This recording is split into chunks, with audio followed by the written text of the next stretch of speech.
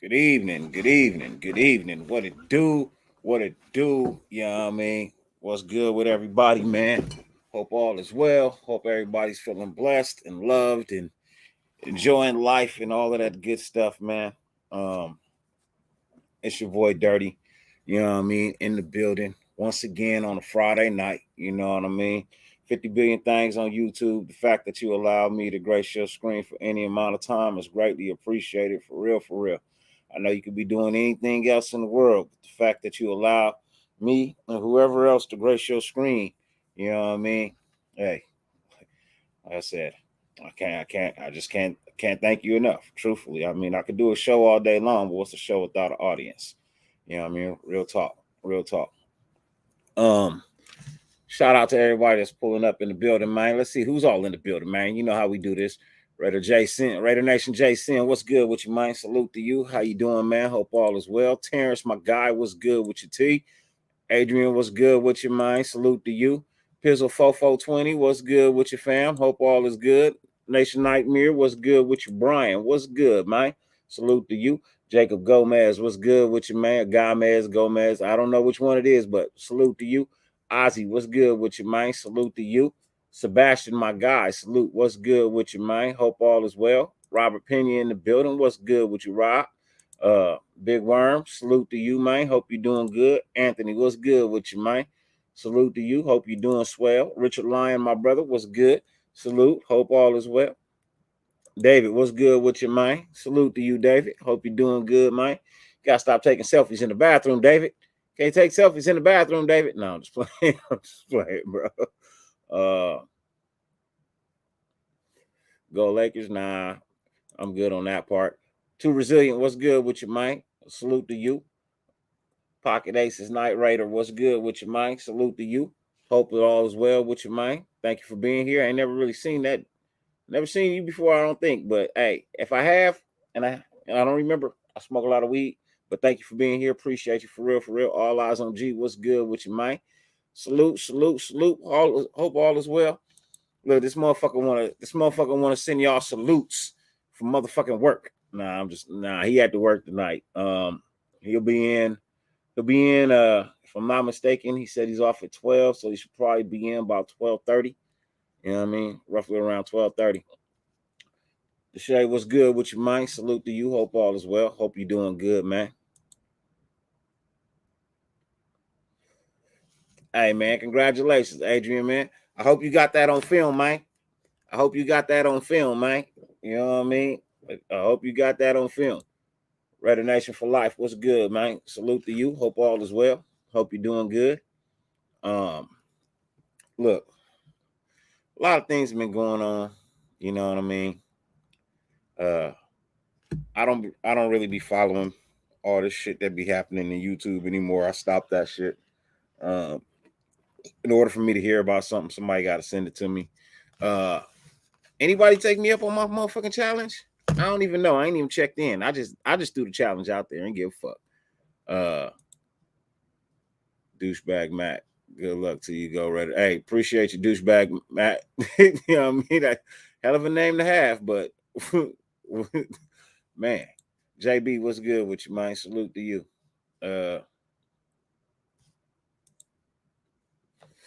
Ozzy, I know you did, man. I appreciate you for real, for real. How your mental health, Dirty? You know what? Mine cool, bro. How about you, Sebastian? How's your mental health? Mine cool, bro. I'm good right now. You know what I mean?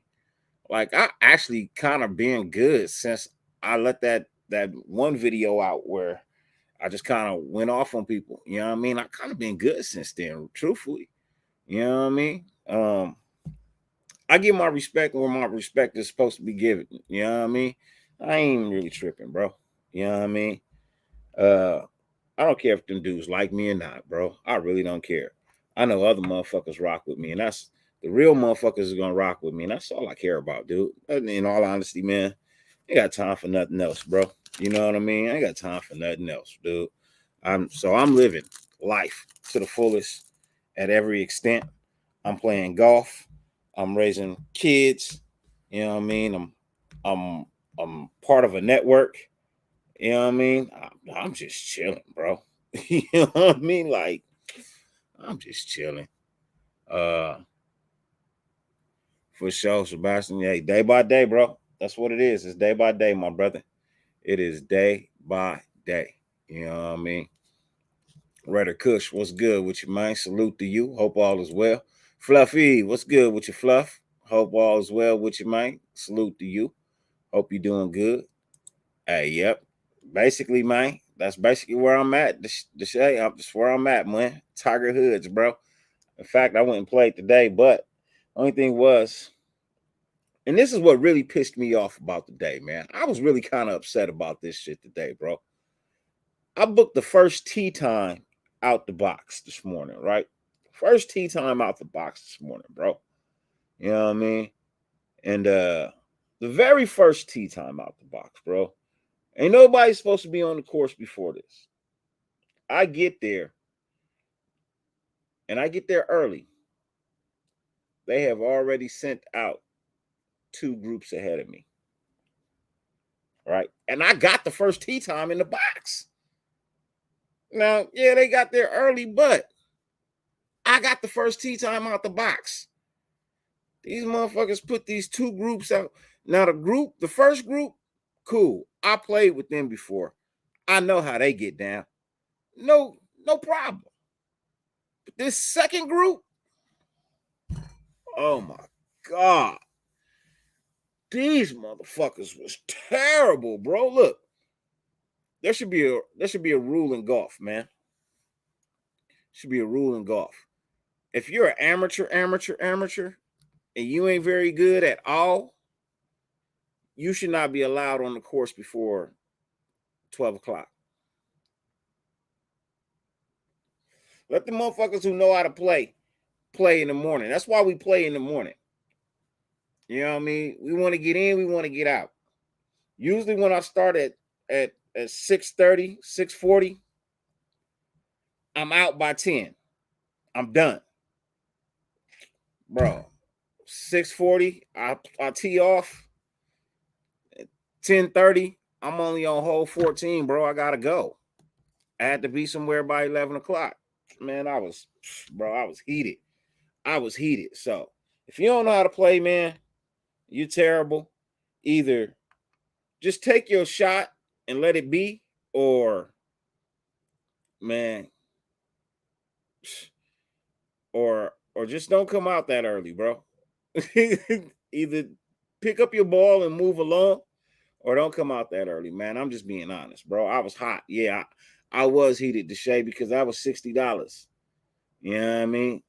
So yeah, bro. Like bro, all eyes on G, bro. I sat and watched this nigga tee off 4 times. Like, nigga, you're never going to hit the ball as far as your counterparts, bro. Stop it. Just stop it, bro. Like, but that's, you know what I mean? That's neither here nor there, man. I ain't even tripping, man. That's what happened today. And yeah, next time I'm just gonna play through. You know what I mean? Next time I'm just gonna play through.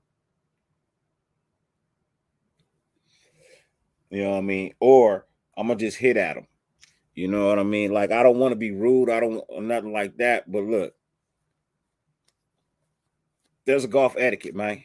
There's golf etiquette. I've hit the ball at people before because they take too goddamn long. I look up, down, up, down. That's it. All this lollygagging, standing around shit, man. Move. Get off, bro. Clean your club at the next hole. Well, don't be standing on the green. You see me waiting to take a shot. Yeah, bro, I'm gonna hit at you. Now I'm gonna apologize when I roll up when I see you. You know what I mean? Hey, my bad, man. You know what I mean? But I'm also gonna tell you, you gotta speed it up. You gotta speed it up, man. So that was that though. That was that. Other than that, man, you know what I mean? I've been chilling. Dirty Raider, hope your mom feels better, bro. Mothers of the world. Hey, man, appreciate that for real. Mom's is doing much better. You know what I mean? Mom's is doing much better. What it was she had too many medications and they were counteracting each other, and they dropped her blood sugar to like below 60 or something. And yeah, so anyways, they changed the medication. You know what I mean? Mom says she's feeling a little bit better. So that's good. You know what I mean? That's good. I mean, let me be 100% honest, like I told my wife. And I'm not trying to be rude. Please don't nobody think that I don't love my mom or no shit like that. But I've come to the realization in life that death is inevitable, bro. It comes to us all, right? It comes to us all.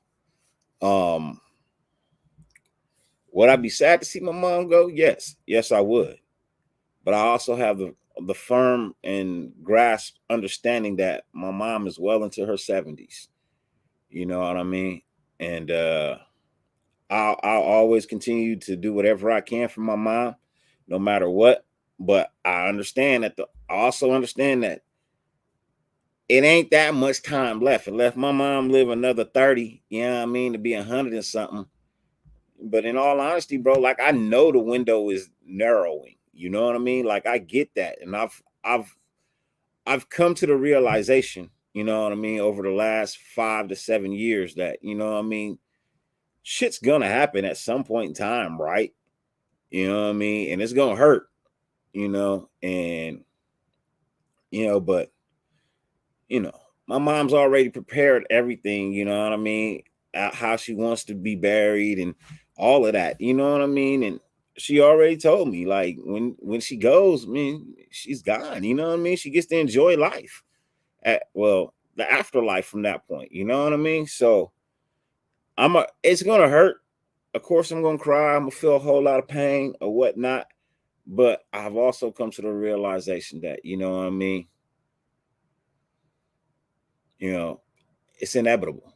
You know what I mean? It's inevitable. Even for me.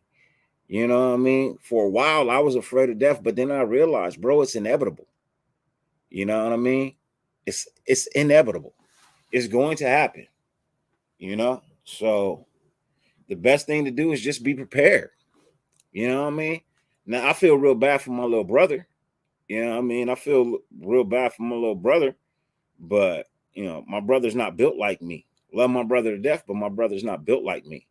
You know what I mean? We're completely way two separate sides of the spectrum. You know what I mean? I'm more hood, my brother's more nerd. You know what I mean? Like nerd, for real, for real. I love my brother to death. My brother nerd. You know what I mean? And I'm not. You know, like I'm hood. So two different sides of the spectrum, and he is the youngest, and he actually still stays with my mom, more so because she needs him to be there. You know what I mean? I got a family of my own. My brother don't have no kids, no wife, no kids. You know what I mean? In his 30s, so he's he can be there at the house. Me, I got family, so I can't live there. You know what I mean? I can't be there every day. As much as I would love to be there every single day, 24/7, you know what I mean? I would love to be there, no problem. You know what I mean? Love my old house, like my house that I'm in now, but my mom's house got a pool. My house ain't got no pool. You know what I mean? Love to put my feet in the pool, sit in the backyard, and listen to the waters and shit like that. I don't have that here, but whatever, not a big deal. But I do see my mom every day. You know what I mean? when I go over there, because she only lives like 4 miles from here. We live in the same city. But you know, I'm just saying, hey, that's what they say, man. That's what they say. They say you die every night when you go to sleep, and then if you're so lucky to return to your body, then so be it. You know what I mean? Now, I don't know if there's any truth. You know what I mean? I honestly don't know if there's any truth in that, but the reality is, you know what I mean? Especially for people who be like suffering from cancer, terminal cancer, and they go through all the radiation and the chemos and the thises and the nats and and they go through 50, 60, 70 some odd different things, bro. And when they go, you know what I mean? Like, they're now at peace, man, because they were suffering. You know what I mean? They say when you die in your sleep, it's because, you know what I mean, for whatever reason, it's the most peaceful way. You know what I mean? I honestly, I don't know. You know what I mean? I don't know. I've only, from my knowledge, I've only died once. And I was brought back. So, I don't know what happened. I didn't see no lights, bro. I didn't see anything. I don't remember nothing. All I know is I died once and they brought me back, and yeah. So I flatlined in an operation. You know what I mean? I flatlined for, I think they said 4 minutes. I flatlined for 4 minutes and they brought me back. But within that 4 minutes, I have no idea what the fuck happened. Truthfully, I didn't see shit. Now, the only thing that bothers me is that they say when you see nothing, that you're stuck in purgatory. So if I saw nothing, then I must be headed for purgatory, bro. That's that spot in the middle where, you know what I mean? Yeah. Hey, that's what I hear. That's what I heard. You know what I mean? That's what they said. They said I died on the operating table. When I finally woke up or whatever, you know what I mean? My mom, my girl both told me I died on the operating table. So who knows? I was dead for 4 minutes. I didn't see shit. So ever since then, I've been trying to live my life a little bit different. maybe that was the message, right? Maybe that was the message right there. Maybe, because ever since that point in time, bro, I have literally been trying to live my life a whole lot different. Seriously, you know what I mean, I cut out a whole lot of things in my life from after that. People that I hung out with, things that I was doing, a whole lot of stuff. I literally just stopped. You know what I mean? I literally stopped. Um, so maybe that was a message. I don't know. I really don't know. They got a cure for AIDS too, but they won't they won't let people take that either.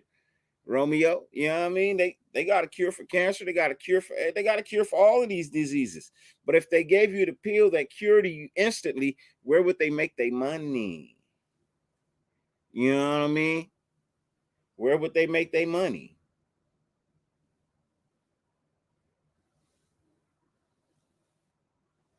He said, if you ever had a terrible hoe and survived, we can handle death. Hey, look, if you've been a Raider fan your whole life and you ain't never watched them win the Super Bowl, you can handle death.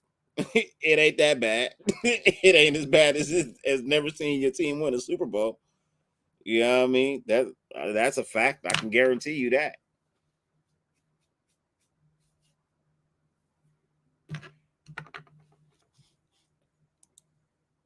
I believe that, Pizzle. I believe that. I believe that. I believe, you know what I mean? If they say that you're made in the image, you know, that's why some people achieve, like, that's why some people go off and be monks and stuff like that, and they sit in silence for years and they achieve greatness, right? Enlightenment and all of that, bro. Like, if you knew how much of your brain, you know what I mean, that you used versus what's available, you go dumb, bro. If you were able to use 100% of your brain, you wouldn't be able to handle it. You wouldn't be able to handle using 100% of your brain because that's godlike. That's godlike. At the point in time that you can use 100% of your brain, you could fly. You could fly. No bullshit. You could be weightless. Loon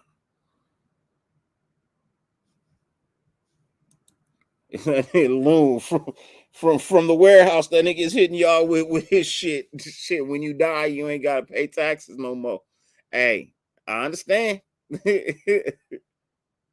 uh Said monk mode is real, bro. Hey, I believe it. I believe it. I I've met some monks in my lifetime, man. Like some for real, like monks, like a dude who went on a 40-year just sat in silence for 40 years. Didn't like, I was like, bro, that's beyond me. You know, bro, the concentration, the focus, the understanding, the discipline that it takes to sit in silence and not speak for 40 years. Well, I mean, you still move around or whatnot, but to not speak in 40 years, that's crazy.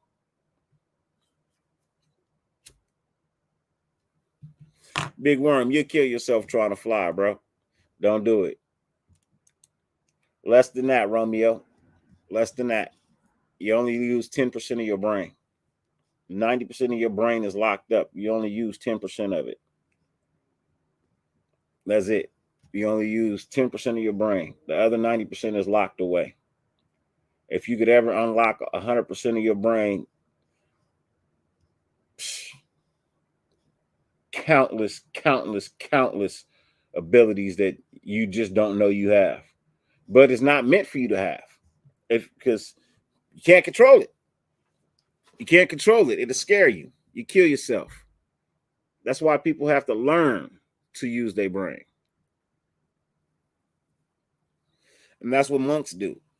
They learn to use their brains. Not all of them, you know what I mean? But some of them learn to use that shit, man. And, you know, crazy. It's crazy. Let's see. Monk is kind of soft. Do real life and not lose your mind. That seems like the tougher road.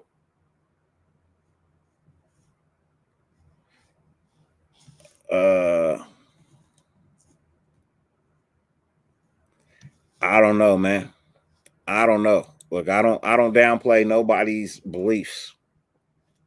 The great school system we have. Hey.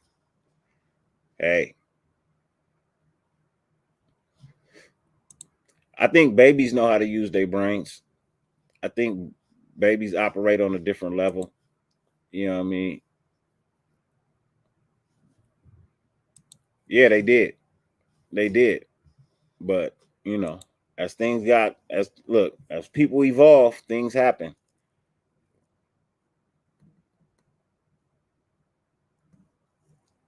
He says this guy shows you how to set your brain up to the outer body experience. Hey, I don't know. Check it out. He said, check out the Y files. They just did episodes last night on this subject. Okay, for sure. I'm gonna have to look that up. I'm gonna have to look it up. He said, unless you build a spaceship, you can fly, blast off. hey, look. People have jumped off buildings trying to fly. You know what I mean? Hey, another win for the Lakers, Gabe. Congratulations, man. Congratulations.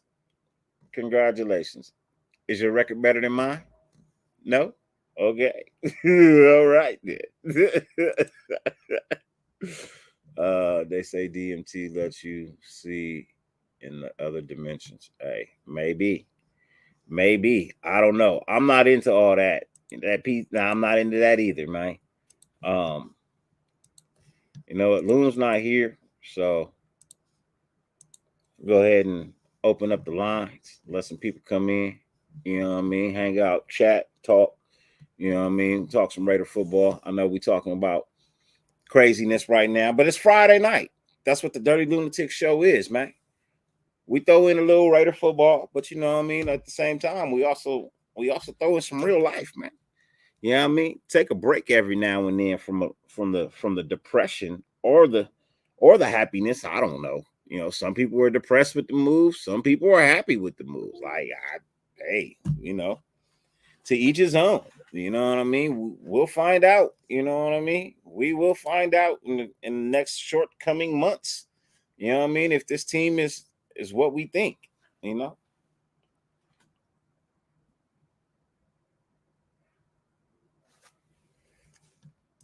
Hey, shouts out to Foster, man. Prayers up to him. You know what I mean? Prayers up to the Lord for Foster's recovery.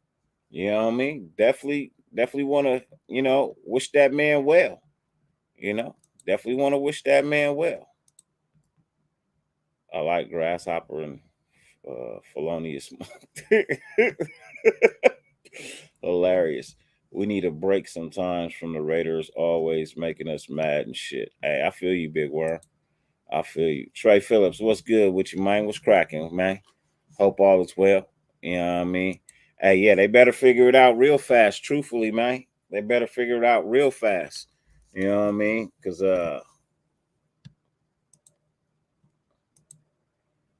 what happened with Pyro, T? I mean, regardless, prayers for Pyro and his family as well. But what happened to Pyro, man? Well, what happened with Pyro? Job, what's good with you, man? Finally, I'm off today. Don't need to work tomorrow. Boxing fight night. Whoa. Woo. Also, I won't be going to my cousin's baby shower tomorrow night. It's fight. He said, fuck that baby shower. I will watch the goddamn fight. Hey, I saw that. I saw that, Romeo. I saw that. Um, like that challenge you put out by having people put 10% of their check up for something that benefits the Raiders. Hey, I appreciate. It's more than just benefiting the Raiders, man. I need to benefit people who need it the most, man. You know what I mean? It's really to benefit the charities. You know what I mean? It just so happens that I'm a pick a charity for a team, that my team so chooses to help, So but I appreciate that for real. I just hope the Raiders are on top when the world blows up. I hope so too, man. I hope what I mean. I hope we're on top when the what I mean at the end. Someone in this family. Oh, okay, for sure, for sure. That dude with yellow. I don't know who you talking about.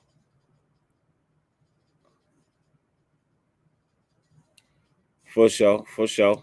Most deaf, most deaf. He shouldn't have had the baby shower on fight day. He knew better. Hey, I ain't mad at you. Hey, he knew better.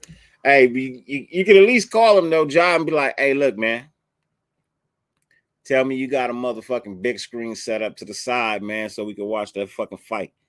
If you got the fight on, I'm coming over. But if you ain't got the fight on, nigga, I'll send you my gift through motherfucking Prime.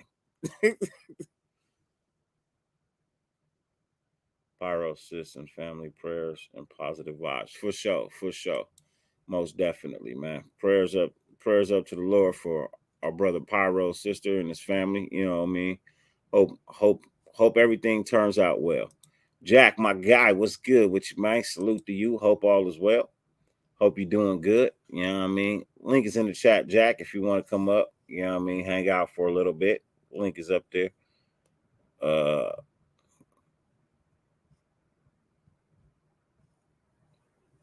at at Big Worm, as long as he can block, his teeth could be pink for all I care. I ain't mad at you, bro. I ain't mad at you at all. Hey, the nigga can have no goddamn teeth. If the motherfucker can block or get through a goddamn block, I'll take him. You know what I mean? I'll take him. I don't care about his teeth. I'm just asking. I thought I saw the signing earlier.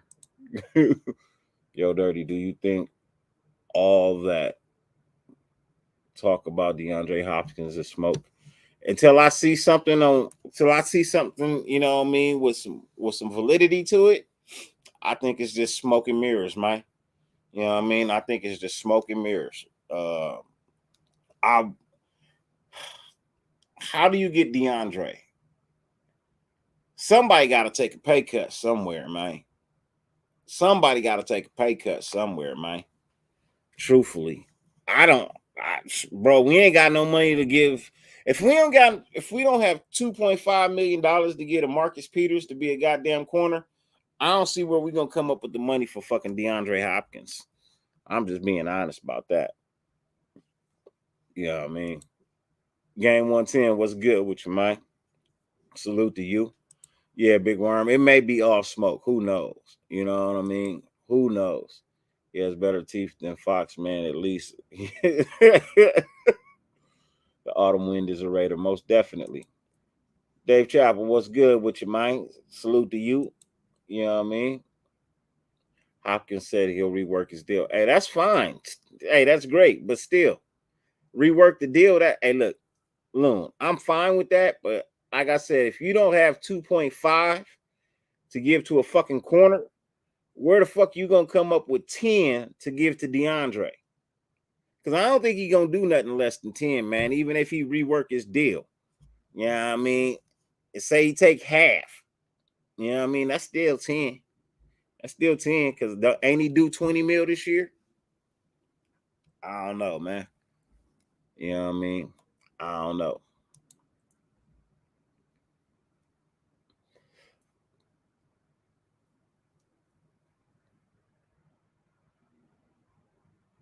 I don't know, Ozzy. Said probably smoking mirrors, but I wouldn't be mad if it happened. And if it happens, Riffo gone after June, saving 11 mil, and maybe JJ before that, saving 10 mil. I don't know. I don't know. I don't know. Look. Make room all you want to, man. Once again, you can have the most fierce ass offense. But if you don't have at least a top 17 defense, like they say, what's it all for? I'm just saying. You know what I mean? They'd have to trade Renfro and get that money off the books. Hey, I understand. It's a boy, so I bought him some small Jordan shoes because my aunt, his mom, won't have no TV on and or anything. It starts at 6 p.m. Same time the fight starts. Their internet is bad. Oh man, real question is why hasn't anyone signed D-Hop? Health and attitude. From my understanding, bro, you know,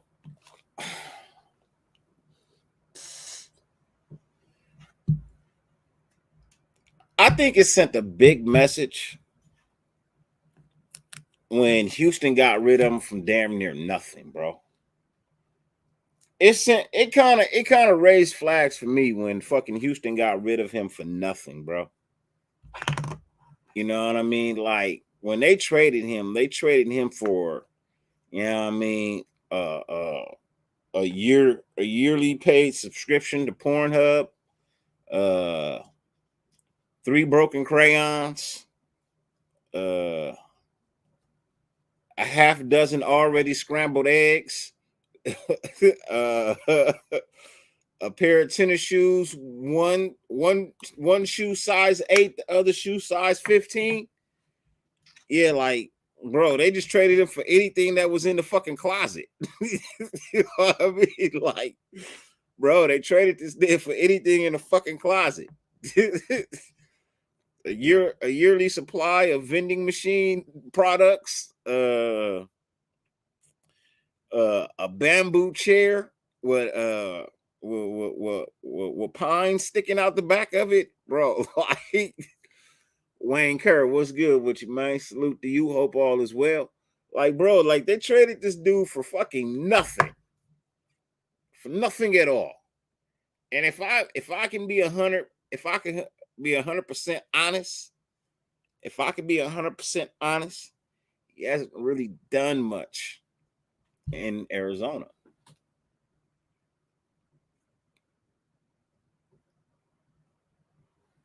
I'm just saying. For me personally, I feel like he ain't really done nothing in Arizona. You know what I mean? Got hurt. Missed half the season to suspension. A good portion of the season. I won't say half, but like what, first 7 games, 6, 7 games. You know, he hasn't done much. You know what I mean? If we don't win at least 10 games this season, something is seriously wrong. Hey, if we are not above 500, because you can only be above 500 or below 500 unless you have a tie. You know what I mean? So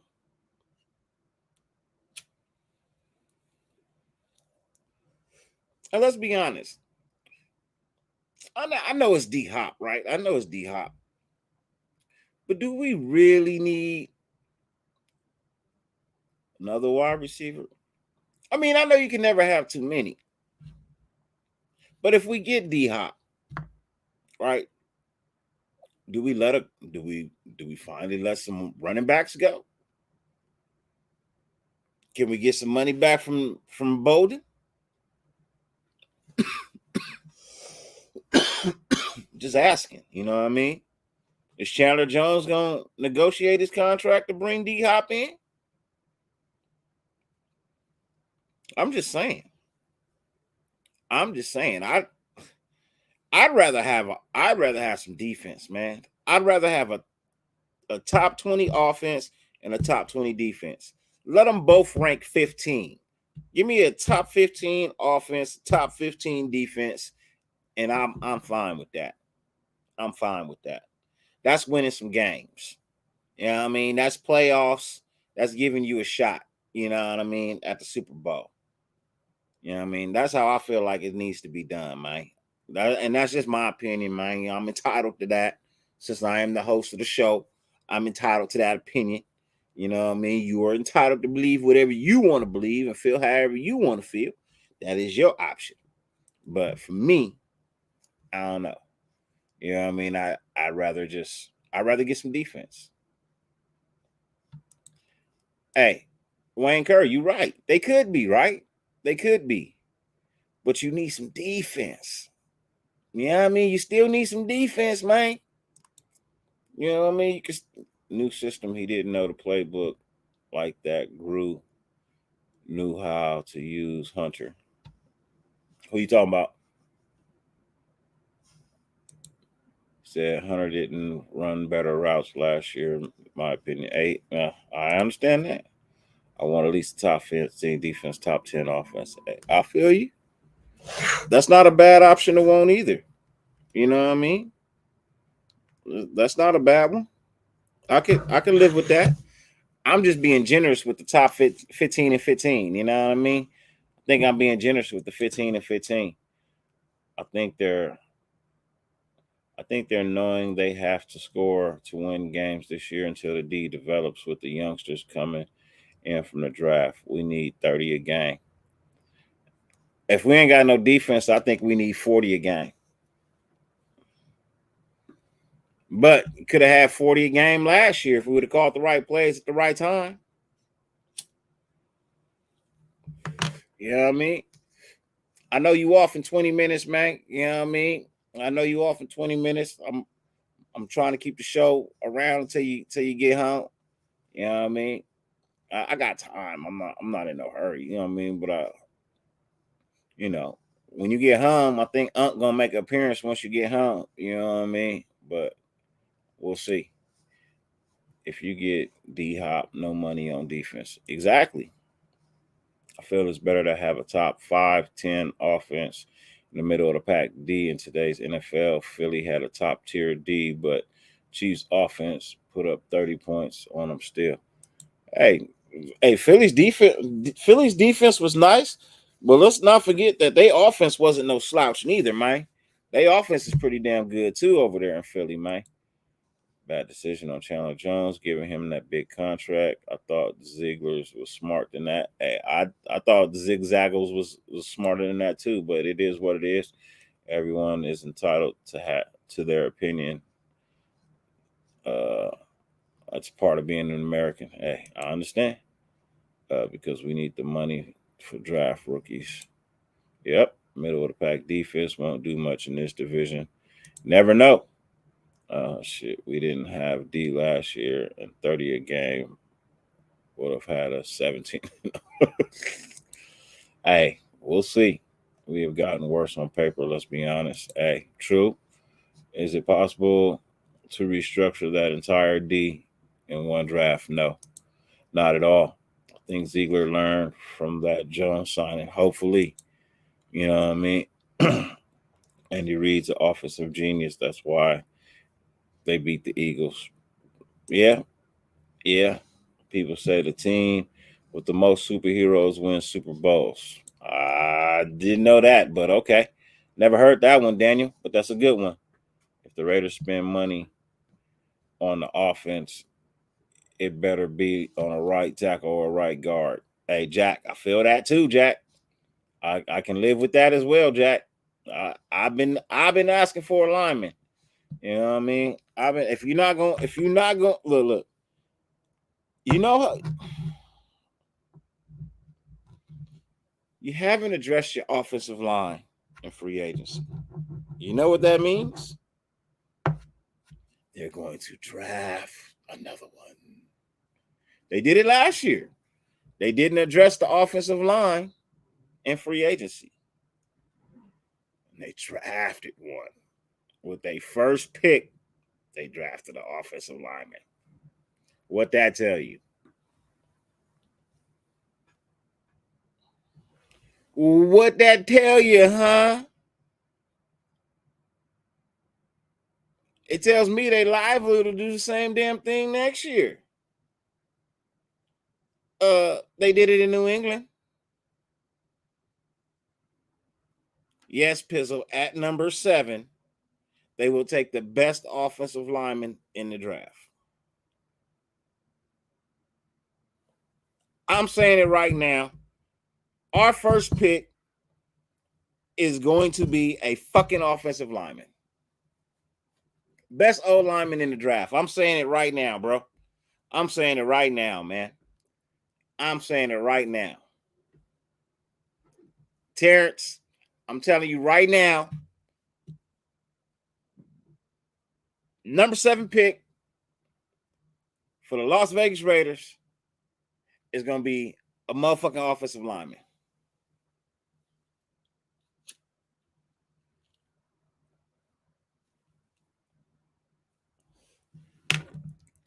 In fact, when Loon get here, we can do a mock draft. I'm gonna show you these motherfuckers is gonna pick a goddamn offensive lineman, man, and watch me get a goddamn A+. In fact, I should do it now before Loon get here. Black's Mob, my dude, what's good with you, man? Salute to you, fam. What's good? He says I wouldn't be surprised if we took Peter A at 7, even though we need defense. Gonzalez, Witherspoon, Wilson. Hey, I feel you. I feel you. But I'm telling you, I feel like offensive lineman, man. I feel like it's gonna be an O lineman. Look, way too real. That's what I'm saying, man. You got to get a lineman to protect Jimmy G's fragile ass. Just saying. Nope. Nope. Offensive lineman. Y'all want me to do my draft? Give me some thumbs up in the chat if you want me to do. I will do one mock draft. I will do one mock draft. I will show you exactly what I think the Raiders is gonna do. And I'm drafting a motherfucking O lineman at 7.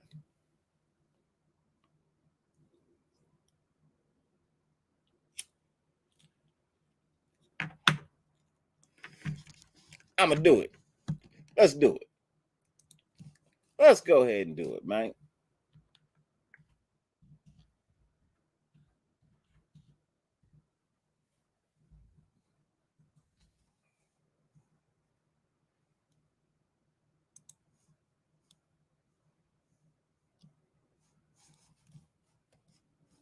Yep. Move.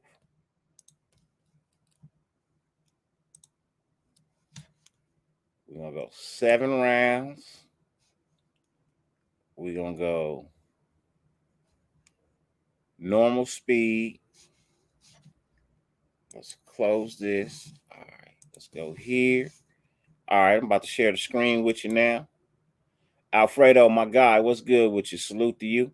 Now, look, I'm not gonna be able to see the chat for a minute because I gotta go to a separate screen. Give me one hot second. I'm gonna try and shrink it down. I'll close that, man. Ain't nobody trying to see that. All right. Let's do this.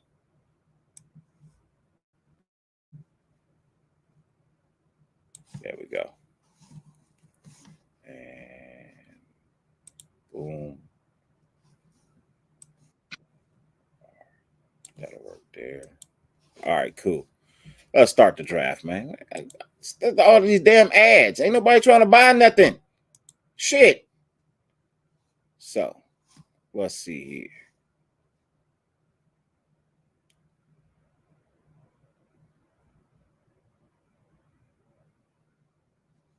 Hey, what happened? Wait. Oh, it'd be nice if I picked the team, huh? Stupido. That was stupid.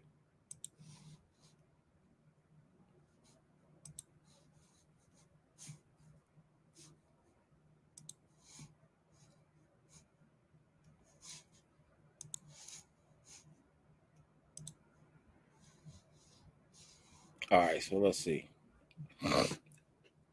Will Anderson Jr. Wow. With the first pick, huh? Will Anderson Jr. Ooh. Will Anderson Jr. taking over Jalen Carter. Wow. All right, so let's see. 2024 first. Nah. Let's see. Let's go back here. Let me throw a counter in real quick. Give me that 44 and that 225. I give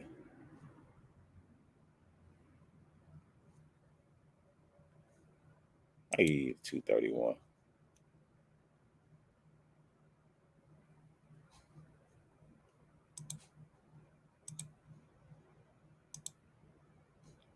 Okay. So, boom. Boom. Get out of here. Yep.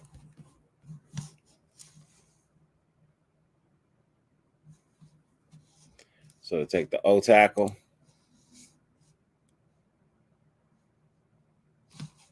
Boom, boom, boom.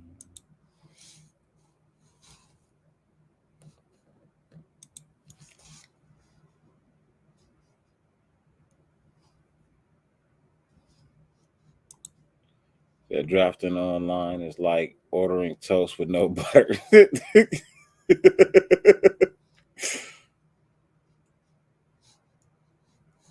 Okay, so Atlanta wants to trade again. 38 for 44. Give me 54 too. All right. You don't want to do it? Then you don't want to do it. All right, so let's see who is on the board. What the hell is this?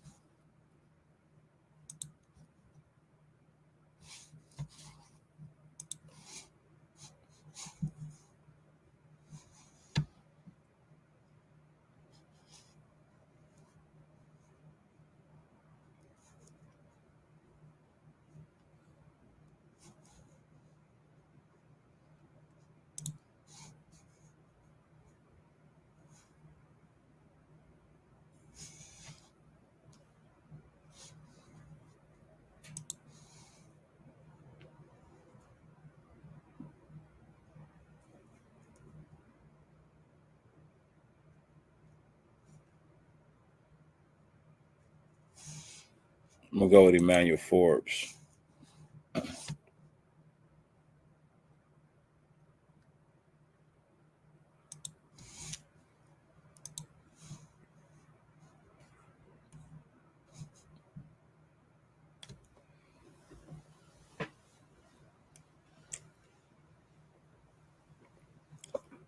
I'm just drafting like these dumbasses been drafting in the past, man. You know what I mean? This is the stuff they've been doing. So I'm thinking like them right now. Should I pick up? Nah, why would I do that? Why would I accept that? Let's see.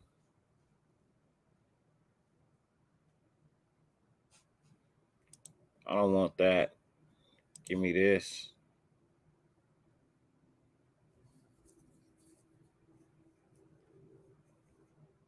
Yeah, give me that. And give me that. Hey, they accepted that. Cool. I just picked up some more draft picks. How you like them apples? I'm not trading back again.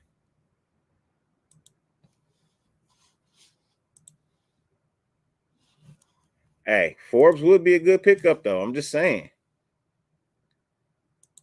I'm just saying. Let's see where we at. Nope.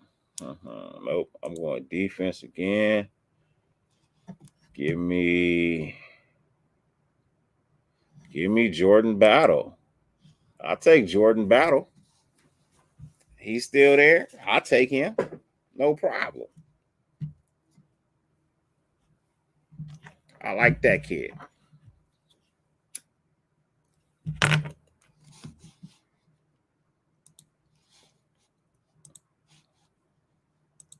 Thomas, what's good with you, man? He said, my nephew cousin is Alex Austin, cornerback from Oregon Beavers. Okay, for Sugadale.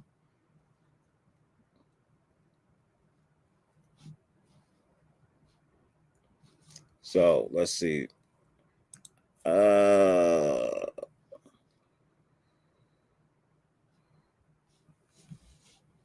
Let me see. What's the trade offers? Move back 12. Get Denver's 4th.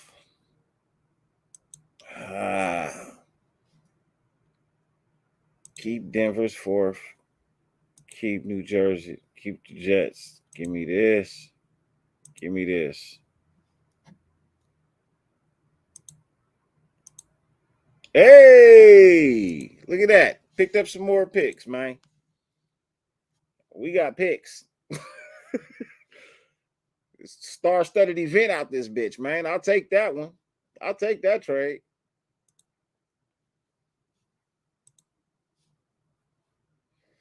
Move back 2 spots. What you got for me?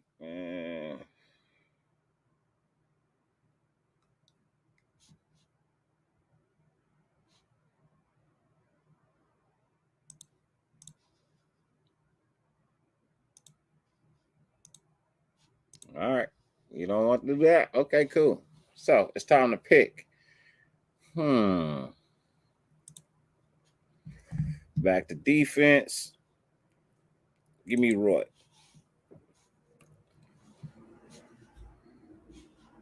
Picking again. Back to defense.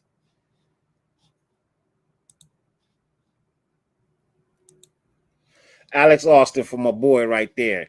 Gam, just for you, man. We just picked up Alex Austin just for you right there, man. I got you, Gam 110. You know what I mean? I got you, Gam 110. We just signed him, bro. We just signed him.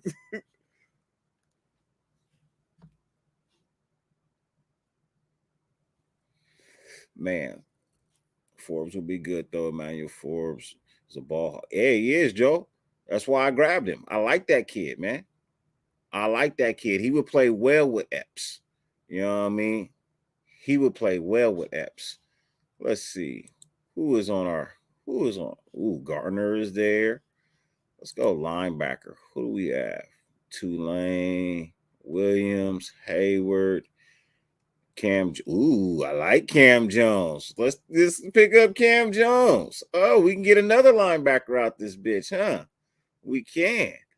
Ooh, let's see who's there. Who's there? We got any edge rushers? Ooh, I like this kid, Mike Morris, right there. We got another pick back to back on these bitches out here. We can pick up another. Let's go back to the linebackers. Let's go back. Let's go ahead and pick up Jalen Graham out of Purdue, man. You know what I mean? Well, look, we picking again. We picking again. We gonna go ahead with a D tackle this time.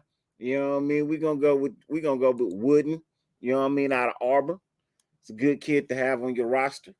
Man, I think I just loaded up, man. Man. Now I didn't get a good beat. I didn't get a QB yet, man. You know what I mean? I ain't get a QB yet, man. Jack, nope. I'm going to though. Don't worry. I'm going to. Don't you stress none. Hey, I like gangster names too, man. I like gangster ass names too. McGuire is nice. You know what I mean? Yeah, picks for days, man. Picks for days. See, that's how you're supposed to do it. Nobody else want to accept the trades, man. They just want to go ahead and pick, man. They don't look. I'm that dude that, hey, look, you offer me something, I'm a counter offer you.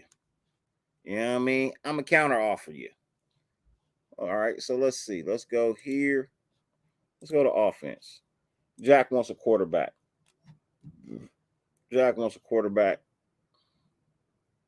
I don't see any.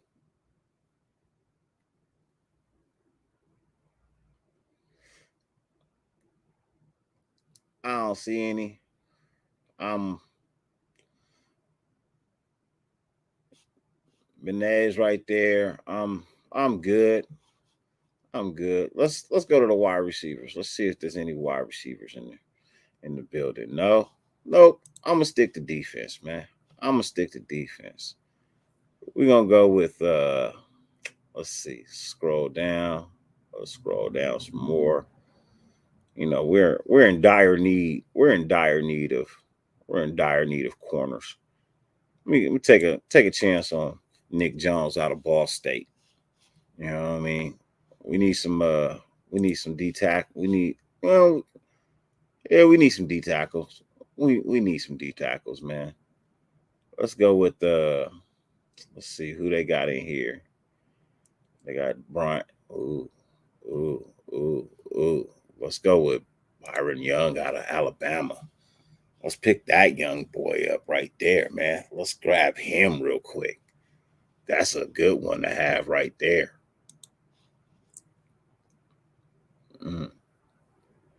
Something coming off the edge. We need something coming off the edge. We want to address that edge for the.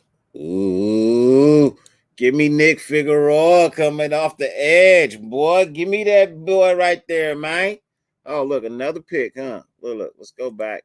We're going to continue to build our motherfucking defense, man. Nah, let's go offense, man. Let's pick something up in the offensive realm. Let's go with a tight end.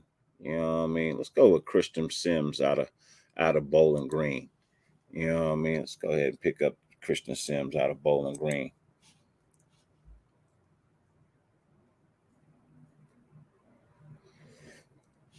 We back on the board again. Let's see. Who do we have over here, huh? Who do we have? Let's go to all. You know what I mean? Let's take a look. Mark Evans out of Pine Bluff.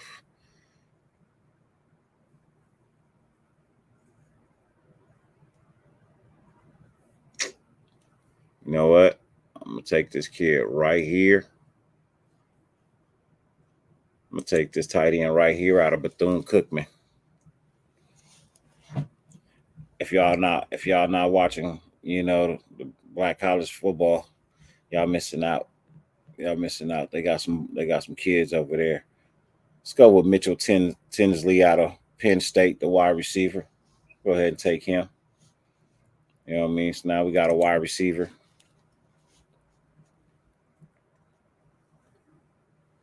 $650 Louis, what's good with you, fam? Salute to you. Hey, I made some trade backs, bro. Man. You know what I mean? There were some trades that were offered to me. I had to pick them up. And Frisco just zoomed through the draft. And here we have the final.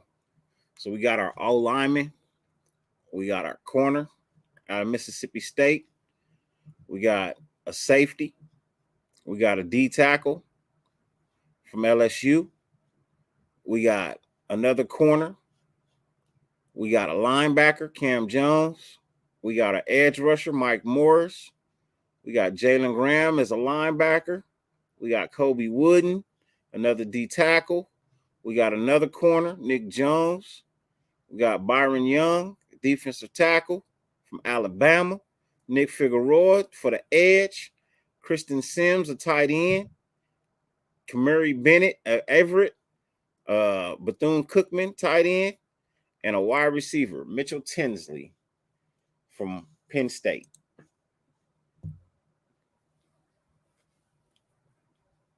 I'm just saying, man. Dirty Eagler. I like that one. I like that one. All eyes. I like that one. He said they did not, Jack. Thought I heard same thing about that. But yeah, man. Hey, look, that's where I'm at. If you ain't gonna address the defense in the goddamn free agency, then you're gonna address it through the draft. And that's how I'm look. I feel like those guys right there, that list right there, I think that's a phenomenal list. Like I said, you got your O lineman right there. You know what I mean? You addressed your O line guy right there. Right? You got your corner, got your safety, you got your D tackle. You know what I mean? You got your corner, you got another linebacker, you got another edge, you got another linebacker. You know what? I probably should have picked up a guard. You know what I mean? When I think about it, I probably should have picked up a guard. You know what I mean? But we'll see what Loon wants to do. You know what I mean? That's just my version of it right there. You know what I mean? Maybe Loon want to do one of his own. You know what I mean? I don't know. But that's where I'm looking at. That's what I'm that something like that. Man, I would love it. I would love it. I probably should have screenshotted that and kept that, but that's all right. I could pull it up in the show. You know what I mean? If they get anything that I just pulled out right now, man, you know what I mean? I could say, hey, look, I called that.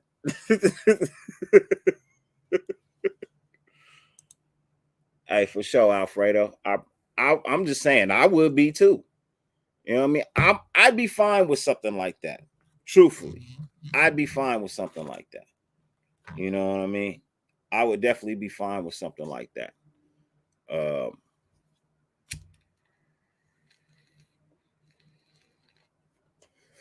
I feel like there was a lot of I feel like there's a lot of good players right there, you know what I mean, that I grabbed.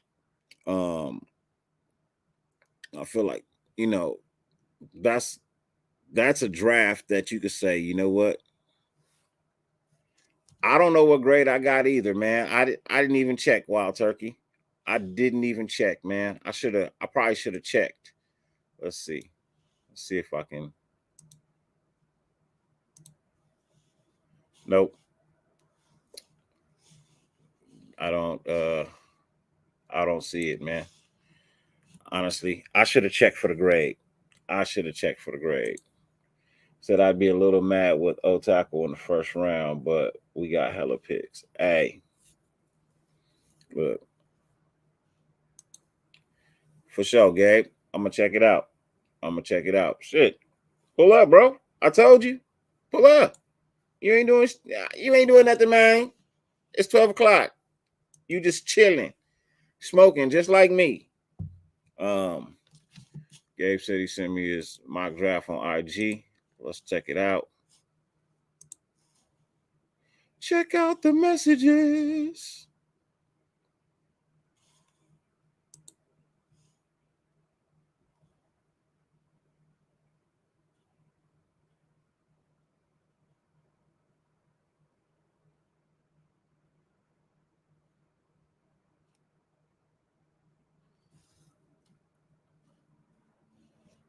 Show.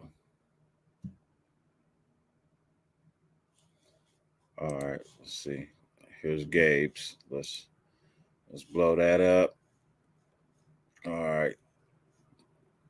Yeah, okay. I'm gonna have to go ahead and, you know what? I'm gonna have to do that, Gabe. You know what I mean? I'm gonna have to do that. I'm gonna have to go to the PFF one that you did. You gonna have to tell me, you know what I mean? Hey Jack, man, have a blessed one, man. You know what I mean? Have a blessed one. Appreciate you, man, as always. You know what I mean? Salute to you. Um, but here's Gabe's. So Gabe looked like he knocked it out the park too. See, Gabe took Jalen Carter in the first round. He just got an A for that. His second round, he got an A plus. Third round, he got an A plus. Fourth round, he got an A plus. Give him that. Fifth round, he got a B minus. Sixth round, B plus. Okay. No, I'm sorry. Fifth round, fourth round, B minus. Fifth round, B plus. Fifth round, A. Fifth round, A plus.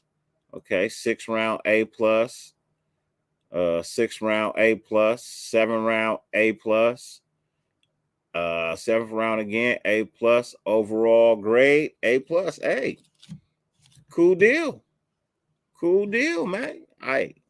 He got Jalen Carter, Brian Breesy, Deion Henley, Clark Phillips III, Andrew Voorhees, Dorian Williams, Jacorian Bennett, Noah Sewell, Chandler Zavala, Stetson Bennett, Carter Warren, and Cameron Latu. So, hey, not a bad one at all. Not a bad one at all. I don't know anything college. I don't know anything college players, so I don't know who good. And that's not a bad one. That's not a bad one at all. I did that, T. It took me there, but then it didn't take me, like, it took me there, but then the screen started over. So yeah, it's gone. Unfortunately, it's gone. Nothing I can do about it. You know what I mean? Unfortunately, there's nothing that can be done. It go bye-bye.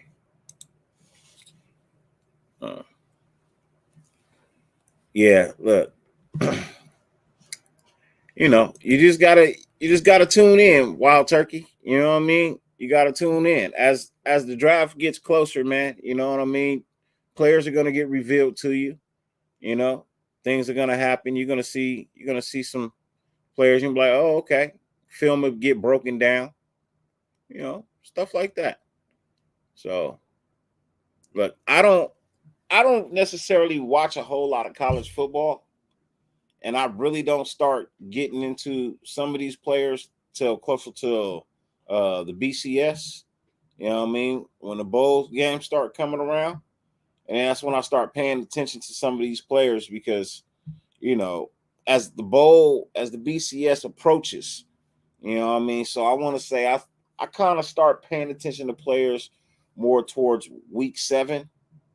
Yeah, I start paying attention to players more closely right around week 7. Death Star Report, what's good with you, man? Salute to you. Hope all is well. You know what I mean? Hope you're doing good. Good show. You know what I mean? Good show. You know, I don't chat in your show, but I do check you guys out. Um, do you all know what dog food smells like? How tasty is delicious? Haha. I don't know. Fluffy be on a tangent sometime. I don't think Loon has done a mock draft. I don't think he has either. You know what I mean? Um, I don't think he has either. Shit, who knows? Maybe we'll let Unc and Stan do a mock draft at some point in time. We let them pick. You know what I mean? Their puppets, their puppet team. You know what I mean? Let them pick their puppet team. But Loon should probably be in the next 20 minutes or so if he is pulling up. You know what I mean? But that's about it. You know, for me, that was like I said, that draft, you know what I mean, will make me feel comfortable. You know what I mean? That would make me feel comfortable. He said I thought he would have he would have drafted Bumper Pool linebacker.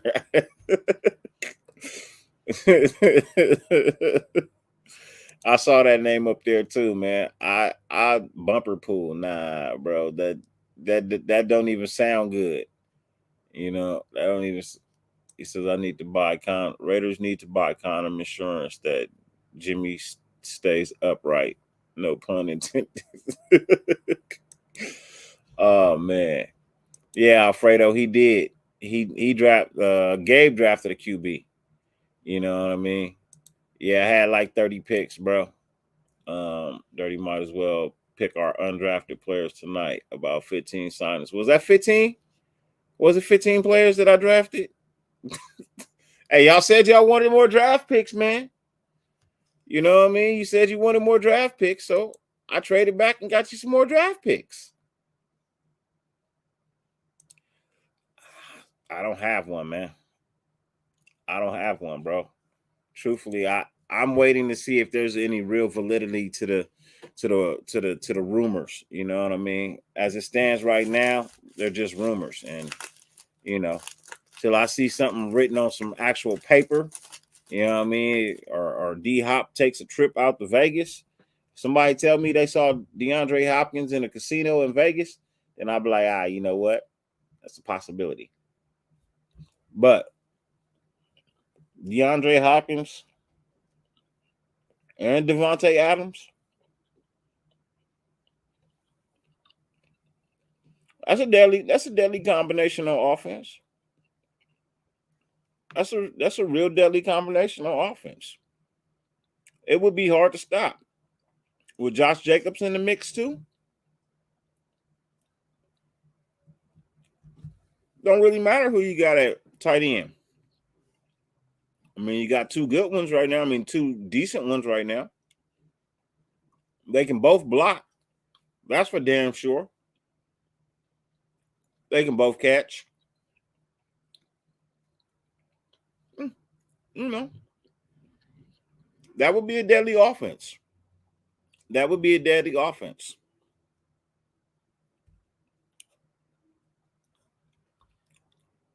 And then you probably get to see what Chase Garbers is really all about. Look,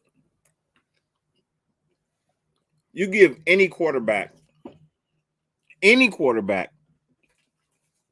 that combination, they should do well.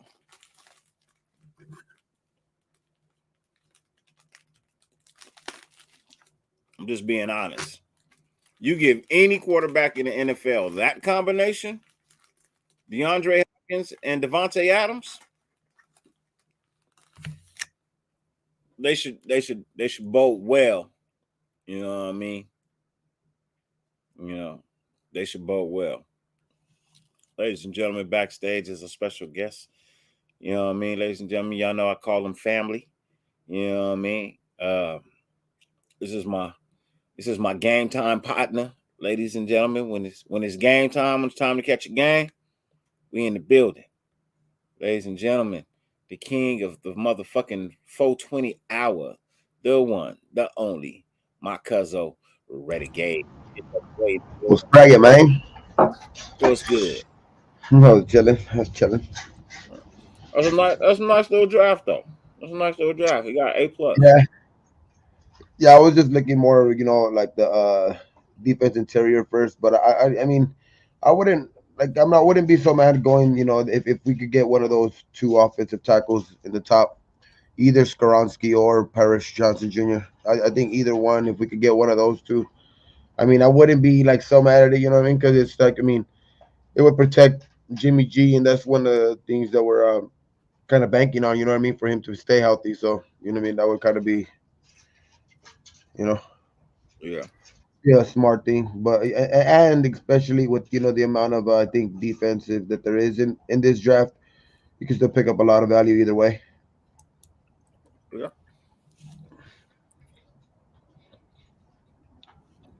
Oh yeah, man, what's cracking, man? How you doing, man? How you doing? How's mom's? Everything good? Everything's good, right?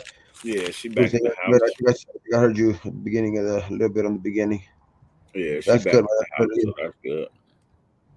Yep. Those two competing against each other. Oh yeah. Yeah. Well, I Okay. like them too. I like them too, Steve. You know, if if you know what I mean, and I pray it doesn't happen. But if Jimmy G were to go down and you had a DeAndre Hopkins and a Devontae Adams, didn't matter. It won't matter who's throwing the goddamn ball. As long as Yeah. it's not a position player or anything like that, as long as it's actual quarterback like a Garbers, I think Garbers would get the job done with those type of receivers. So yeah, Mm-hmm. especially if it's only like a couple games injury or something like that, like it was like 2 3 games injury or something like that. He could hold the fort for sure. I mean, if we get a offense like that, you run the ball heavy, and then you got two like pretty much can't miss receivers. You know what I mean? So it's like. You know what I mean? That's what kind of what you're gonna have to do if something were like that to happen. Man. Which still like they could win easy, man. I mean, it's still all gonna be. I think it's still all gonna come down to how good they draft defensively. In this draft, but yeah, man, we could be deadly, man. That's some good rumor at least. It's a good rumor at least. It was a nice rumor. Have I our mean, name but in there. shit, he's been Have rumored our, to go to Buffalo for how long? For like weeks yeah, now. You know? yeah. Oh, But we'll see. we'll see. Shit, what the fuck? All right, you can't run the ball heavy if you got Devon DA and DH, you can't run the ball that often. You can't run it heavy. Well, It make no sense to have them two and you run the ball heavy. well, I'm saying You got if you like if what's his name were to go down, like if Jimmy G were to go down, you could still run the ball heavy, and then even play action. You run play action, then you still have fucking two of the best receivers in the game. You know what I mean? And you ease Garbers into the game, and you could probably work wonders for Garbers like that. You know what I yeah. Or you could just throw them in the fire. mean? That too. You know what I Have mean? him throw it. I mean, he's gonna have. I mean, it's the best way too. I mean, you know what I mean? At least you're fighting fire with fire right there because you got receivers to do it. Yeah, exactly. All he got to do is be on point. Yeah, I mean, if you were to go to Buffalo, that sure would be a fucking crazy ass tandem itself too, man. Fucking Diggs and him, Diggs and Hopkins would be pretty crazy ass fucking tandem. Hey Razor, you know what I mean? It doesn't look good. I know it doesn't look good. You know what I mean? But hey, new year. You know what I mean? We gotta look at it as a new year. Yeah, he plays left, but he can play right as well. And I think he'll play on the right side or move Colton Miller to the right side because he was getting killed on the left last year. You know what I mean? That may I be mean, what we want to we go to the signed Cowboys. Parker too, right? We Huh? re-signed Parker. We re-signed Parker. We still got Luminor, and then Colton Miller, and then I think the backup to one of them is gonna be fucking Mumford, right? So it depends on if they have any faith in those two. If they have any faith, I think in Parker and Illuminor coming back and doing a good job, I don't think they'll take a tackle in the first round. But if they have no, I think if they just have you'll be able to know if they have no confidence in them, they're gonna take a tackle in the first round because just because of the everybody's aware of the injury history of Jimmy G, and like I think if they have no faith in those guys blocking for him, they're gonna take a tackle for him because you know what I mean. That's what they're banking on. Hit his pretty much the offensive, around him. This and that's he's a big part of it. So if you get him hurt, I mean, you have to. As of right now, we don't have like a guy that's taking a snap pretty much, on in the game. So we have to keep him upright.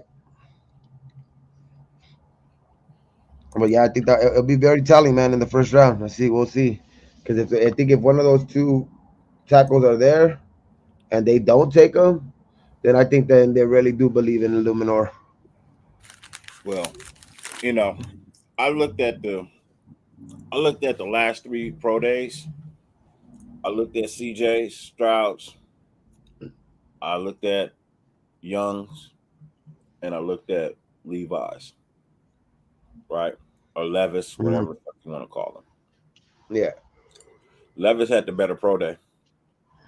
yeah. hmm Levis had the better pro day.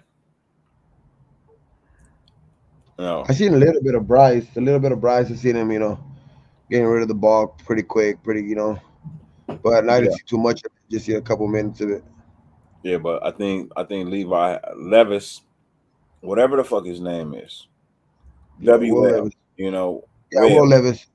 yeah, he had the better pro day. You mean you look at the tape, he's got the better pro day. He really Yeah. did. Um,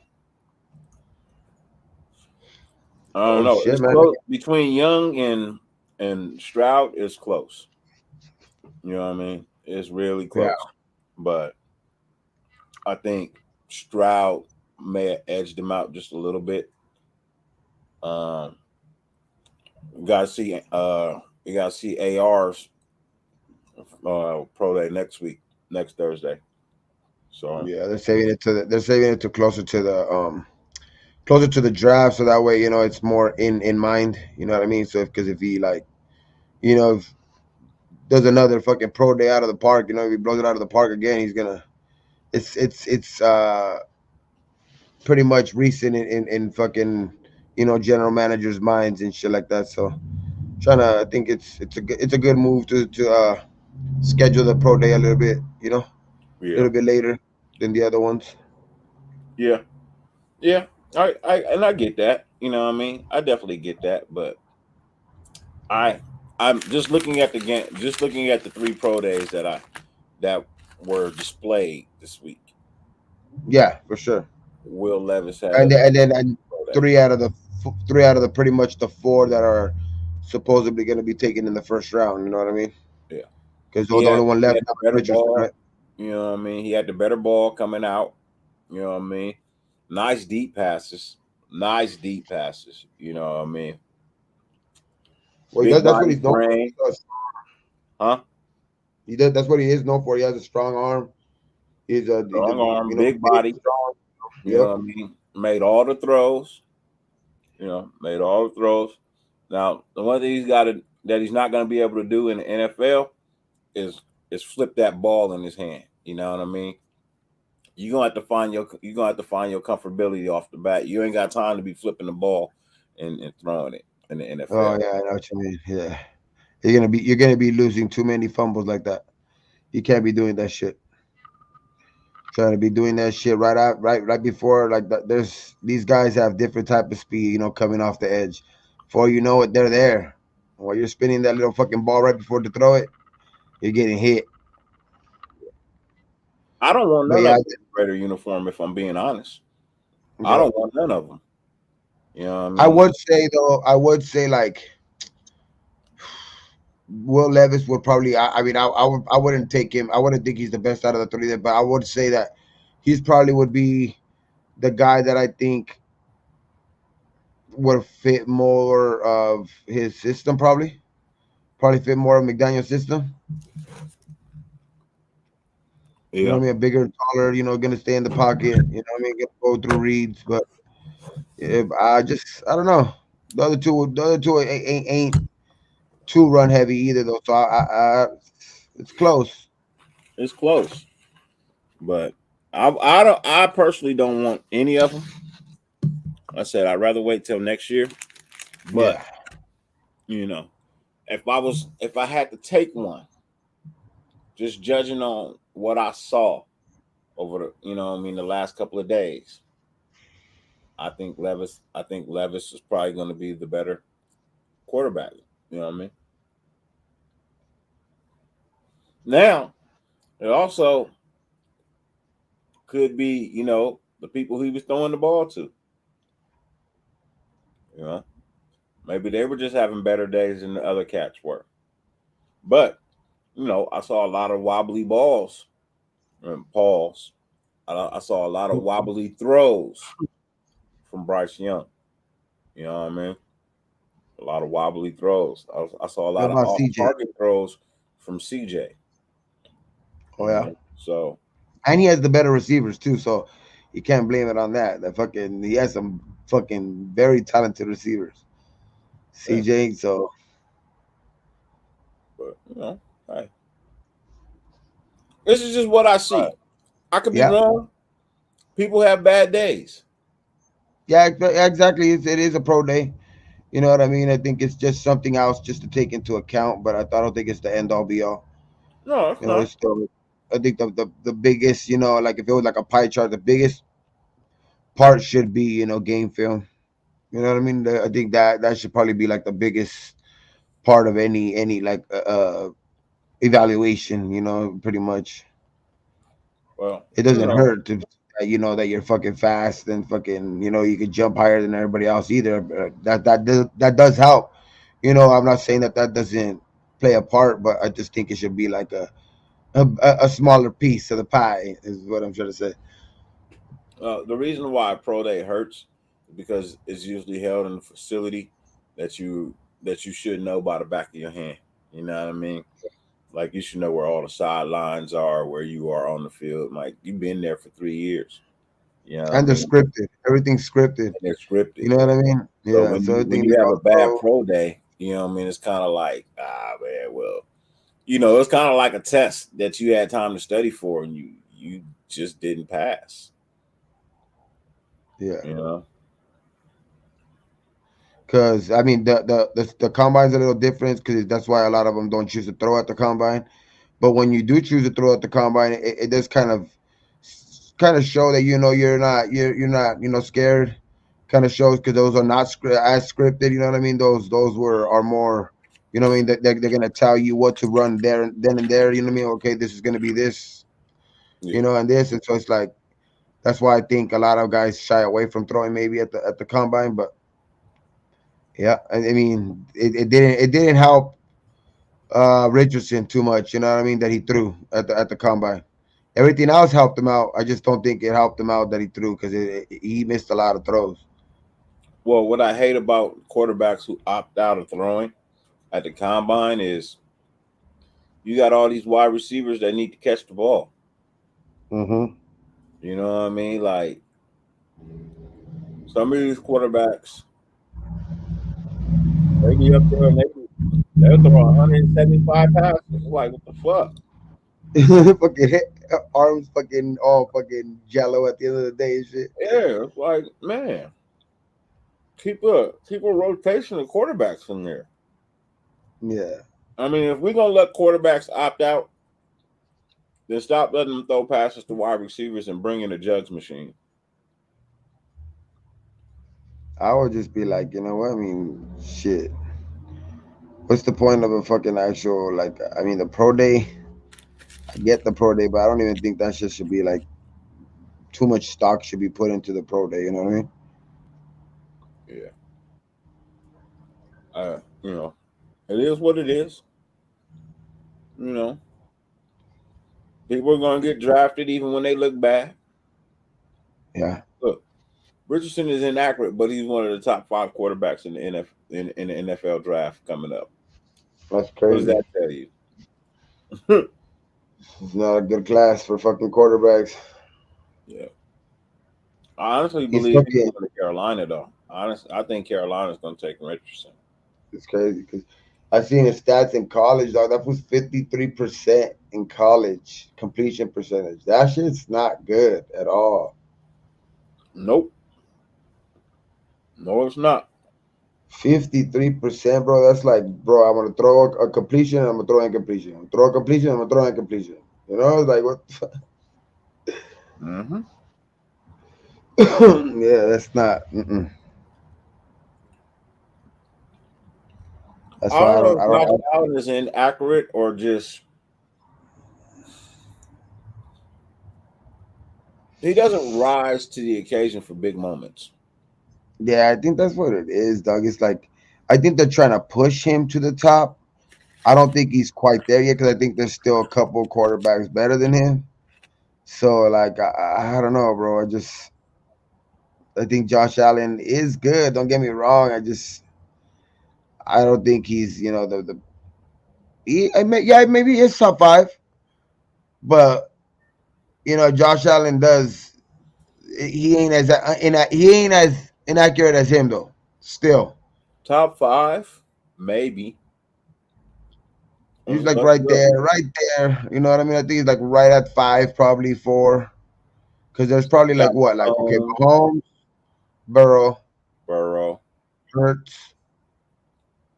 Based off of last year, we're going off of last year. Hurts probably, and then who else would you say in front of him?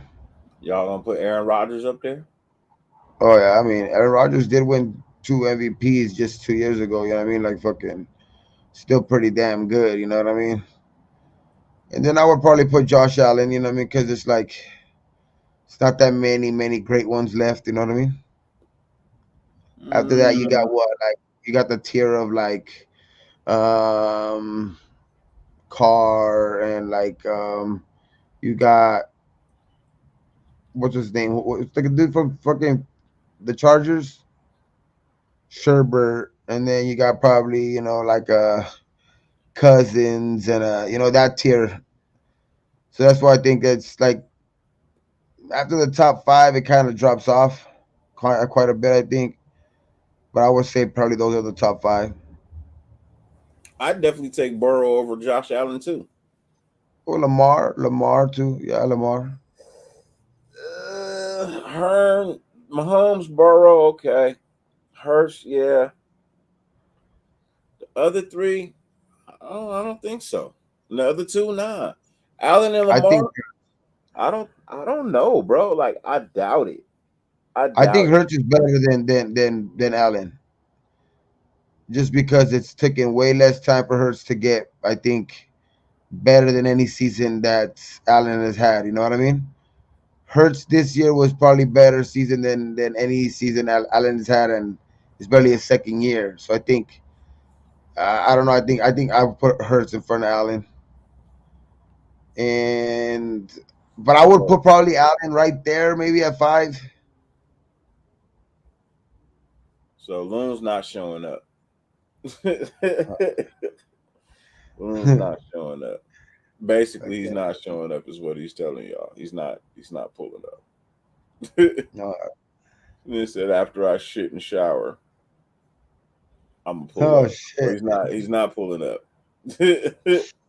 Yeah, this motherfucker probably gonna take like a 2 hour shit. He said, "Yes, I am." he's no, he's not. It'll be an hour from now. It'll be an hour from now. Make sure you Oh jiggle yeah, the you've toilet, been nigga. there. Make sure You've you been jiggle there the toilet. before, huh? While he's getting ready. Yeah, you've been there before. When fucking getting ready. The last time and shit when you're at his hat. Fucking loon takes probably forever. You put Herbert over Allen? I don't Uh, know. I don't know about that. I don't know if Herbert is in the. I don't know if Herbert is in the top five, bro. But I mean, I don't think so. Not yet. Not I yet. don't. I don't think he's in the top five, man. Not until he wins the playoff game, dog. He can't be in the top five. But who else though is there? I mean, you would probably be on the outside fringe too. I mean, who? Gino? Based off last year. I'm just going based off last year. Gino, you have fuck, that's about it. That's what I'm saying, dog. It's like after the top five, it kind of drops off, and you can put a bunch of guys, that's that second tier. Oh, see, let's see. PFF ranks it like this. I think this is stupid.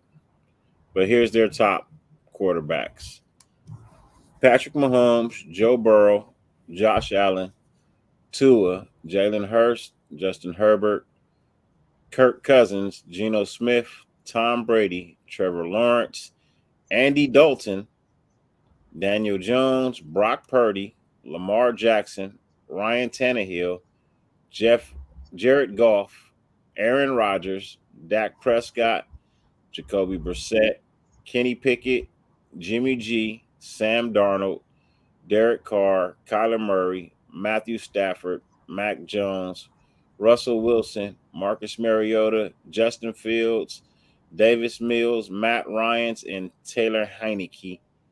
And to Crazy. round it off, Deshaun Watson at 33. I think that's crazy.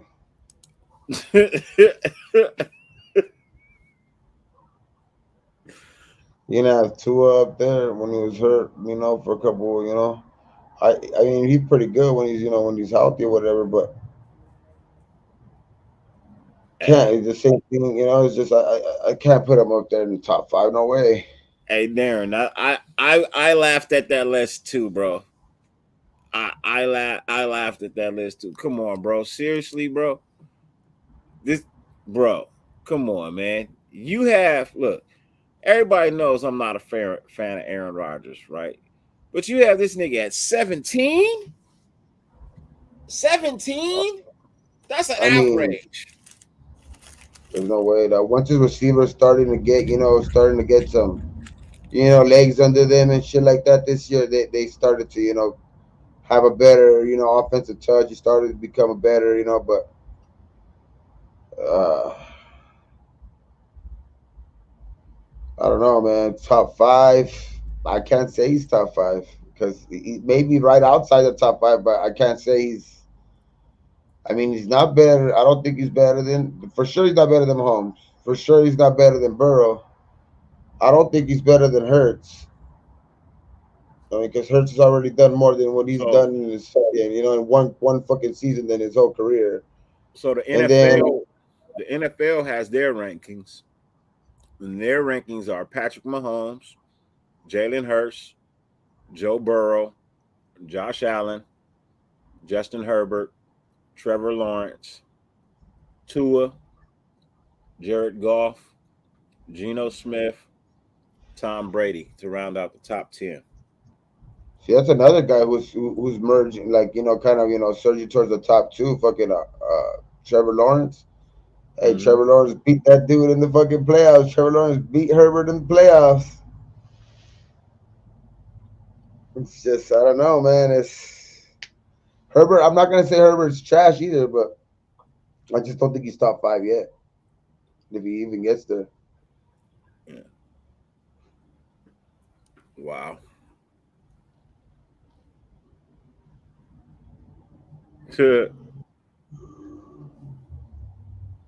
But he's close. That's crazy. Derek Carr is at 23. He was number 10 last year. No, Jacoby Brissett got number 21. He was number 34 last year. Matthew Stafford has 22. He was number 5 last year. Jimmy G got 20 this year. He was number 20 last year. Ryan Tannehill was 19 this year. He fell from 12. Daniel Jones is at 18. He moved up from 24. Kirk Cousins is at 17. He fell from 13. Kyler Murray is 16. He fell from 8th. Let me see. Aaron Rodgers is at 14. He fell from number 2 last year. Justin Fields is 13. He was number 28 last year. Lamar is number 12. He was number 14 last year. Dak is 11. He was number 9 last year.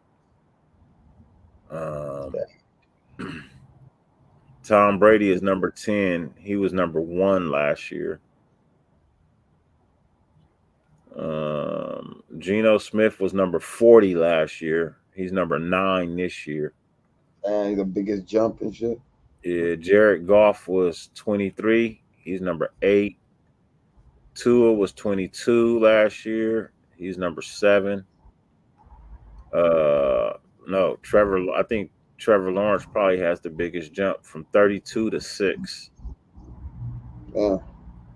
Yeah. And yeah. So Where's Hurts, man? Hurts is number 2. He was number 17 last year. Yeah. So. Damn, he jumped Burrow. Yeah. Patrick Mahomes since 2018 till now, his worst ranking in the NFL was number 7. And that was last year. But number 8 in 2018, he was number 1. 2019, he was number 2. 2020, he was number 3. 2021, he was number 7. And this year, he was number 1.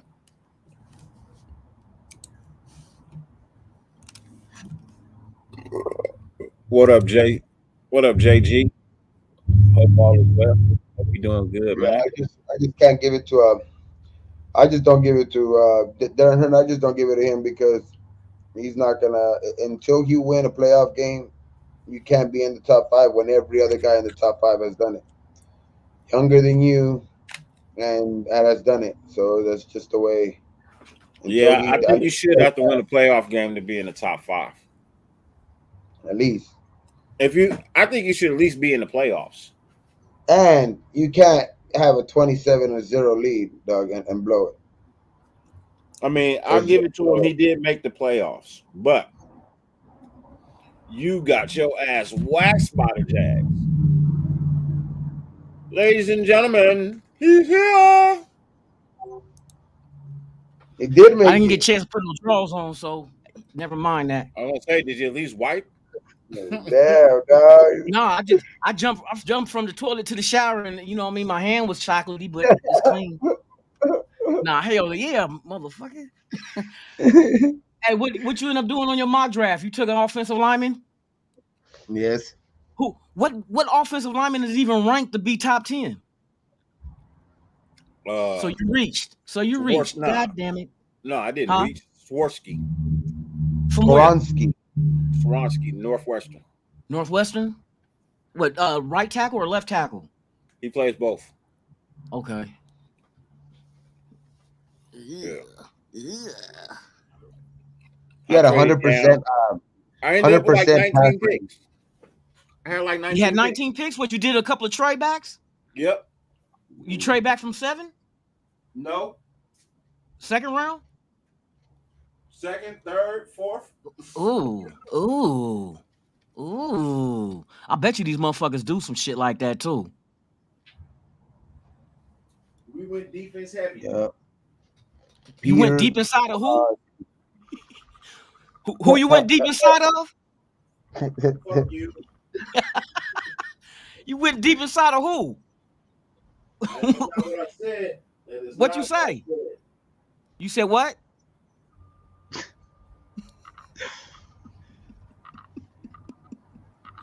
I can't hear you.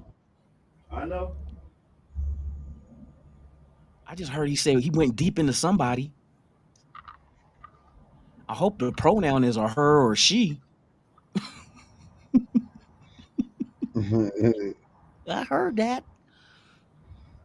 Shout out to the chat, man. What's up with y'all, man? How y'all doing? Well, now it's early Saturday morning. Don't y'all miss Saturday morning cartoons when you was a kid? Yeah, a big ass bowl of cereal.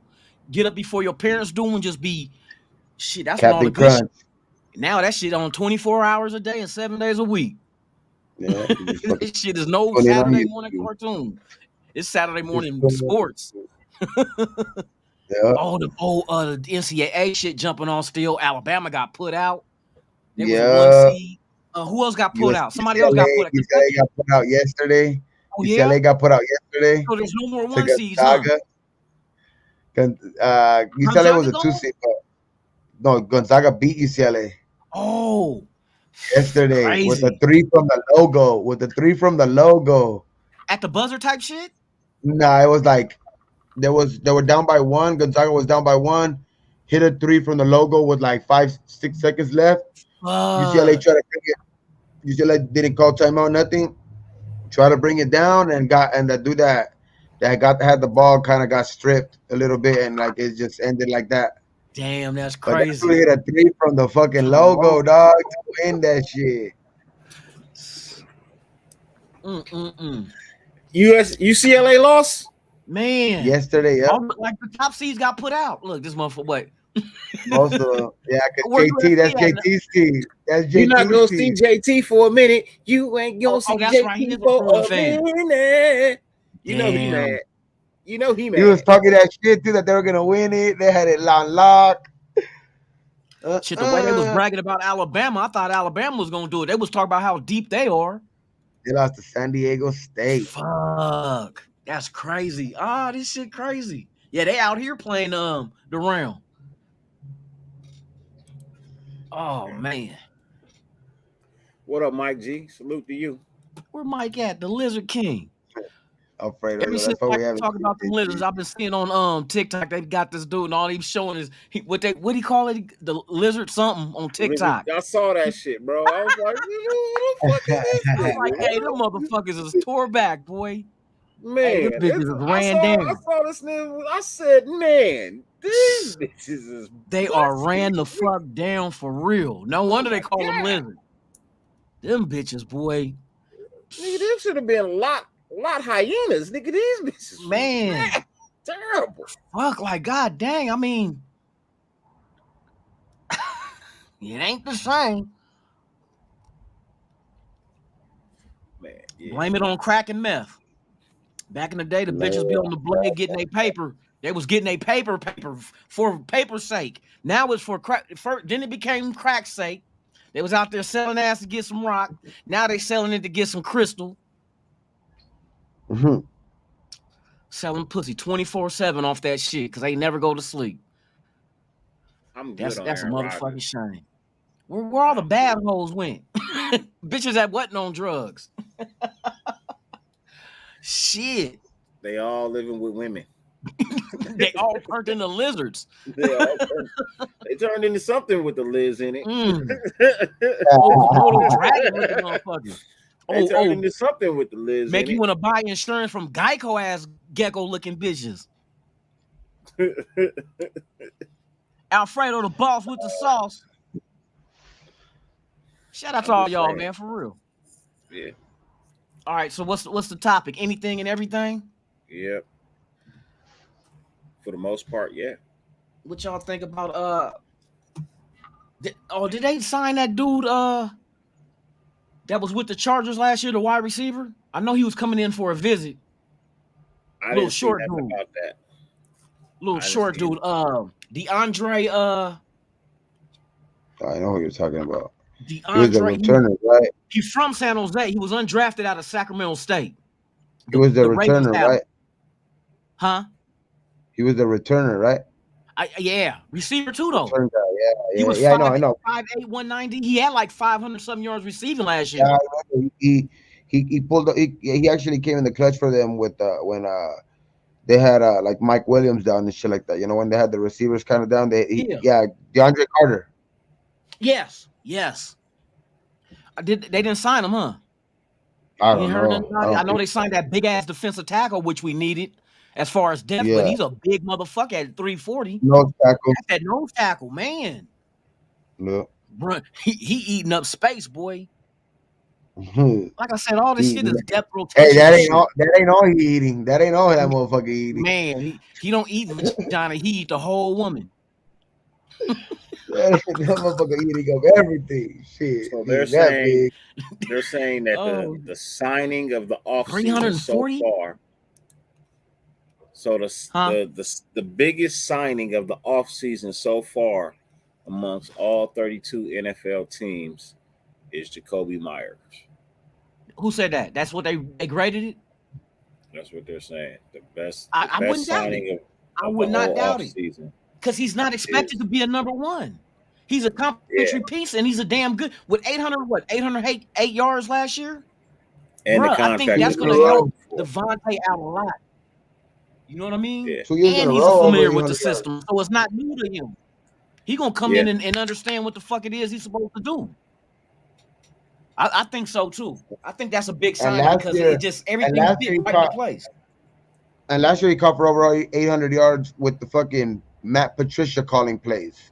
Bruh. You know what I mean? So I'm telling you. I'm gonna tell y'all, don't low-key be surprised if this offense is high-powered as a motherfucker. And I'm talking about controlling the clock and getting in the red zone and being efficient in the red zone. I believe that. I believe that shit so wholeheartedly, dog. Like it's like you got the way multiple you red see like zone targets now. everywhere, weapons everywhere. What up, See, a lot of people. I understand we want to go into the free agency and get big names, but to me, the teams that go for the big signings, those are teams that feel like they're only 1 or 2 pieces away from a Super Bowl. We're not 1 or 2 pieces away. So why would you spend majority of your cap on big names that's not going to move the needle to make it to the Super Bowl? And we were thin as fuck last year at every position on defense.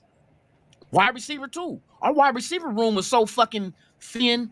Motherfucker had echoes when they had meetings in there. You know what I mean? We were thin. After the season, we only had 2 receivers under contract. Nigga, they didn't have a meeting room. Nigga, they was meeting in the parking lot.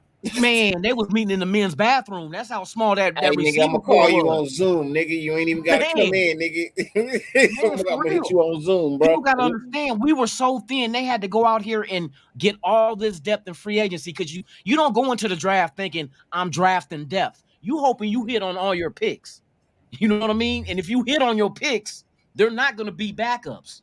These motherfuckers are gonna be if you're lucky. That's your whole intention. Not that it's gonna happen, but that's what you go into the draft thinking, like, we're gonna hit on these picks. It just when they show you that they don't hit, then that's when you be like, okay, we missed on this one. But their intention on getting starters. So that's why they had to go out there and get all this cheap depth. None of these motherfuckers is old. You know what I mean? They're youth. Especially on the offensive side, they're all familiar with the system, like the dude DeAndre Carter. You know, he was with the Raiders and he was with New England in back like 2015 and 16. He was 2 years with New England. He was only I think on our practice squad or something like that back in 2015 when we was in Oakland. But he was there. So that I'm seeing what they doing on offense in order to even be some kind of like be able to compete because we're not going to tank. That's not what they're trying to do.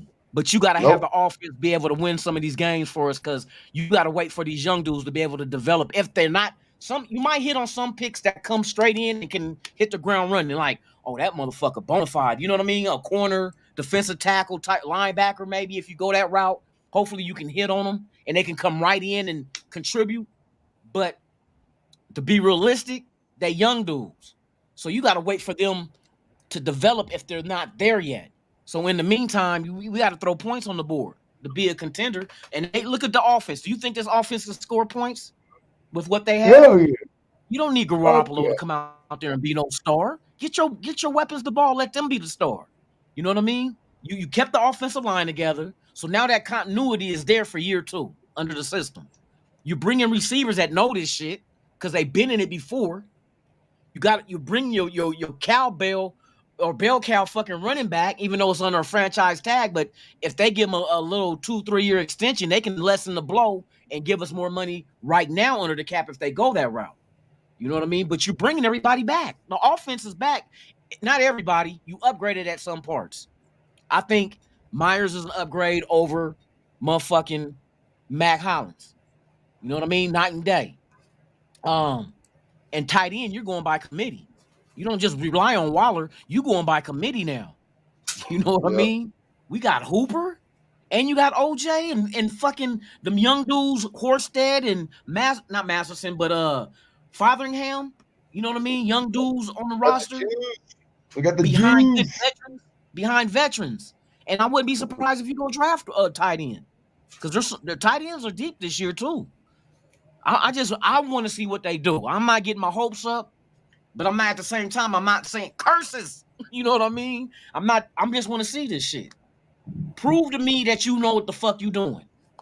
I can't have no judgment against you because I haven't seen what this team that you're assembling now.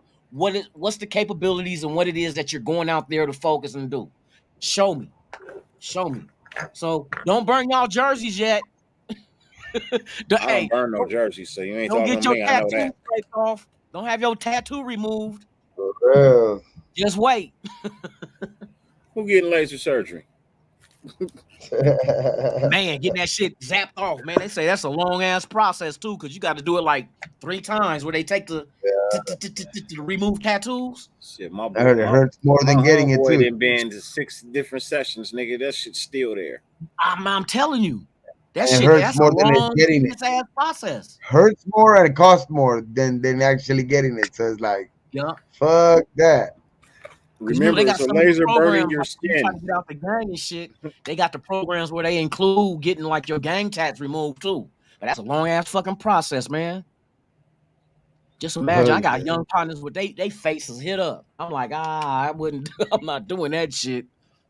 And you want to know why I never did it? I never did it. Shit, you got motherfuckers walking around with makeup on because they don't want the tattoos shown on their face, bro. They covering up. Oh shit! I wasn't talking about Maybelline this time, bro. No, yeah. He talked about the movie South Central. Remember South Central? I think Kush is asking for the link. Huh? Whose link you want? Hey, Kush, whose link you want? You want my link or Dirty or Gay link? Nah, we ain't doing that. What you talking about? The link to the show. Yeah, it's the same motherfucking password, nigga. No, we on 2 they different call backstage passes, nigga. Over here, they call backstage passes. You looking for backstage pass, dog? Yeah, hey, you want the backstage pass? That's what you asking for? You want that's hell? That's like Duke shoot hidden. You say you want the backstage pass? That's like undercover for you want to hit the Duke shoot. We didn't say the back door pass. We said the backstage. Hey, that's the backstage, bro. Nope, ain't no stage back there, nigga. That's where you exit. You exit the stage through the back. What you think Lou, shit exit out of? What the fuck on, Lou? What the fuck you talking about? Hey, the shit exit out your ass, so you exit out the backstage. Oh, exit right, man. Exit right. Oh, yeah. I'm back, y'all motherfuckers. Raider stand challenge? We're talking about Herbert in the chat. Hey, bro, right on, I think, let me put it like this way, Darren Hurt. Herbert, like you say, he's a top 5 talent. He just hasn't proved he's a top 5 quarterback yet. Like that. Let's just put it like that. Yeah. He's a top 5 talent because he has, he has arm strength, he has all the above, he has the height or whatever, but he just hasn't put it all together. He's not a top 5 quarterback yet. Top 5 talent, not a top 5 quarterback. I need my just for men, man, because I tell you, I don't get grades all over, so it look like I live with a bunch of cats. You got cat hair in your shit. Fuck Father Time. I'm gonna give me a Sharpie and color that shit in like Dirty do. I don't color my shit in with no Sharpie. Oh, my bad. Damn, then why the fuck I buy all these Sharpies? I thought that's what the fuck. Because you got issues, nigga. Sports Illustrated, nigga. Oh shit! It must be past midnight or a full moon because lunatics are out. Raider Twan, you pulling up, Twan? Twan, you want a backstage pass? You want a backstage pass? Where Kush at? Kush, you still pulling up? Hey, Dirty, you posted the link? I did in the chat earlier. Henry.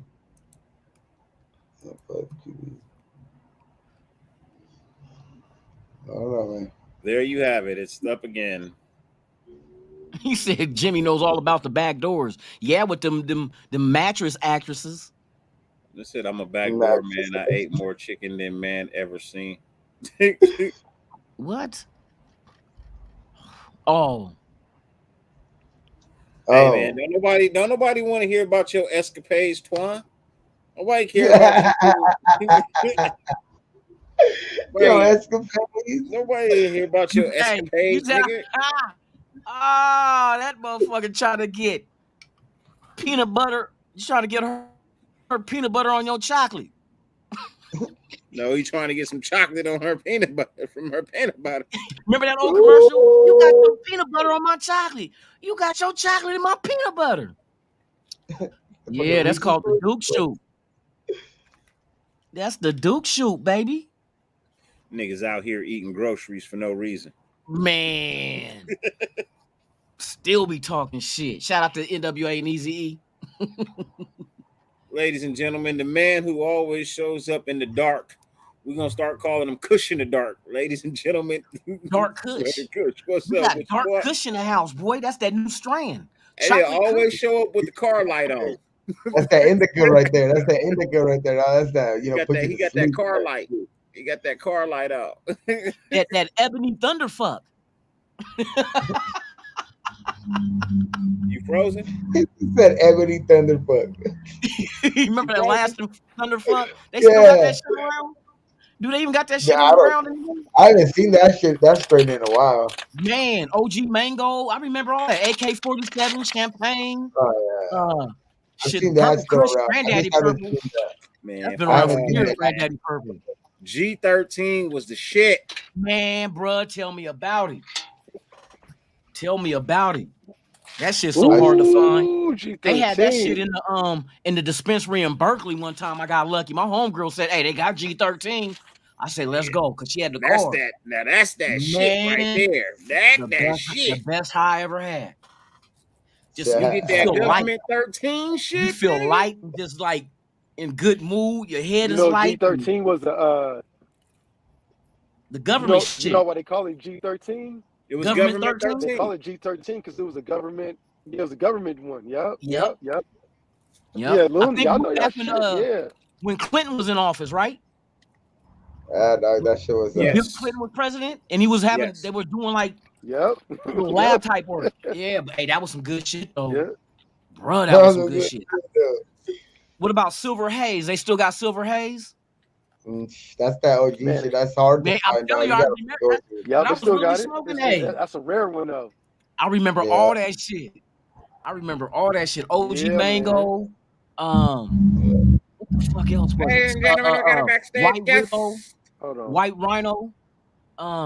It's the one and only, ladies and Train gentlemen. wreck. The one and only coming to the stage right now. That Ladies nigga and sound like Beaker gentlemen, from Sesame please Street. Or welcome no. Brown Who? Crackers. Oh shit. Redder Twan. What's up, Redder Twan? How you doing? Hey, what's good? What's good? Hey, Twan, go in the other room where your where Shirley at. What up, Nah, I'm Twan? fucking with you. I'm fucking with you. Hey, nah. She, He said, nah, let her sleep, nah. huh? Let her sleep. I put her to bed. You know what I'm saying? Hey, he gave her that tube injection. You know what I'm saying? Had her tuck her in early. You know what I'm saying? He showed her the link. He gave her that penile injection, boy. He need to put his hand up with a wedding ring on. What the wedding ring about? Huh? What Aw, that shit. about? You know what I'm What that saying? is, huh? What that is? You got something to say? You got something to say? Don't ask no questions. He's married to the I'm just saying, married you to didn't the have it 2 days ago. What we doing here, huh? What we doing? Oh shit, Hey, that man Twan said, oh. man. Like, hey, let me slide that back down. He said, What that is, man? What that is? This motherfucker laid up with Sunshine. Come on, Sunshine. Hey, Mike. He's leaving you, Mike. He's got a wedding ring on, Mike. He's Oh leaving you, Mike. shit. Hey, don't put that out there. You know what I'm saying? I don't need my boo jealous. You know what I'm saying? He can't said wait. They gonna be hitting him up. I saw you on that live with that ring. Yeah. Who's that on your live, huh? Who? Hey, I'm Go gonna around and put your ass to trouble. sleep. Sleep. What weed strain sound good right now? Biscotti, Annihilator, or Alien Berry? Ooh, the alien berry I think sounds Marion good. Berry? Scotty- Who? Smoke that Scotty Marion Berry, bro. Scotty's Berry? fire. Nigga. Alien Berry, nigga. Oh, I And thought you Alien said Berry, Marion huh? Berry, nigga. I was gonna say, No, nigga, that's ain't gonna gonna be crack. that high Marion right Berry. there, Nigga, nigga. crack. Fuck that Marion Berry, nigga. Hey, that's I know that the BBC Berry Scotty's fire. smoking crack. The Scotty is fire, but Alien Berry sounds pretty good. Yeah, Alien hey, Berry. Alien Berry Nah, sound fuck good for that. real. Change the Hey, name to what I just called it. It sounded better. Marion Nigga, Berry. Marion No, Berry. it sound like you smoking rock. Yeah. Let me I get was that gonna say Marion that Berry. that might be laced with something. It might- Yeah, like, Yeah, hey, that Marion Berry. motherfucker I may not smoking make it to the greens. morning. That Marion Yeah. Let me Berry. get that Nigga, Granny that Mouth. Marion Berry. Yeah, that that motherfucker that ran the shit out of DC on that crack too, boy. He Mm, said, "Hey, we you ain't ain't fucking with these lying. taxes. We ain't Found fucking that with these motherfucker in taxes, that y'all." hotel room. He said, "It Nigga, was you a the good ass mayor. What time." the fuck? Oh, my bad. Is that crack? Boy, Oh no, nah, man, that's donut. Oh, man, that shit was crazy. that boy was on that. He He was said on he that got the shit Alien hard. Berry. Yeah, we're gonna smoke some Alien Berry tonight. Man, I was on the road the whole time listening to y'all. Loon, boy, your morning show, you had me dying this morning, bro. What? I don't remember. I You need was to, after you need, that third you, tall can. It's forgetful season. you need to I do, ain't gonna lie. Tales of a Lunatic. You need to do that Oh, shit, the man. stories. Oh yeah, them Yeah. them true stories too. Hey, but you know what though? I was thinking about it, bro. You got to do it with like crank anchors, like cartoons or like puppets. So that way it seems like less Oh intrusive. You know what I'm saying? yeah. It'll crack better. Oh shit. I think it was very encouraging to hear, you know what I'm saying, Stan say while he was a Raider fan. You know what I'm saying? I'm very motivated That shit is by the funniest shit all year, bro. Raider Stan. You know what I'm saying? Oh shit. That shit had me Marion fucking Berry. dying, dog. Hey, I told y'all motherfuckers in the chat. I was like, hey, I'm about to do a parody of Hammer shit with Stan. Hey, Nigga, I when that put shit the played, belts on the wall. That nigga said, Loon played that shit earlier. Huh? Hey, Loon played that shit earlier, right? And I stopped out in a drive-through that's not sponsoring us, so I won't mention the motherfuckers, right? So I get to the drive-through and I'm playing. I had that shit in my phone, and it was sitting over here on my side. And the lady that was taking my money, she was like, "Is that what is that?" And I was like, "Oh, it's some Raider comedy." And she's like, "Is that a doll reading a script?" I was like, "Yeah." She's like, "Y'all motherfuckers wilding out."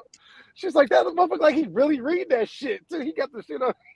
Yeah, hey, I did all that shit, dog. Hey, I told you, hey, I'm about to hook the script up where Stan is doing Vlad TV, doing an interview Man, with hey, Vlad. hey, you had me dying when he was talking and then he lifted up the paper and then his yeah. head started moving like left to right, like he was Yeah. reading. I was done. I was like, I'm getting good with that shit, man. I'm getting good with hey, that shit. hey, good job though. Good Right job for on. real. Right The on. details was there. The details was Man, there. I tried to, like the back, like I said, it's the whole presentation. That's why I had Yeah. to make sure I get them belts on the wall.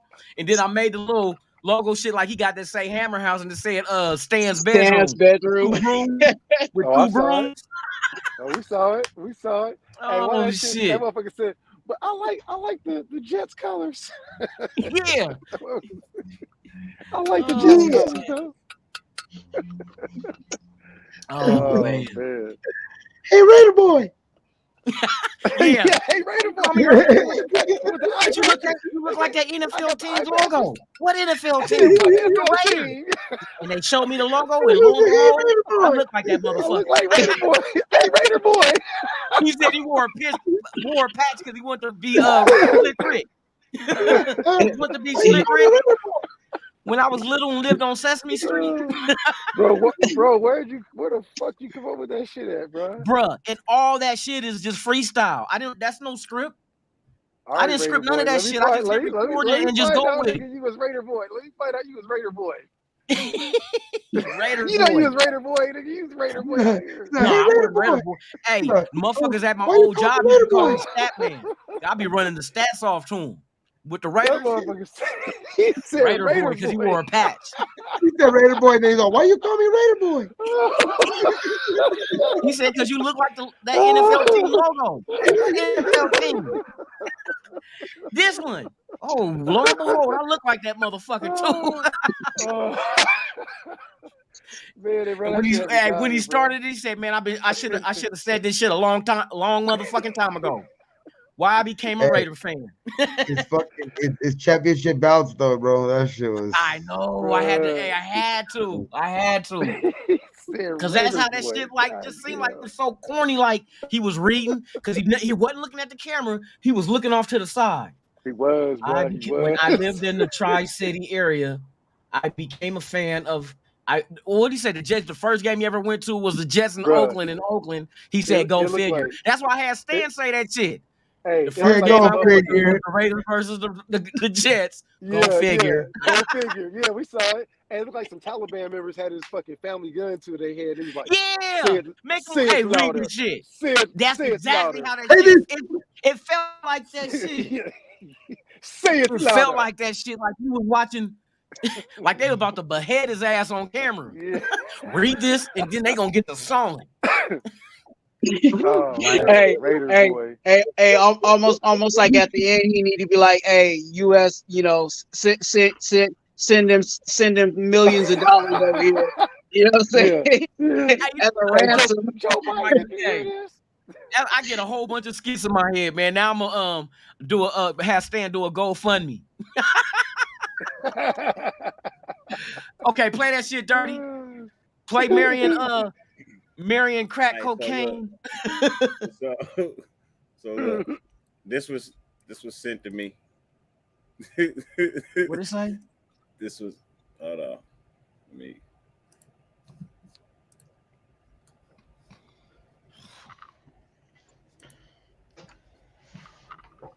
I'm too high to be reading them little small ass words, man. Man, for real. You got my blind ass up here, man, with a magnifying glass and everything.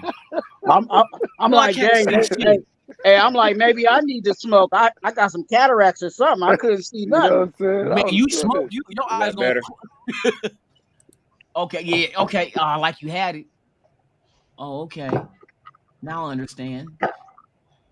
I was lost as fuck. What? Yo, it's see, honestly.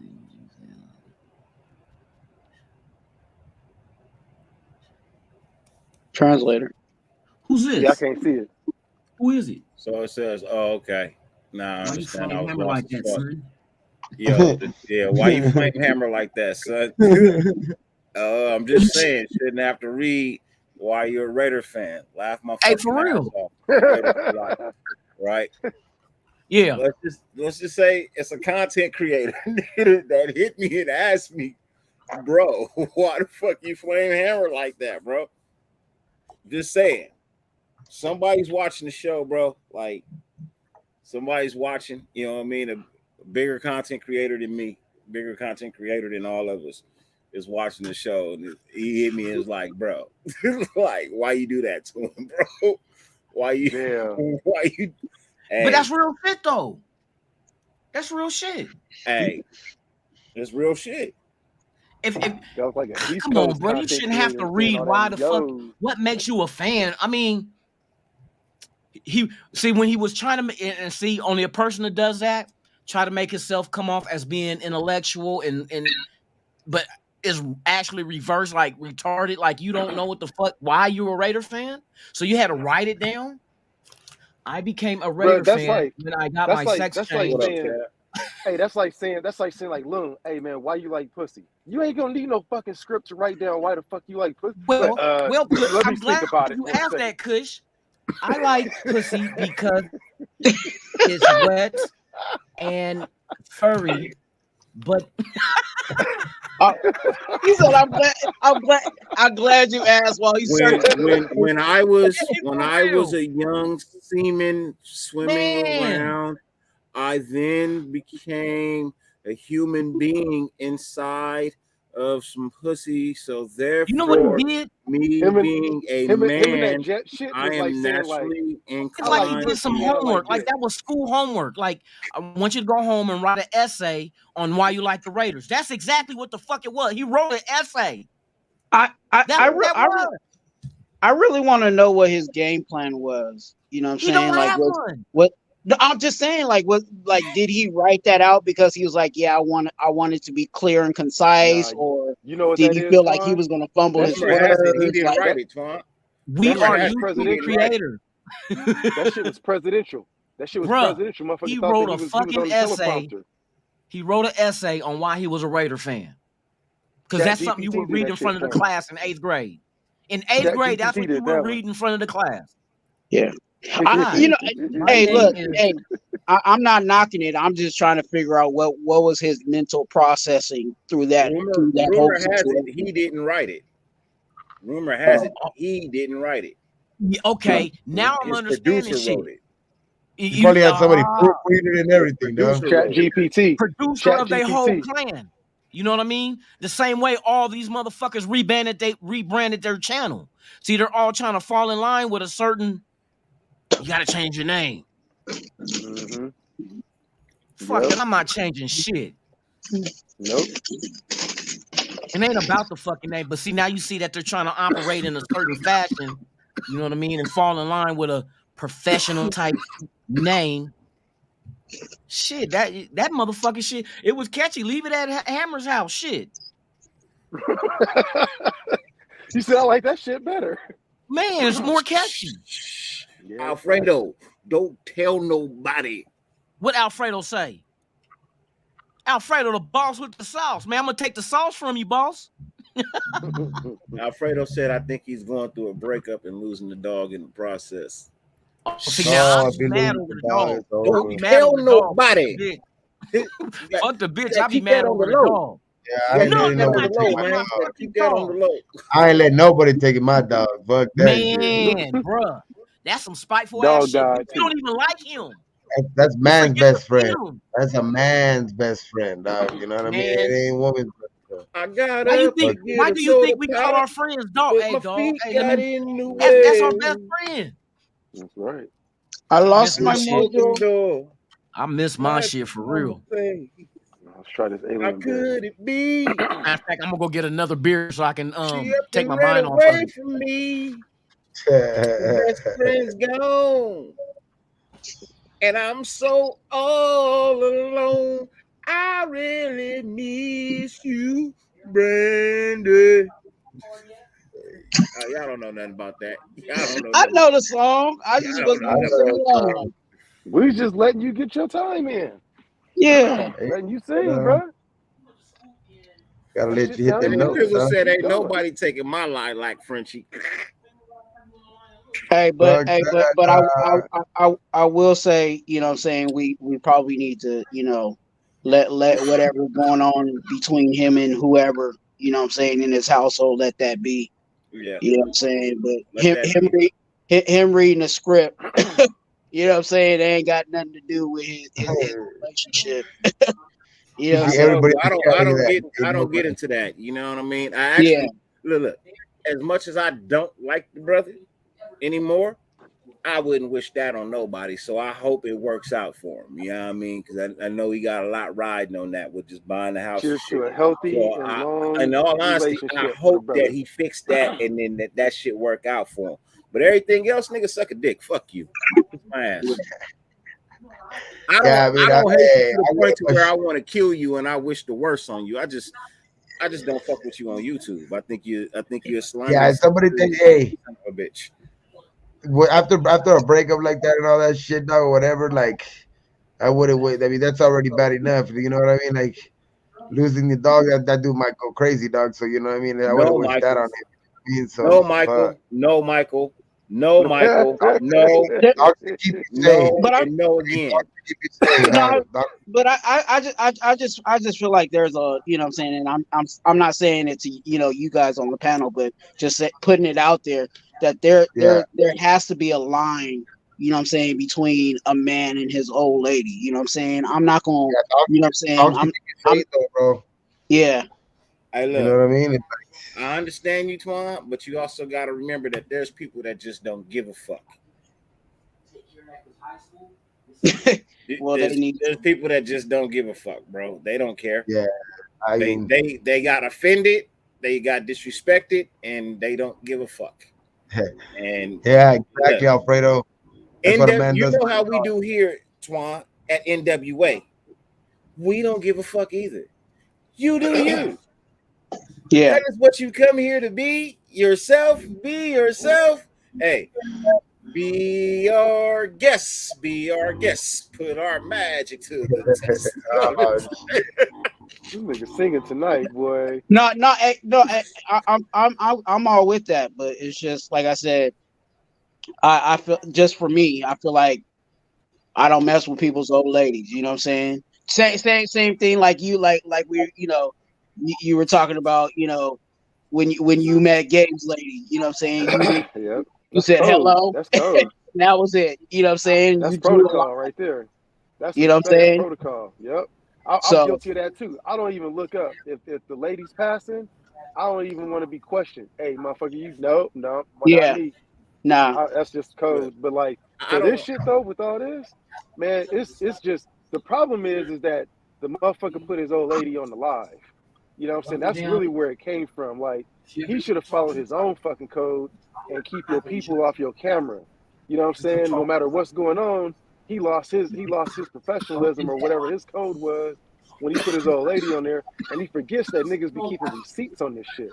You know what I'm yeah, saying? And I think that's where the biggest mistake was there. He got, or somebody got too comfortable in that household because once that gets posted, you never know who's gonna have a problem with you. So if that's True. the case, you better make sure you got you a bad one on that camera.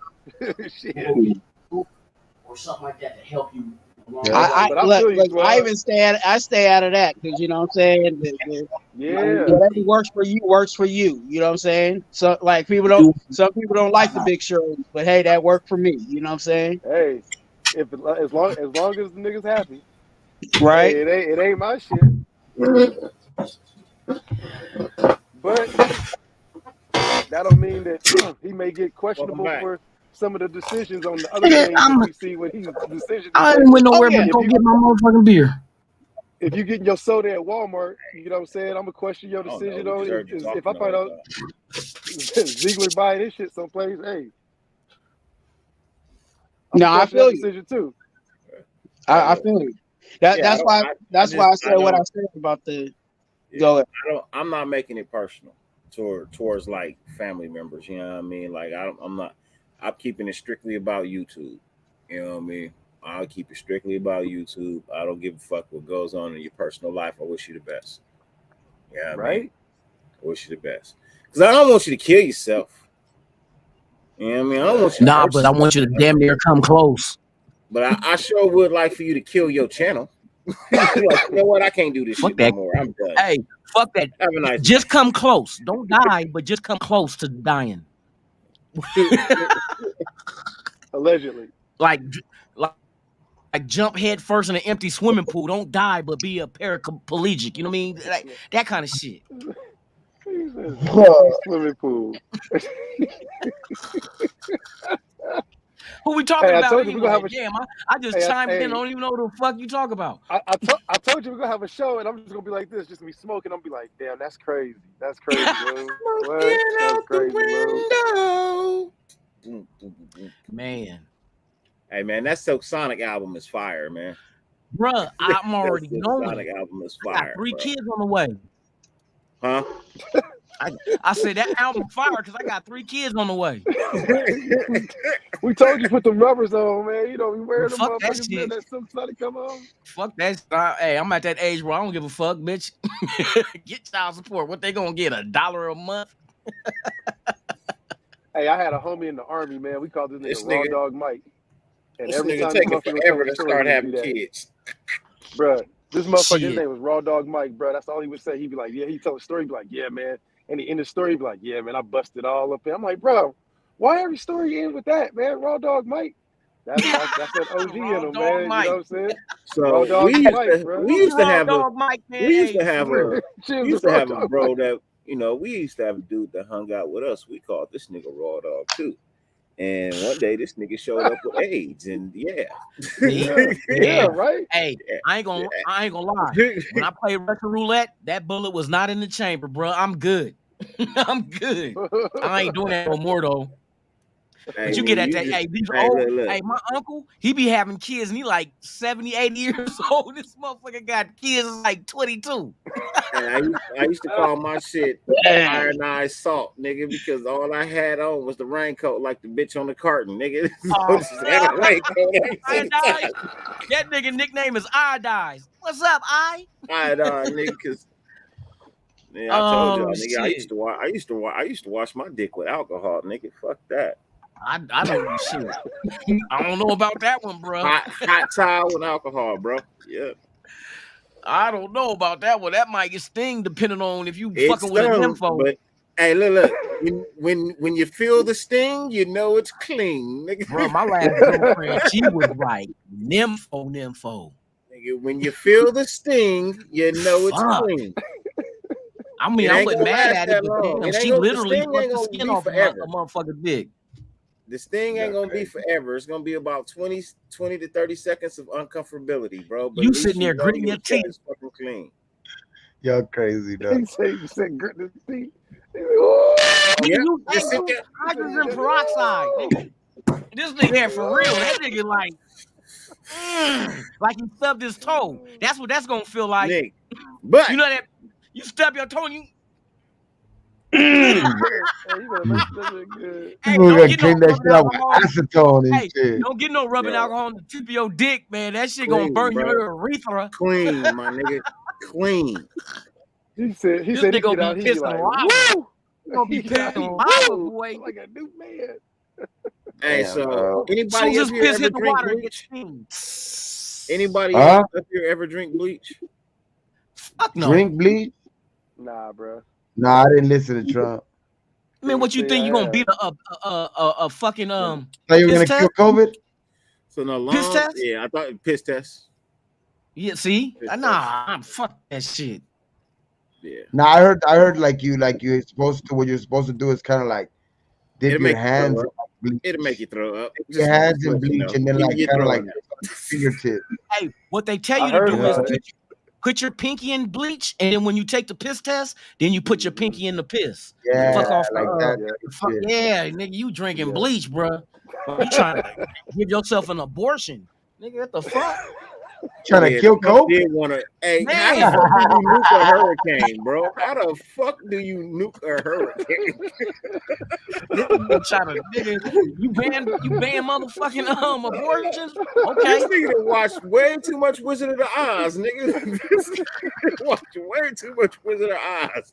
Yo, boys, on one tonight, boy. I'm just enjoying this week. This alien berry. I was about to talk shit about this alien berry. Hey, Gabe, it ain't that bad, man. It's a little Did dry, somebody though. say Marion Berry? Did somebody say Yeah, Marion Berry? that Marion berry. You want that Yeah. Marion Berry? Yeah, let me give you that Marion Berry, bro. Let me give you that It's Marion Berry. it's a little harsh. It's a little harsh. I ain't gonna lie. It's a little harsh from what I'm used to. Oh shit.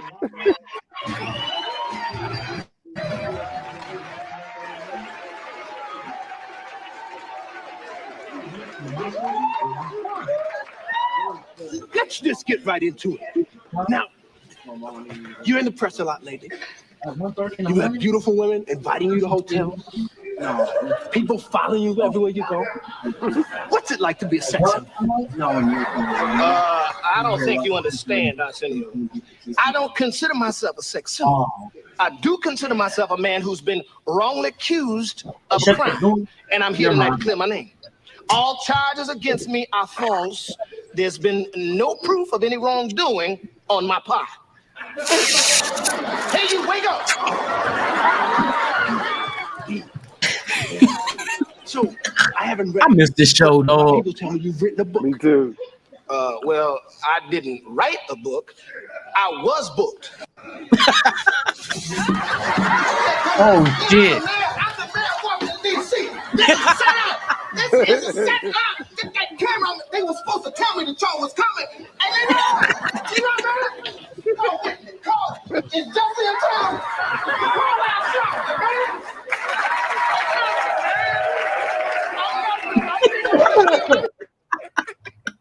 And you know what the crazy Man, thing?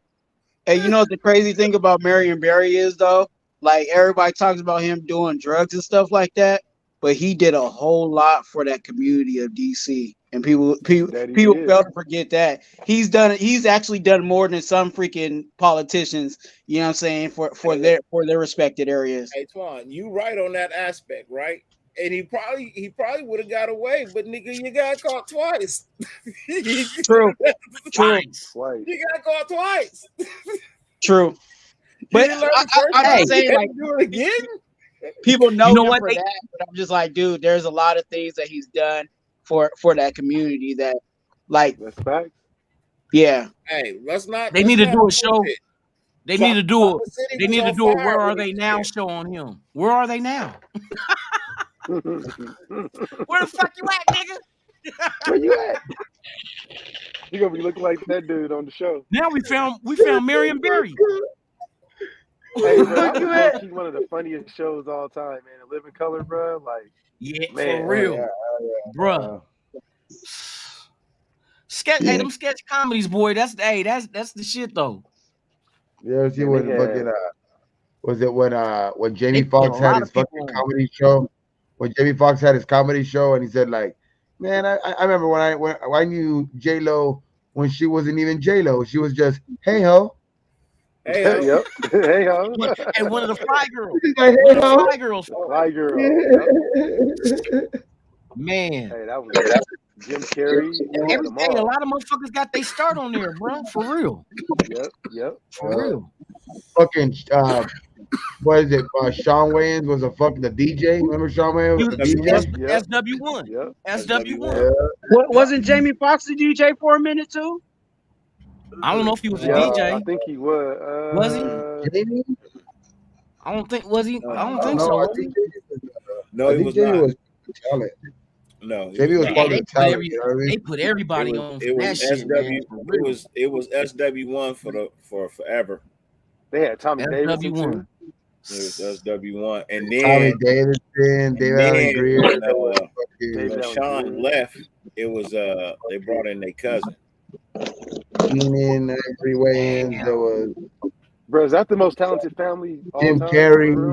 You would think so. Remember Jim Carrey, dog? Jim Carrey. That's okay, where he Fire got Marshal Bill. Yes. Fire Marshal Bill. I would say the Wayans family is probably like the Black Kennedys of Hollywood. That's crazy, bro. They had Jim Carrey on that motherfucker though, dog. That was a cool thing. You know, look, if Robert Townsend wasn't such a dick, exactly. Hollywood Shuffle and all that shit, dick, bro. 5 Heartbeats. You know what I mean? Robert Townsend had it. Hey, he did his thing. Me and Dyrti fucking were just talking dickhead. about Robert Townsend. Hey, what was the name of fucking Jim Carrey when he played the buff dude, the buff girl? Remember when he played Elmira? What's her name? Fucking Elmira. It was Elmira. Elmira. So you know the pills, you know the fucking pills that you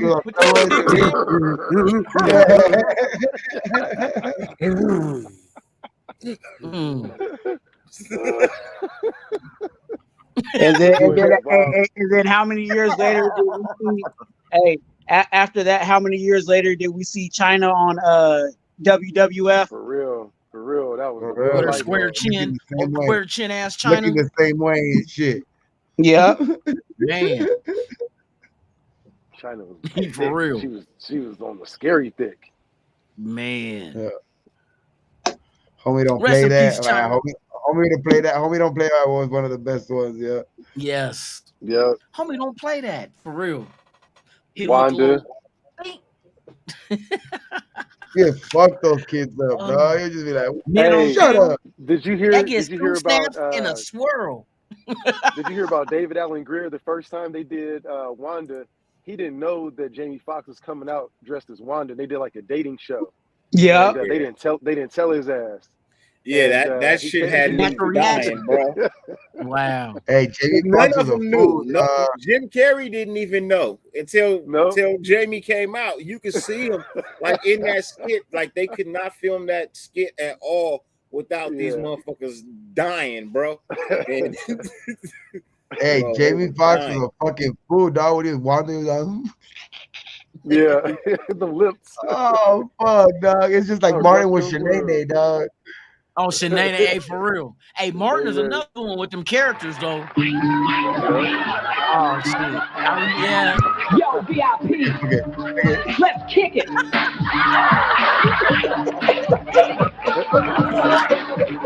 All right, stop. While I do up my laces, this kind of thing happens every show. Yo, I gotta learn how to tie a bow. What's your real name? Robert Van Winkle. Where did you cheat? Nothing rhymes with Winkle. Oh, yeah. I'm white, and I'm capitalizing on a trend that's currently rising. Mix it with Curly and Larry and Moe. Hey, yo! Maybe never. I'll become richer with every endeavor. Ow. Go now, Ice, work it out. There you go. I'm a little too far short in style. Go now, Ice, work it out.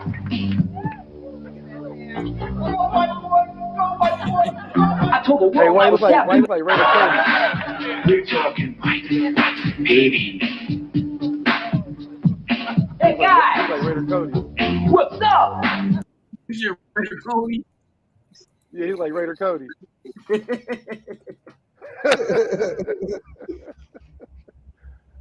Hey, Yeah, Jim they'll never be Carrey. another Jim show like Carrey that on the now. stage before In Living Color was fucking hilarious, bro. Man, for real. If you haven't seen his early the stand-ups, bro, yeah, had me dying. He Hey, animated. Ace You know what I mean? He Ventura, animated. man. That nigga said she's got balls.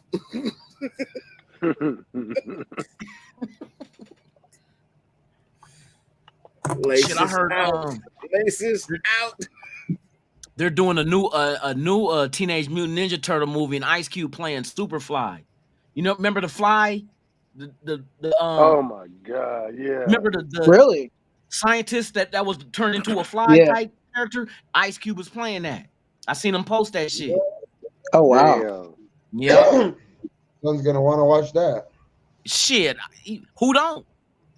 Come Who's on, the you remember Ninja when you Turtle? was 3 years old watching Teenage Mutant Ninja Turtles? Who's playing Hey, Shredder? Who playing who? Who's playing Shredder? Shit, it don't matter. Ice Cube playing Superfly. He might be a pimp character in this one. Superfly. You haven't watched Jordan. any of the Yeah, Michael B. newest, Jordan playing Shredder. you haven't watched any of the newest Ninja Turtles, Dirty? Nope. Oh, the Shredder came out on the first part. The second part, they fought like that, Bebop and Rocksteady and shit. From the last Never movie? I wasn't fu- I I saw was a the G.I. Joe Bebop Black and dude. Rocksteady. I saw that one. I I was wasn't a G.I. impressed. Joe kid, man. I was a G.I. Joe kid. Yeah, I was too. early 80s. G.I. You know what I'm saying? Joe, I was a Yeah. Transformers kid. Hey, Transformers was my shit. He-Man. Remember Man, He-Man? the G.I. Oh, Joe, I yeah. like that shit too, though. X-Men, Hey, For for real. me, Shrek hands down is the Ultron, best. Is the best Thundercat. animated comedy for me. Shrek, all the Shreks for me, bro. Hands down. You know what I mean? movie- Hey, now Puss in Eddie Boots, Murphy and Yeah. Mike hey, Myers Eddie Murphy. together. Puss in Boots is Yeah. funny as fuck too, bro. Eddie Murphy as the Bronco fan. Eddie Murphy and Mike Myers together, bro. That shit is hilarious, bro. Yeah. I'm sorry. Yeah, for me, hey, that shit is probably the That shit is That- fucking hilarious. Bro. that pair of voices on voiceovers for animation and motherfucking Tim Allen and The ex-coke dealer. Nah. Yep. That's Tim No, Allen. Tim Allen was a cocaine dealer back in the day. He went to jail on it. That shit. Yeah. Yeah, motherfuckers It's like remember that shit. hey, the guy from Shrek though, what's his name? Fucking Mike Myers. no, the older. Remember for the first part, the villain, the fucking what was his name? Lord Wolfgang Farquaad. Puck. Lord Farquaad. Oh. The fucking Yeah, the the little short short midget fucking- motherfucker on the. the little short motherfucker. Oh, Yeah. yeah. Tom Who was Hanks. Tom Hanks and Tim Allen, bro. Tom Hanks. Tom Hanks and Oh, Tim yeah, Allen. Toy Story. Yeah, Farquaad, Toy little Story. midget motherfucker. Yeah. Yeah, no, but the midget motherfucker was Have the that one older Napoleon man, complex. that one older man, that Lithgow or whatever. That was the voice of that dude, John Lithgow or something like that. He's the voice of the fucking short midget, fucking Lord Okay. Farquaad. Oh yeah, I dude. know you're talking about Lord Farquaad.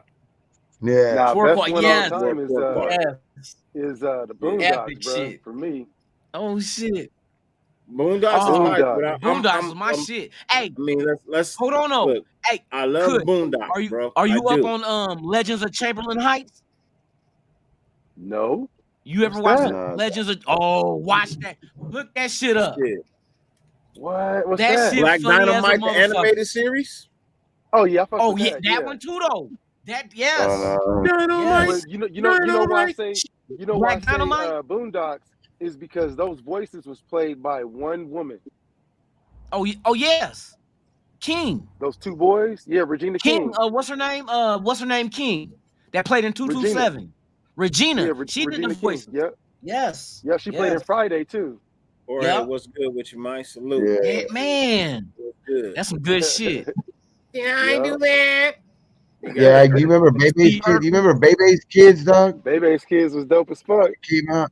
The Bebe's Kids and that fucking movie came Did you out. see the trailer to the live act of that? And it's like a drama. Hey, here's they the did. thing, though. I want to see. Hey, Boondocks got fumbled though, for real.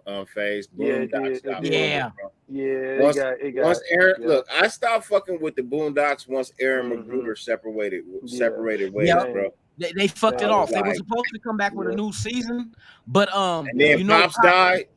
But his son was trying to be to replace him, and they wouldn't give it to him. Somebody else. Yes, that was bullshit. Because he sounds just like his dad. I'm good. Just like him. Yeah, and knew his mannerisms and everything, but they bypassed him. And you see the interview that they did with him when he talked about it. Man, that made me so upset. Like, man, why the fuck would you do that? Yeah, they did him dirty. Let his son take over. You know what would be a good sequel that I want to see is Bebe's Kids 2. B Street. The kids get grown up. No, you know what? Street hey, hold on, but they did a live action of Bebe's Kids. There's a trailer on YouTube. Yes, but it's a drama. Damn. It's not same way they did Fresh Prince. The same way they did Fresh Prince. They're trying to get it to be a movie, so they put out a trailer like they did. Okay, man, that's what's up. I'm gonna fuck with that. Then I'll mess with that. But they need to come out with you said B Street. Hey, hold on. You said B Street. Hey, for real though. Mm-hmm. Hey, Tone Loc Raider Nation, man. Appreciate you pulling up, man. He say he the first.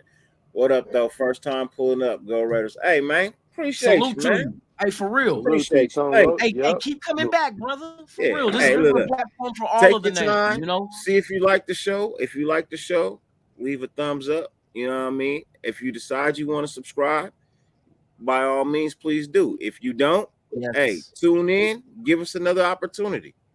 You know what I mean? But we appreciate this is just our hangout, have fun show. You know what I mean? But during the week, the mornings and the evenings, we get down with the football talk. So, hey, don't feel like this might not be for me. I want to talk football. We got that most of the week, mornings, afternoons. Everybody you see here has a channel. You know what I mean? So, hey, thank you for being here for the first time. We appreciate it, for real. And go Raiders, like you said. Our Friday and every new subscriber get a new car from Dirty. So whatever car you want, tell Dirty.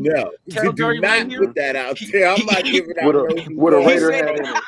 I'm not buying no new cars, bro. You signing me up for bullshit.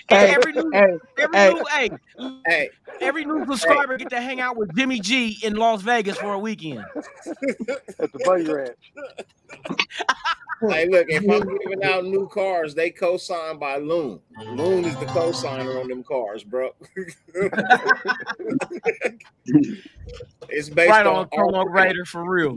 Your car will be based on our credit. Hey, what's crazy was I was at a little smoke session with some partners earlier, and one of the dudes, man, he makes probably some of the best hash in the world. I don't know if it's Tone. I don't think that's Tone Loc, but I just had him subscribe, and his mind was blown. I was like, we all on YouTube, bro. He was like, what? I'm like, yeah, it's kind of like a little, you know what I'm saying? It's like a click. He's like, hey, y'all be clicked up? I'm like, man, we clicked up for real. He's like, what? Hey, so he started following us. I think he's watching right now. So if he is, man, hey, shout out to you, brother. He got shout out to you for real, man. For real. Thank you. Thank you. He gave me some hash. We're growing every day, man. We appreciate y'all for real. This is hash right here. It's called Hanzo Gardens. It's dope as Hanzo Garden? Yep, like Hanzo from remember the dude that made the sword for what you call it, Kill Bill? Yup. Okay, Yeah. yeah. Hanzo, yeah. Oh, got you. Okay, Yeah, he a okay. Raider fan. Okay. Damn. Yeah, he go hard with him too. Yeah, man. We was up in there Shit. talking. One of the other homies was talking about Jimmy G, how much he hated Jimmy G. And I looked at his face, and he was mad as fuck. I'm like, "You good, bro?" He was like, "Man, I'm like talking about my motherfucking team, man." I'm like, "Bro, you good, man? Just chill." Hey, but I feel it though, bro. Shit. Hey, Jimmy G's here now. Damn. Ain't nothing we can Hey, do. hey, I haven't said this on the live about Jimmy G, but man, over here in the Bay Area, it's like I have folks because I wear Raider stuff every day. So there was Niner fans that was laughing at me because we got Jimmy G. Like Let that's them laugh. Let that, them laugh. but I'm just saying like that's how certain even Niner That's the fans vibe felt right about now. That's Jimmy the G. vibe. Yeah. Oh yeah, because That's how they A-Bomb felt was about doing the Jimmy same G. shit. A-Bomb was I doing the still same can't shit. spell Oh, his I'm gonna whole last laugh. name. You know what I mean? But I'm every day that passes, and I start like, wait a minute, don't Can you anybody start that without celebration checking? too Can quick? anybody without checking spell his real last name? No, I can't spell this motherfucker's real last name. Jimmy G, Ooh. G letter G, Jimmy Bitches. That's why I call him Jimmy Bitches. Jimmy Bitches. You Jimmy talking about bitches, Guapolo? Yeah, I Garoppolo, can't spell the that shit. singer, Guapolo? Garoppolo. Hey, Guapolo from Guapolo? Oakland. She from the Bay. Hey, for real though, The little G A cute little double R, Jimmy, right? I know it's G A Jimmy G double R. strings. Jimmy G strings. Hey, bro, I swear, man. Hey, if my life depends, I couldn't spell that shit. I'd be like, Hey, Garapa so what? it's a so whole they lot of say O's in so that they shit. say Jimmy is a fan of the diamond in the back. Guap They say Guapole. In Jimmy the is a back, fan of the diamond in the back. sunroof top, Sunroof digging in the top. scene with a gangster lean. Hey, come on now, Ooh. for real. Hey, Jimmy Guapole. Garoppolo, for Guapolo. real. Hey, Garoppolo, oh, until Hey, she she shaved fine. her head bald, until Yeah, she that's got true. rid of them Yeah, she dreads. started tripping. When she got rid of them She dreads, started I was like, tripping. why you do that? The fuck am I Yep. hold on to? Right? Yep. You're stupid. Man,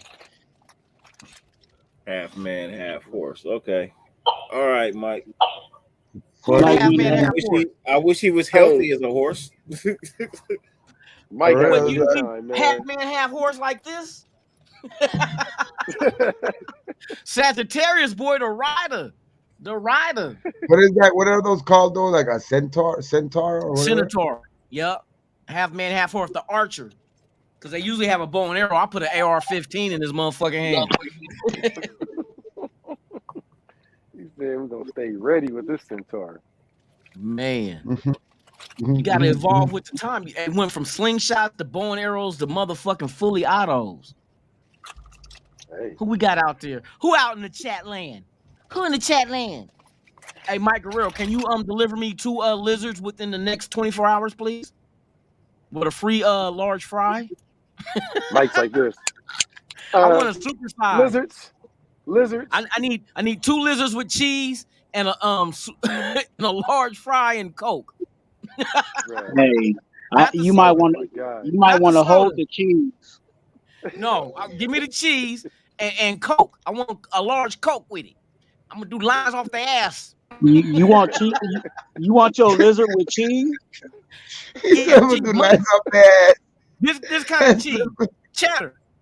You know what I Okay. Oh, mean? you looking for that type of party? Cheese with some You looking for cheese. that type of He party? I said don't he want no wanted like broke bitch. Parmesan. I don't want a You want broke that bitch. I want a He Parmesan. said bitch he with wanted to cheese. lines up their ass and shit. He Yeah, said, doing lines of Coke off their ass. Fuck, That I ain't Parmesan. tossing no groceries. I ain't eating no groceries. So Jorge says, what started everybody calling Jimmy porn star Jimmy? So the thing is, Jimmy G has a fondness for porn stars. Is that Yeah, Rafa? Is that he Rafa? dates Is that he Bank Rafa? dates account? porn stars. Yeah, so that's how he got Jimmy porn star Jimmy. You know what I mean? Because Jimmy "Hey, have likes you seen that one video where like they're he's a fan of the porn industry's stars, and Yes. he's been known to date them. when So they're He at the don't give fucking a fuck. the Warriors game? When they're at the Warriors game and like all the cheerleaders just come up and say hi to him and shit. And Oh it was yeah? like him, McCaffrey, Kittle, They were all sitting next to each Hey. other, bro. All the children came by and said hi to him and shit. I'm trying to be Motherfucker. G's big homie. I want to be his big homie. Like, hey, little homie, hey, where we going tonight? Hey, I would have Let been me pissed off too. I'd been like, man, all these hoes is coming to see Jimmy G, and he let ain't me even ride playing. with you, dog, for real. He ain't even on Hey, the field. Twan, take that wedding ring off. Don't say that too loud, man. Don't say that too loud, man. You tell your situation. Hey, Oh, Michael, Don't I'm say not that jumping too on loud. no wagon. I'm not jumping off. I told you, I'm gonna sit on the fence until I see. That shit gonna I'm hurt just gonna your hang ass out off right sitting on here. the Hey, fence. look. I'm like that lifeguard at the pool that don't really want to do shit. Oh, I I'm thought you just gonna sitting up say. here in the tower, bro, and I'm just checking out the scenery, bro. I'm I gonna thought you see what said. happens. I thought you was gonna Look, say you that so a lifeguard motherfucker at the really pool that drowning. can't swim. So a motherfucker really drowning or a bad bitch walk by, I'm not moving, bro. I'm just gonna That sit nigga up said here he in the that tower. lifeguard at the pool that can't swim. Nigga, what? Yeah. What? Hey, they Hey, saying bro. right Hey, now. fill I your got the lungs with job because air it and was float. Hey, they really pushing the Raider narrative that they trying to make it like a dump year this year, like a tank year. I ain't trying to Nope. hear that shit. Nope. Because every Don't time the believe that motherfuckers was shit. last year was talking about it was supposed to be a. But you know what Don't though, man, I believe was that looking back. shit. I'm telling you, I was don't looking believe back that on that shit. KC game. We was one catch away from beating them Bruh. motherfuckers, man. That toe tap from Devontae, we would have kicked the field goal, beat them bitches, man. You can say that about majority of the losses we had, except for one, New Orleans, that was legit. But everybody else, one play away. You go through that game, and I guarantee you there's multiple choice to this question. What play in that game could you have changed to make the outcome be different? And I bet you there's more than one answer. I bet you. Come on, Brett. You don't lose close game. We just didn't know how to finish. That's it. It wasn't like we wasn't in the game. It wasn't like we didn't have the players on the field to be in the game. It was just the end result. We did not finish the game. That's all that was. You know what I mean? Couldn't finish. I came too quick. But I'm working on that. I'm working on We that. couldn't last them 4 quarters. Man, I'm working on that. Couldn't last them 4. We got to 2.5. And Hey, was like, now man, this is it. I'm a motherfucker though. You know what I mean? That's the mentality of what your team got to be like. Now we're gonna add the motherfuckers that don't premature ejaculate and make sure that we play the whole 4 quarters. Look at the game. Hey, you know what though? Hey, I was snooping around on some lives this week, and man, I heard some crazy shit, man. I don't even want to repeat it, but No, do it. there's This man here. just it's about Raider players, you know what I'm saying, and just the inside scoops, you know what I'm saying, from what certain content creators they hear, and man, it's gonna be some crazy narratives coming out soon, bro. If they stick with that about some of our players, Yeah. man. Yeah, bro. I don't like it. Do not like it. Like I said, these motherfuckers just want to be out with information that might not even be true, but just to be the focal point. Like, oh, such and such said. That's all that shit. Even if they don't it's care bad, about having the let that right shit come out. information. They just want to be able to the shock and awe. You know what I mean? That's why you hear a lot of bullshit. Like, what? We learn it as we go about Las Vegas, man, because there ain't really a city that's like this. You know what I'm saying? There's cities that don't sleep, but there's cities that ain't like Vegas where they don't sleep and they gamble and they drink, and that's the main attraction on it. So, man, whoever we get in that silver and black this year, man, they gonna have to have a whole new mentality change because that shit is gonna be rough for them cats, and they're gonna be all rookies. They're gonna be all young cats. Unless you're Jimmy G. If you ever notice in any casino in Vegas, there's no clocks. No clocks at all, dog. So no clocks. You don't need to know the time. What time it is. No clocks. You just no go windows. by the sunlight. You go by the sunlight. No clocks, no windows, exactly. No clocks, no windows. Man, for real. That's protocol. And all their doors are tinted. Man, I'm telling you, I went out and partied all night with some friends, and we like got a bottle. We walking through the casino drinking. We stepped out the door, and it's like when you're in the casino, you think it's still nighttime. You get outside, it's like the sun was up. Like, what the fuck? It was 7 in the morning. Empty. 7 in the morning. Parking lot was full when I walked in. Bro. Empty net, bro. But I love that lifestyle. Jimmy G, hey, hit me up, Jimmy, if you're watching this shit. Bro. I just want to come along. You ain't got to pay for shit. I pay for my own way. That motherfucker gonna hit you up too. Watch. Hit you up. Watch you. Hit me up. I know everybody here didn't gamble, man. What's the longest you spent in a casino and didn't even realize it? Fuck, I don't even know because you lose track. You don't keep track, especially when you've been drinking. You just play. You win, especially when you're winning some. Not the jackpot, but just I enough to would say keep it going. started off like the most, like just being at a table just once, like say like 8 o'clock at night one night to like maybe like 2 o'clock in the day the next day, Okay. and not knowing, you know what I mean? Not knowing, just like being like, oh shit, dog, I'm fucking hungry. It went out, and it was daytime, and it was like, oh shit, Yeah, I thought it was morning. I thought it was morning, and it wasn't even morning still. I was like, oh shit, it's not even morning, it's afternoon. I'm gonna go take a quick, little crazy. nap, and get ready for the night too again. But Yeah, no, 'cause- I don't, well, I hey, don't, on I the don't, I chat, don't, I don't gamble much. So when I do, you know what I'm saying, my gambling is at the buffet. I feel you. I don't gamble that much anymore either. I'd rather go party and like you say, go eat some good food, get some drink. You know what I mean? Trip off with people that even you at the see. draft. Do you remember the draft? Fucking, we were at the fucking at Fremont, and like, cause you know how it's still like underneath like that tunnel type thing. So we were like still we chilled there till like in the morning until we were like seeing the fucking sun. We looked up, we're like, oh shit, the sun's out. Now we gotta go back to the fucking room. We're about to go fucking do the tour of the stadium in like 2 hours and shit. Like, oh shit. That day when y'all came out for the what was it, the New England game? No, that Nah, was it was for the when draft. we did that was The the other draft. time? Hey, for The real, I other feel time was not it. Yeah, that was crazy, dog. The fucking Vegas is a different time, dog. Like you live yeah. on a whole You different gotta be time over you there. gotta be built different to fuck with this shit. Yep. Yeah. Well, bro, keep the show going. I gotta go take care of little man. All I right, will holler at y'all tomorrow. Yeah. all right. All right, For man. sure. What's tomorrow? Yeah, okay, tomorrow, Saturday or today. Yeah, later Saturday. today. Later Okay, today. got you. We good. Yeah, We I good. gotta wake up early too, dog. So All right. I gotta All wake right. up early. Gotta go Appreciate do shit everybody, tomorrow. man. For All sure. right. For sure. I'm gonna do the rest of the show in the nude. No, you're not. No, You fuck, always I be gotta scared to go get naked all the damn time. This I nigga, gotta bro, go, this dog. nigga I gotta go. this Look at motherfucker, this. I'm about to take my I'm shit off every time. Yeah.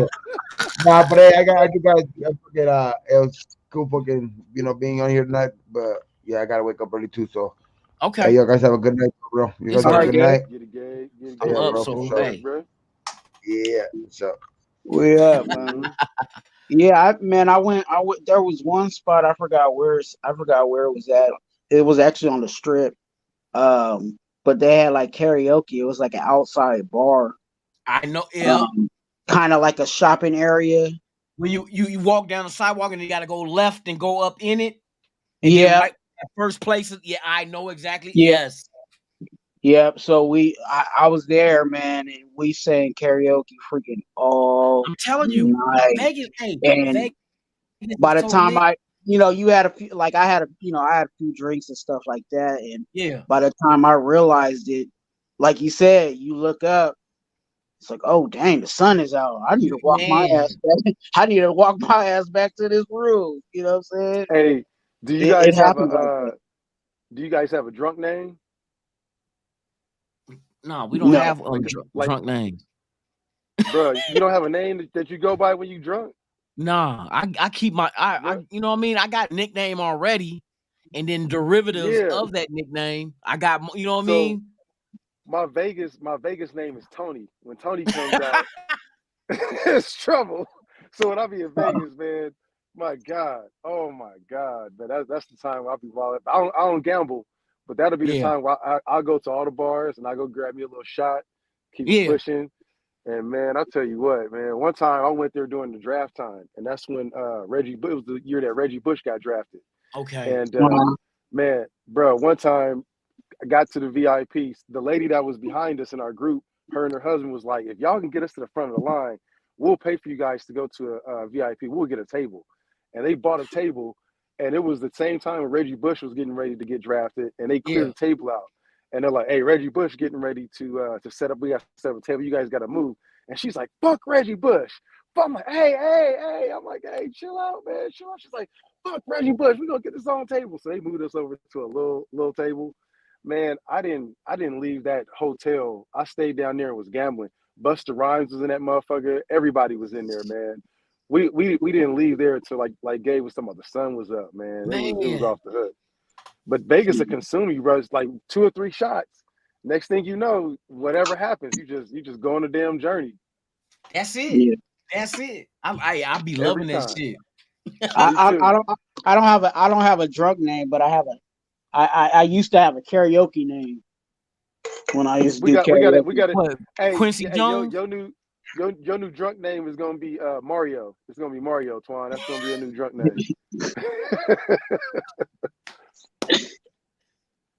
That'll work. Yup. Damn. Yeah, hey, I love it out here. Ever since I moved here, I was like, man, this is my pace. I love when like friends come into town, like, oh, we're gonna be in town. So I'm like, man, all right, let me know. I get a room on the strip. I'm like, we hook up, we get out, and man, I'm telling you, I love this shit. The I love this ambassador of shit. Vegas. Just get out and have fun. You know what I mean? It's simplicity at its best. You don't have to gamble. The alcohol's free when you do gamble. It's so much shit going on. It don't shut down. You know what I mean? If Good ass something's going on food. that weekend, it's gonna be lit all weekend long. All weekend long for real. Yep. Good ass food, everything. Man, like any kind of food you want. Certain hotels got it. Certain other little places that, you know, specialize in either barbecue or Italian. Like they got some good Italian places inside of Bellagio. You know what I mean? Where you can go eat right by and it's not, I mean, it's not too, you know what I mean, expensive. You know what I mean? But if you want some real good shit, you're gonna pay about $100 or $200. But I'm talking about like the super large, like lobster tails that come. They got that shit. They got whatever you want. Whatever you want, Everything. they got it here. Man. You just got to have the paper to pay for it. Or you can just be simplified and get a simple buffet and just eat as much as you want to make sure that it'll last you for the rest of the day if you plan on drinking, because you don't want to drink on an empty stomach. You'll end your night quick. I'm a veteran at this shit. I'm telling you, drink you some water and get you some food, especially something high in protein, chicken, steak, something like that, because it takes longer to break down in your stomach. So you'll always have something in you. Take it from me, the alcoholic. No, let me quit. Hey, you know what that's called? Though. You know what it's actually called? It's called your pyloric. It's called your pyloric valve. And it's in your stomach. Yeah. So like if you have an empty stomach, whenever you drink something, your pyloric valve is open and it'll go right to your bloodstream. When you eat, it closes your pyloric valve up.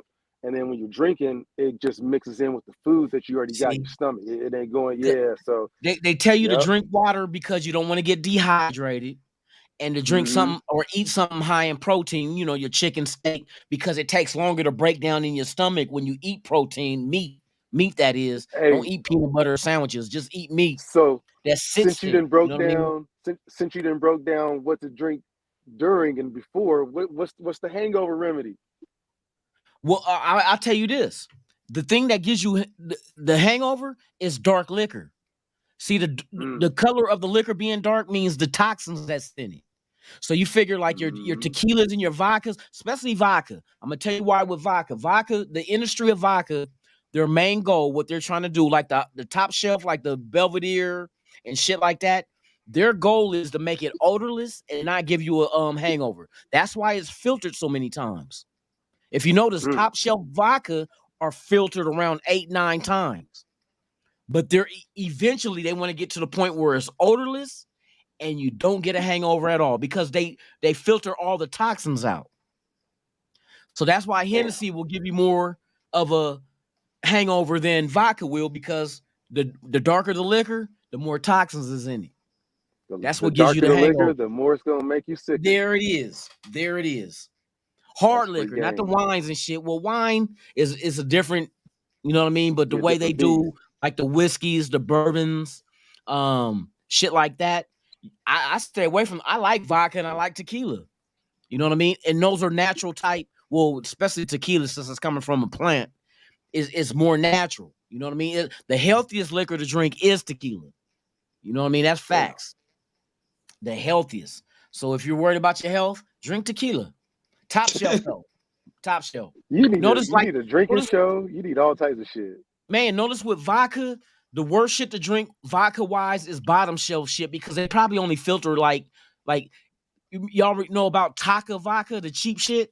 Yeah, I used to drink that. They only filter that about 3 times, right? So you figure like Grey Goose and Belvedere, they get filtered around 8-9 times. That's the difference. So they filter it and then filter it again and then filter it. They're taking all the impurities out. And it's the impurities, the toxins that give you your hangover. I got you. Hey, I'm That telling you, makes hey, sense. like, Yeah. I don't play a doctor on TV. No. Yeah. I tell you, You gonna be I haven't had a hangover. Last time I had a hangover was maybe, was it 3 years ago? I was with my son. I got a room on the Strip. It was New Year's Eve. So me and him hung out because his mom was, you know what I mean, whatever. I get him on the weekends. So me and him hung out, got a room. I was drinking fucking Fireball, but I didn't really eat anything. I didn't really eat anything. And it's like that I had a hangover, but not to the point where I was bedridden because we had to get up and check out by 11 and head back to the house. But hey, I did that shit wrong. You, like I said, you want to keep water with you. Keep water, drink. You want to drink water before, during, and after while you drinking, just to stay hydrated, because you get hangovers from being dehydrated as well. You know what I mean? So you want to stay away from that shit. But yeah, stay away from the dark liquors. Stay away from the dark. You'll be all right.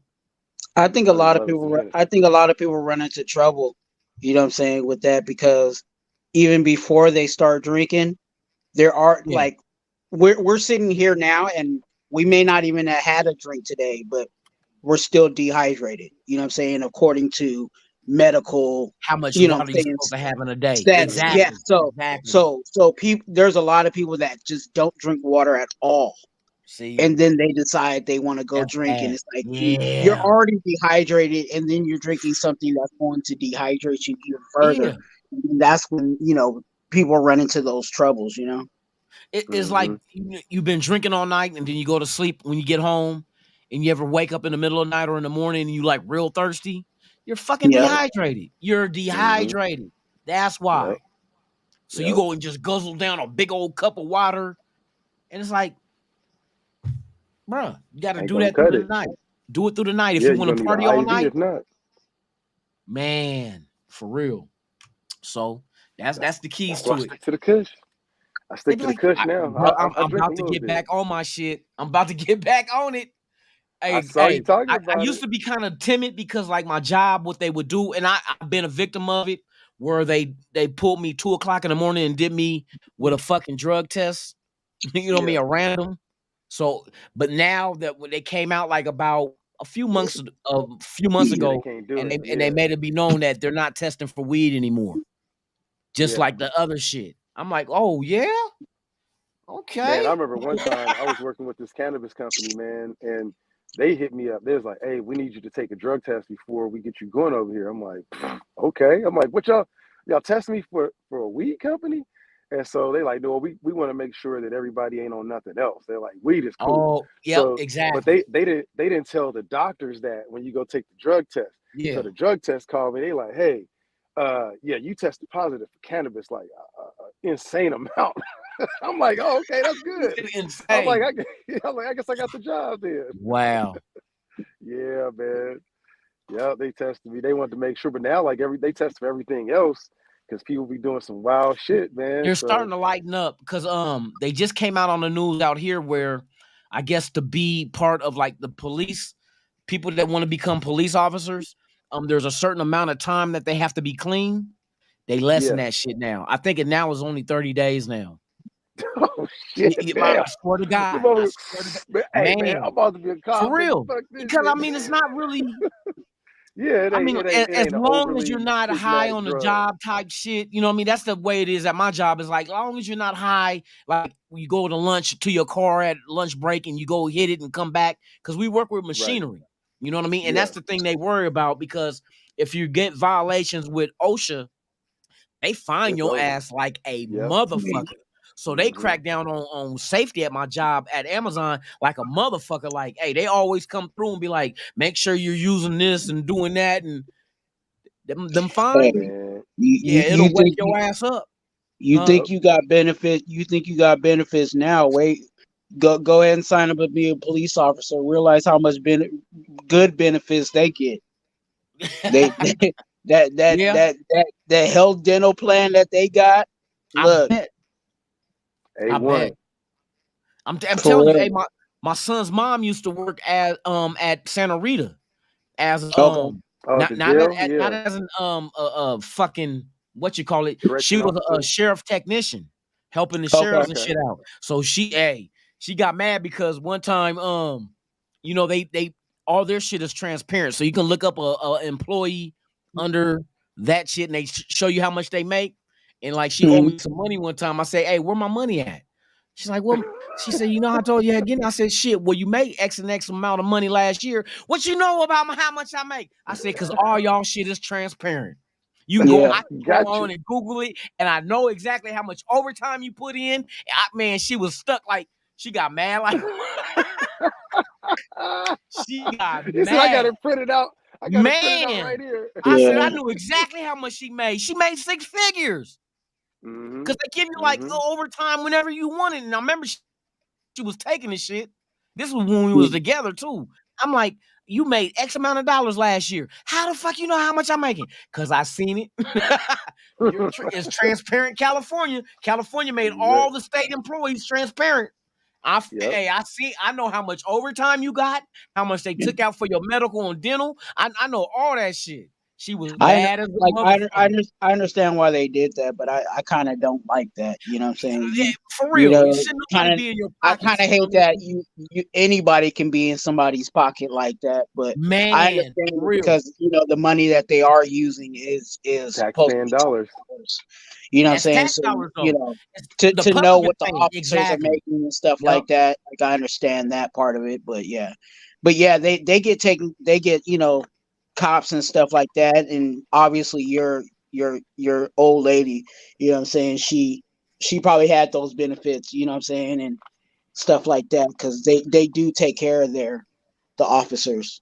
They may not Yeah. get paid well if for all the BS that they got to go through just Hey, out there on the streets and stuff like that, but yeah.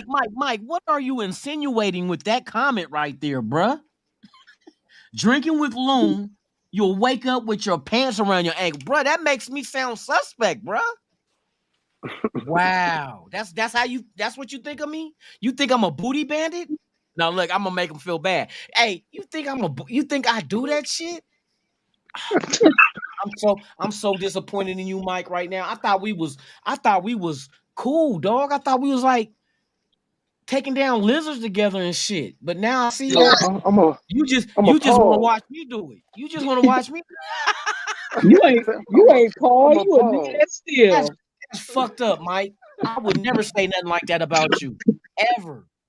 Ever. You If ain't we was Paul. out drinking and you got into the fight, I'd be the motherfucker to knock that motherfucker out for you. Just not because I want to help you, just because I was bored. That's my favorite line in Wow. Fight After Next. I'm hurt. You stealing? I'm I'm appalled. deeply hurt. I'll be back. Let me go cry in the bathroom real quick. You ain't Paul. Oh, You a nigga that steal. that's fucked up, Mike. Just stealing Mike and out here, stealing everything.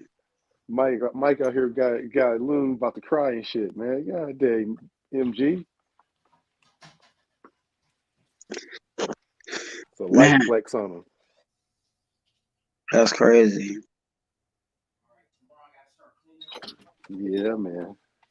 Hey, look, I was looking at certain jobs. I was like, man, I might mess around and be a park ranger. Hey, them park ranger gigs ain't that bad, man. You ain't doing too much, but when the shit hits the fan, Yeah. you don't want to be out there. That's where them grows be at, them illegal cannabis grows. But that's where, to be honest with you, that's where like and like jobs like that, like I know why they get paid the way they do. Like they get paid Yeah, pretty well. You know what I'm saying? Because like there's days where, because I actually know a few of park rangers, and they tell me they're like, yeah, there's days where it's super chill. You know what I'm saying? We really don't do much. We just kind of drive around. And then there's other days where it's like, you know, it really hits the fan. You know what I'm saying? And that's when that's when they really make their money. You know what I'm saying? So they say the pay balance out. It balances out because they have their chill days, but then they have days that are really really stressful because of whatever else, whatever is crazy going on in their in their zone. Hey man, you might like it though, man. You're an outdoorsman. You know what I'm saying? That might be the thing for you. Park Ranger Twan. Saying that might be a good little outdoor thing to do. I'll tell you what, that ain't for me. I ain't gonna be out there swimming. I don't swim. I don't mess with that water, bro. Really? I don't do nothing. No, I don't do none of them activities. How the fuck is you a lifeguard then? I ain't no lifeguard. I seen you at the pool. You was at the MGM at the pool, trying to sitting there with a motherfucker with them round donuts. I'm like, this nigga gonna let me drown. I just throw it out there, hey man. This nigga gonna let me drown. Talk about, and he blowing the whistle, telling, hey, go save him. Go get him. I can't swim. Nigga, what the fuck? You a cook and you can't cook? For real. I'm telling you, man. Hey, we SOL if you gotta put me in the water. Man. For real. Yeah, my mom didn't play around with that shit. As soon as she found out that I fell in love with fishing, she was like, man, you taking some swimming lessons. I don't need you to fall in that water and not know what to do. That's what I made my son do. Because me and my dad, we it wasn't like we was just going, around the corner, to go fishing. We would like take off like hours away from, from home base, to go throw a pole. So, my mom was like, nah, I'm not going to have you all the way out. I live in the Bay. She's like, I ain't going to have you drive all the way out to Stockton and be drowning out there and not be able to save yourself. So, as soon as she saw that I was waking up early in the morning on Saturdays to watch fishing shows and stuff like that, she was like, nah, you gonna learn.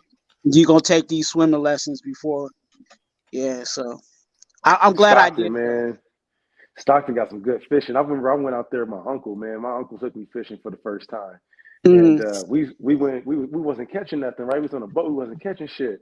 And he was like, don't worry about it. He was a reverend. So he always used to say, he used to be a pimp on top of that. But he was a pimp that went to prison and he found the Lord in the hole. You know what I'm saying? They took him to the hole for 30 days. He came back.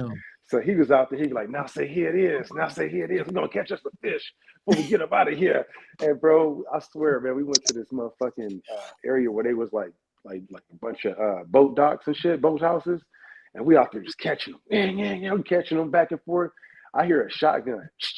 This dude got his boat, and he's like, hey, man, those are my fish. He's like, I feed them bread every day, bro. He's like, those are my fish. He's like, y'all fucking with my food. And we're like, oh, man, come on, man. So we had to give him a couple fish. Get up out of there, man. He pulled the shotgun on the pastor. That's crazy. Stockton crazy. Stockton ain't no place we fucking around there. I'm already knowing, man. I remember my son's mom's dad lived out there, and we went out there one time to barbecue. I'm like, oh shit, this the hood. I felt comfortable like a motherfucker, boy. Motherfucker graffiti on the walls and shit. I'm like, okay. Yep. I heard what you were saying earlier about your pops are some HP, boy. I tell you what, people don't know about HP. I'm telling you, Hunter's Point. I'm telling you. And this was back in the day. Him and my uncle. Nigga, they was telling me stories at the family reunion. I'm like, okay, nigga, now Bruh, that HP, shit was crazy as fuck. HP is crazy, bro. HP was absolutely crazy back in the day. They say that was the hub for like if you like what was that movie? Dead Presidents. Yeah, that's the life of Hunter's Point right there. Mm-hmm. Hustlers, killers, and drug dealers. Man, they got a book about it. One of the Beasleys. It's a dude. I forget his name, but when I find it, I'll send it to you. But he wrote a book about those days up in HP back in like the 60s, 70s, or whatever. That's when my pops was out there. That same fucking era, for real. Yeah. He wrote a book about that shit. Damn, that's crazy. Because he was in a mix. Because my dad even went to San Francisco City College. He went there, and my uncle was in the fucking I think he was in the Navy. let me remember right. My Uncle Theron I think he was in the Navy, but my cousins, like I got cousins, man, on every side of my family, somebody came out the Bay. You know what I mean? Yeah. Before my mom even met my dad, she was married to her first husband. They were stationed in Alameda because he was in the Navy. You know what I mean? So my oldest brother was born out in Oakland. Then on my dad's side, not only was it him and my uncle, but my aunt had my aunt Elvia. She lived out there because like the way they did it back in the day was like my uncle was older than my dad. Mm-hmm. But when he was young and came out of high school and shit, he moved from he originally from Kansas, but went to San Francisco because that's where my uncle was at. And so my aunt too, she was younger about that age, went out there, and I'm telling you, bro. And then my stepmom, shitload of family members on, and she raised me from second grade. So like through Oakland and Berkeley and all that shit. This is all family. Yeah. You know what I mean? So it's crazy. We probably got some cousins along the way in the Bay. That's why I was trying to ask you before, like you be in Seattle, right? Mm-hmm. Okay. I got an older cousin that's in Seattle, was Gary Payton's personal assistant, but he brought him up there from Oakland. Big Marty White. Okay. 6'5". You know what I mean? Yeah. And he's still out there since Gary got drafted by Seattle. But when Gary got drafted by Seattle, he brought him and said, "Hey, look, I want you to come with me," and because they grew up playing basketball together. Now my cousins, they from North Oakland, they from Bushrod. Okay, but they played with Gary's. His dad was the coach. Gary Payton's dad was the coach, and my cousin was the tallest one, played center. But when Gary got drafted out of Oregon State, he brought him with him and been there ever since. Man, we used to go there for when Gary had celebrity basketball games at Key Arena, and then afterwards there would be like after party on the boat. Yeah, like my cousin was the one that threw. My cousin Marty was the one that threw the boat party afterwards. You probably talking about like at Queen Anne and shit. I think because E40 would come out there, Richie Rich. Yeah, and I be fucking with him because that's my cousin and shit. They know Big Marty. Like, oh, Big Marty cousin? I'm like, yeah. Because Big Marty, when I lived in Portland, he lived with me. We like 4 years apart. So when he was out of high school, I was a freshman. And he lived with us there. And it was like me and him that was like my older brother, man. For real. Yeah. We had so much fun. Man, but yeah, that's why I was like asking if you knew who he was. His sons play basketball. I forgot what high schools they were. In Seattle, what high school? Because I know one of his sons is going off to college now. I forgot where, but they tall just like him. That motherfucker, man, I'm telling you, you probably have met him before. Because one girl, like a girl that I went to high school with, her name is LaShonda, and she works for Microsoft, but she does in Seattle. She does a lot of like urban type things that they got going on with Microsoft, you know what I mean, with the Seahawk players and so forth. Yeah. And, I remember asking her, I said, "Hey, do you know who Marty is? My cousin?" She's like, "Yeah, our kids play basketball together." I'm like, "Are you fucking serious?" And we like grew up in Portland together, going to high school and shit. You know what I mean? Like she was in the mix, like, "Yeah, I know him." I'm like, small world for real. Especially up here too with black folks, man, because they gonna either be successful or they not. Yep. Hey, I like Seattle, but you know, you got warrant out in that motherfucker. You know? Yeah. You can't. You gotta go down on some bullshit though, because my music was too loud in my car. It's a criminal offense to have loud music in Seattle. Yeah, they don't fuck around out here with that shit, bruh. You can't be slapping in Seattle or what, bruh? It's a criminal offense. It's a criminal offense. It's too many criminals out here now. Man, so you know, motherfucker got a tiptoe.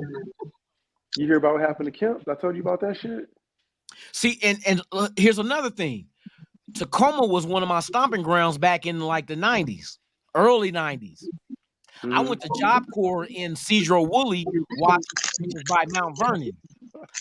For a year. I was there from 91 to 92 going to Job Corps because my stepmom sent me. She's like, "You're gonna end up in jail or dead." I was there for a whole year. You know what I mean?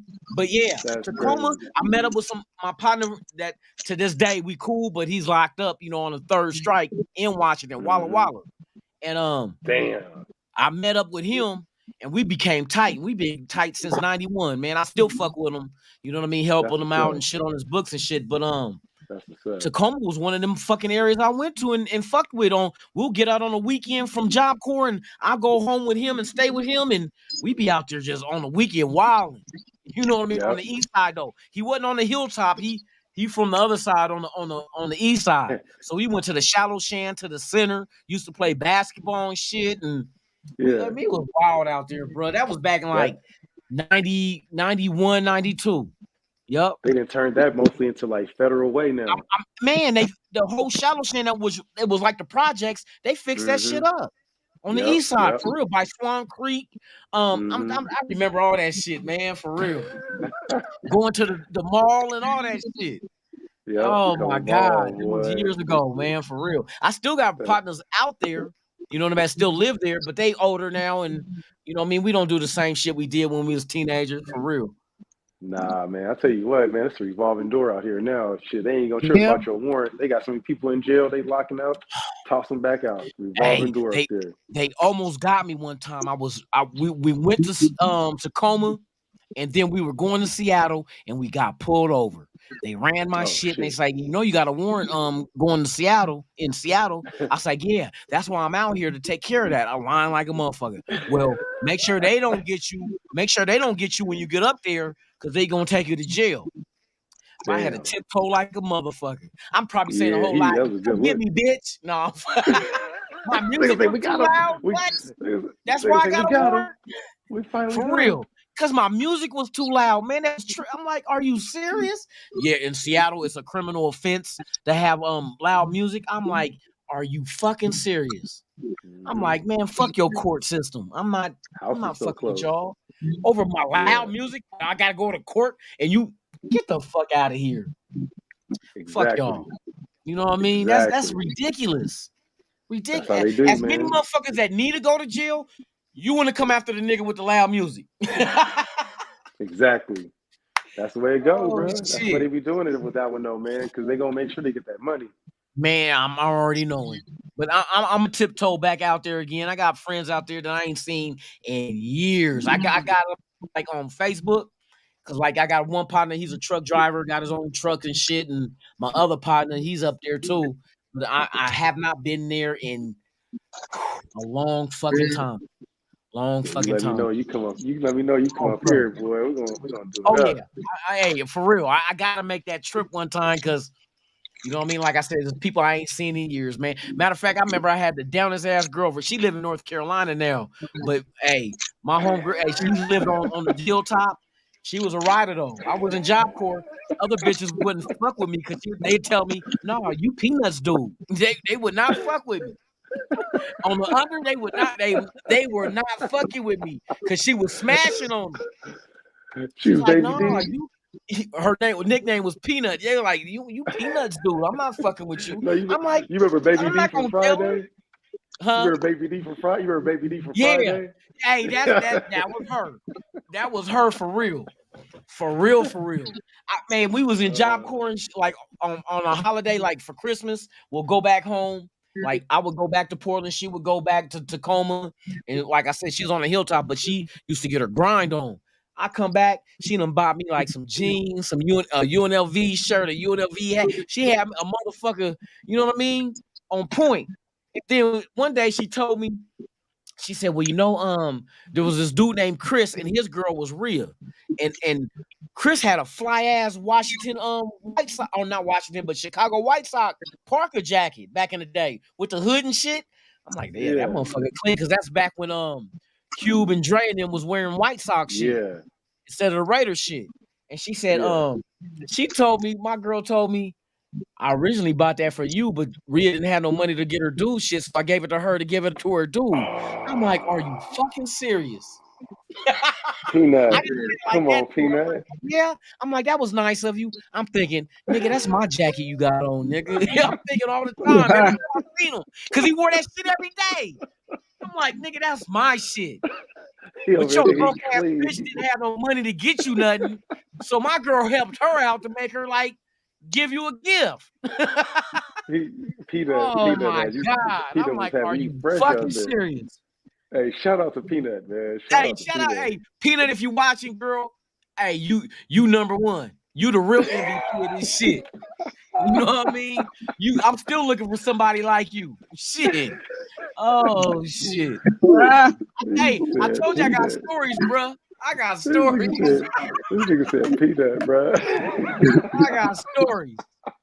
Her name was Vanessa. Vanessa, you the real MVP.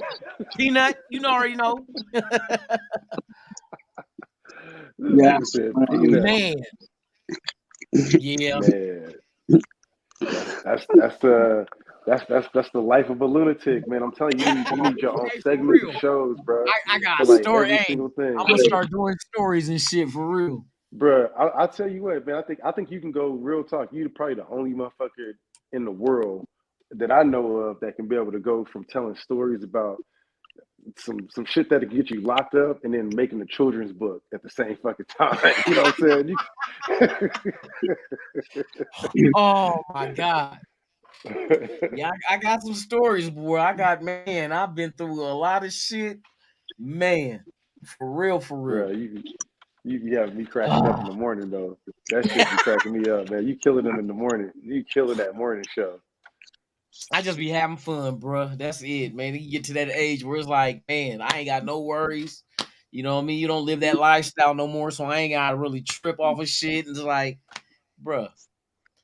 Man, you know what you need though? You need to get like the morning shows we having with you need a female in the morning to just talking shit. That's gonna be able to talk shit. I thought about that shit because see, one thing I wanted to do was like when I do my shows, I would love to have like a female because I'm knowing eye candy. I got more men watching the shows than women, so nice eye candy. But at the same time, she can read off the chat while I'm still doing my shit. Mm-hmm, sometimes I get away and start ranting and talking, and I forget about the chat.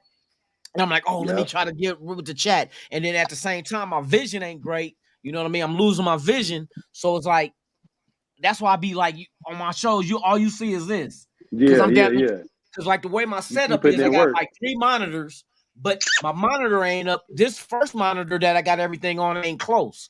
It's set back. So I got to get close to it to try to see what the fuck motherfuckers are saying because I don't want them to feel alienated like, oh, this nigga ain't answering my question. That's not what it is. You know what I mean? Sometimes shit get past me. And then sometimes that's why I let, like, if you see my shit right now, like right here, that's the chat. So I want everybody to be able to see the shit they writing. Cause I can see it, but it's small on my screen because we're broken up into 3 like squares. So I got the chat right here. So y'all know that your shit is up there. So whenever y'all post something, it ain't be like, oh, did Lunatic see it? No, I seen it if it's up here, if I go look at it. So I try to go back and rewind and like, okay, let me go through. And I have to remind myself, hey, because when I get to talking about shit and I'm passionate about it, everything else is around me is shut down. I just get to talking and like, I like fucking with y'all, man. Y'all, it's like, thing about Raider Nation is different than a lot of fucking fan bases because it's not just a fan base with me. You know what I mean? It's more like having you know when you go to different cities and certain sections have like what they call them when they go to a city and they have we're gonna have our convention. It's like a convention. When you got Raider fans together, it's like a convention. We get to, where you from? Oh, you from Arizona? Oh, I live in, you know what I mean? You start meeting people that you would never meet anywhere else on the walk of earth. You know what I mean? Yep. We might not like the same music, the same food, but the one thing that brings us together, we love the same team. You know what I mean? So it's like a convention when and now that YouTube is doing what they do, it's like we can bring together virtually without having to actually go to that city, go to this city, go to that city. We can just be wherever we're from and meet new people. Like I would never have met you anywhere else. Kush, Twine, I would have never met you. Even though we used to live in the same areas. Yeah. I probably wouldn't have crossed your path. You know what I mean? Yeah. But the Raider shit made it possible for us to cross paths because we share the same likes. You know what I mean? We share the same team. So I like the fact the way that it's built up where you can meet people that you have never met anywhere else. You know what I mean? Yep. And it's dope because not just meeting them, we have a common interest as far as the Raiders go.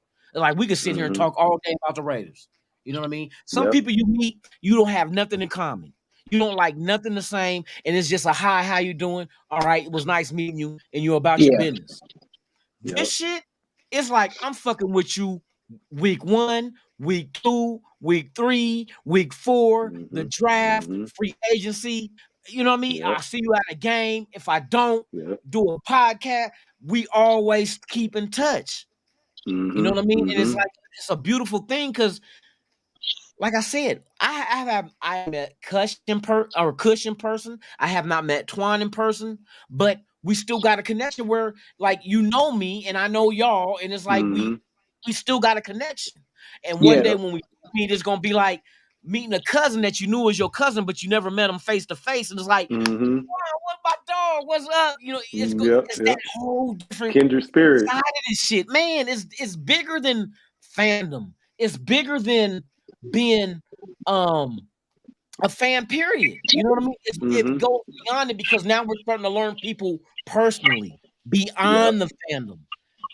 We need to do a show called Beyond the Fandom where it's like we fuck with each other beyond the fandom. It's not just that we like the Raiders, it's beyond that shit. You know what I mean? Like, that's a dope idea.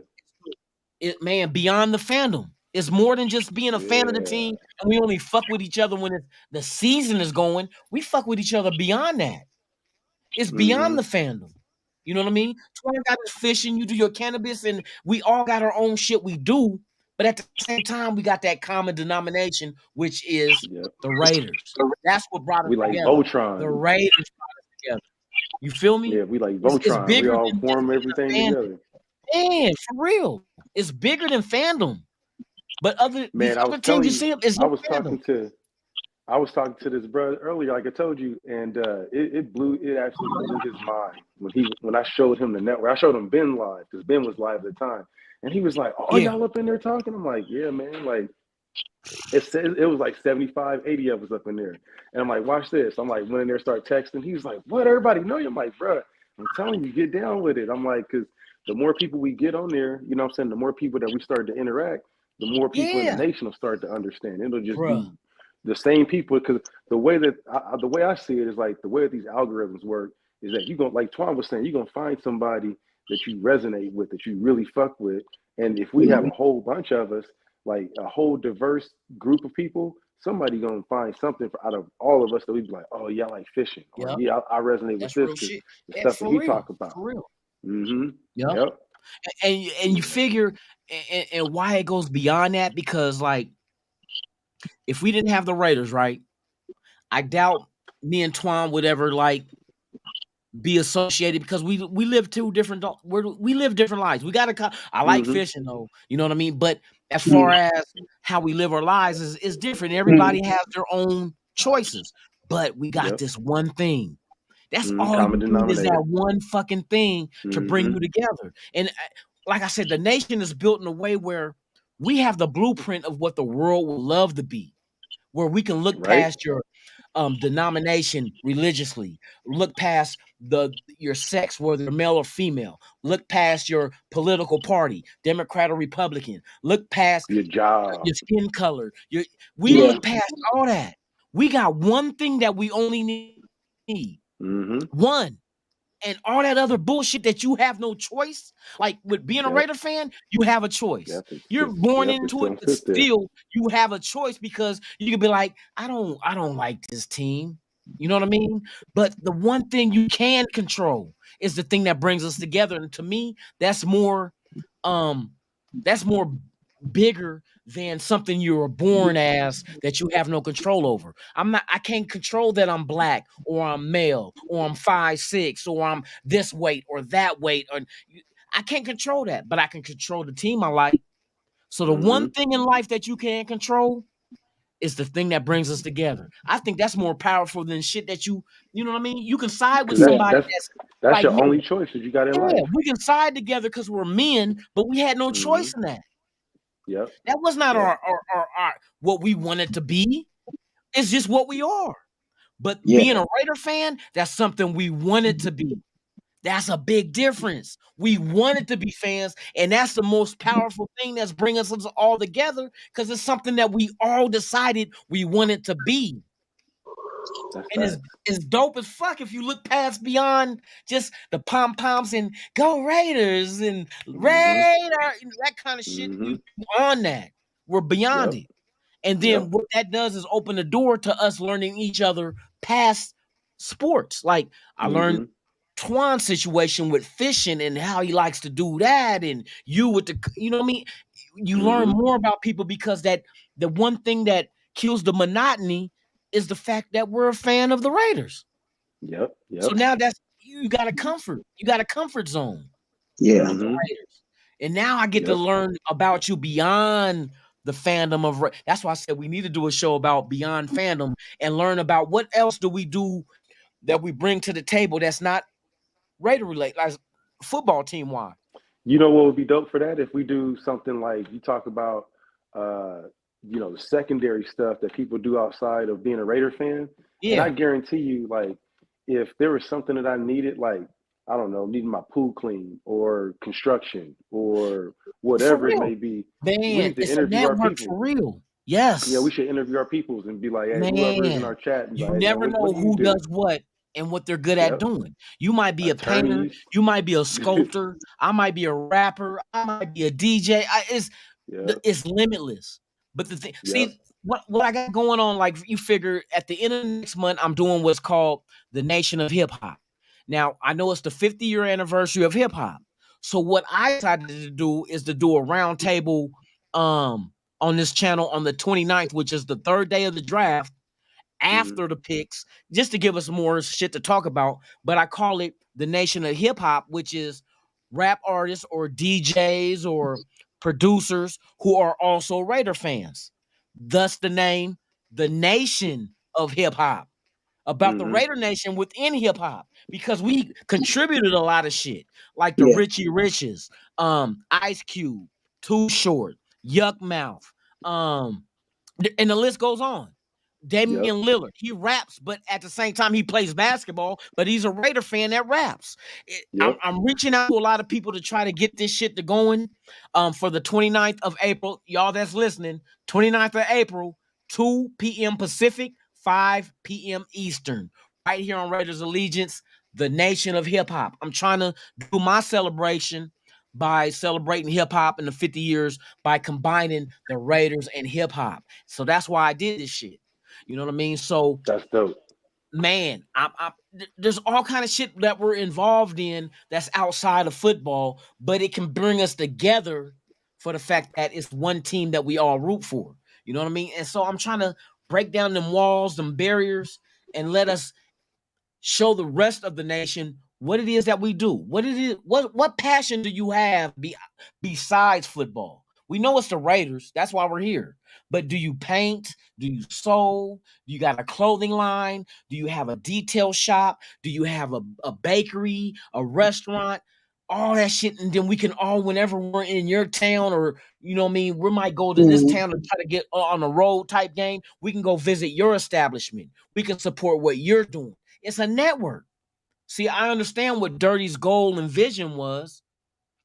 So now let's really break it down. Like, okay, who makes shirts and hats and embroidery and that kind of shit? Like, let's support them.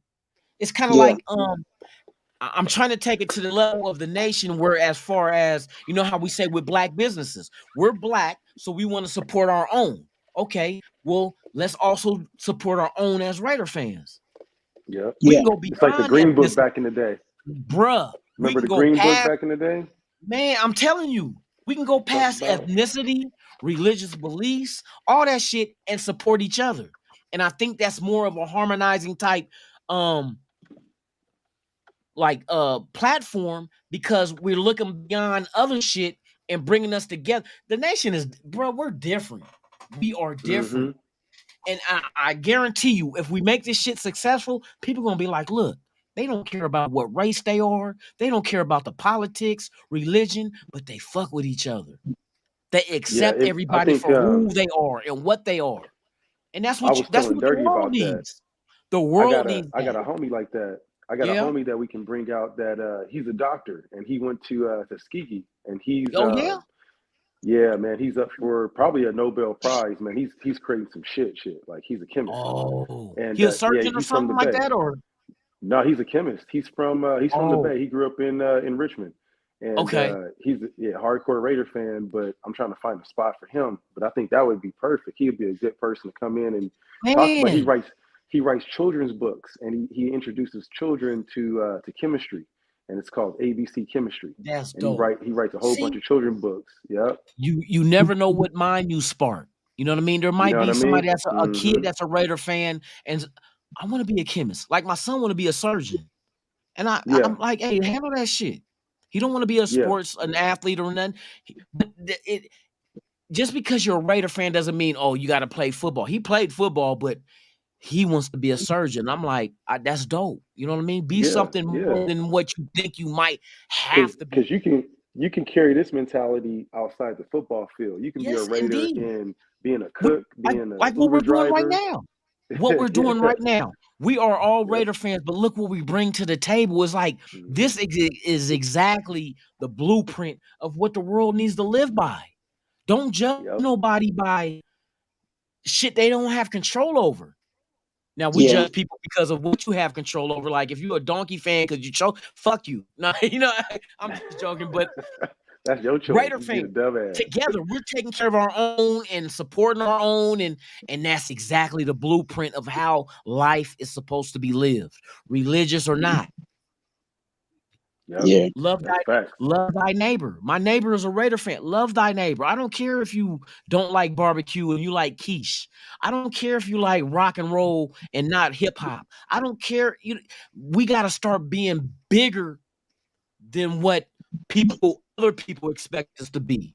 They expect us to be small minded, and you know what I mean. That's just not how it is. Naive, That's a dumbass reason. That's not how it's supposed to be. What about what you want it to be? That's what we got to focus on. What do you want it to be? Because when you say that's not how it's supposed to be, you're taking somebody's ideology and making it your own, you know what I mean, version of being gospel. And that's not true. That's not true. It's bigger than that. That's not how it's supposed to be. I mean, you're just following along everybody else. You're a sheep. What about the people that changes the whole culture of shit and like, fuck what it's supposed to be, how you want it to be. I want the world to be where we don't judge each other by shit we can't control. You know what I mean? And I think sports is one thing that kind of unites us because no matter what walk of earth you're from, even if you come from, like, I done seen people that's from opposite.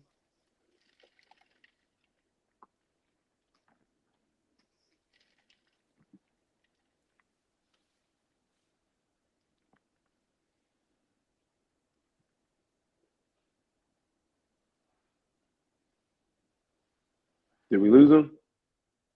I think we might have. Yep. He was on a roll. He tap in. he got that spotty Wi-Fi. Where he at? Yeah, man, that Wi-Fi be going in and out on him. Now I feel what he was saying. No, that was facts, bro. That was straight up facts. We definitely need to do that.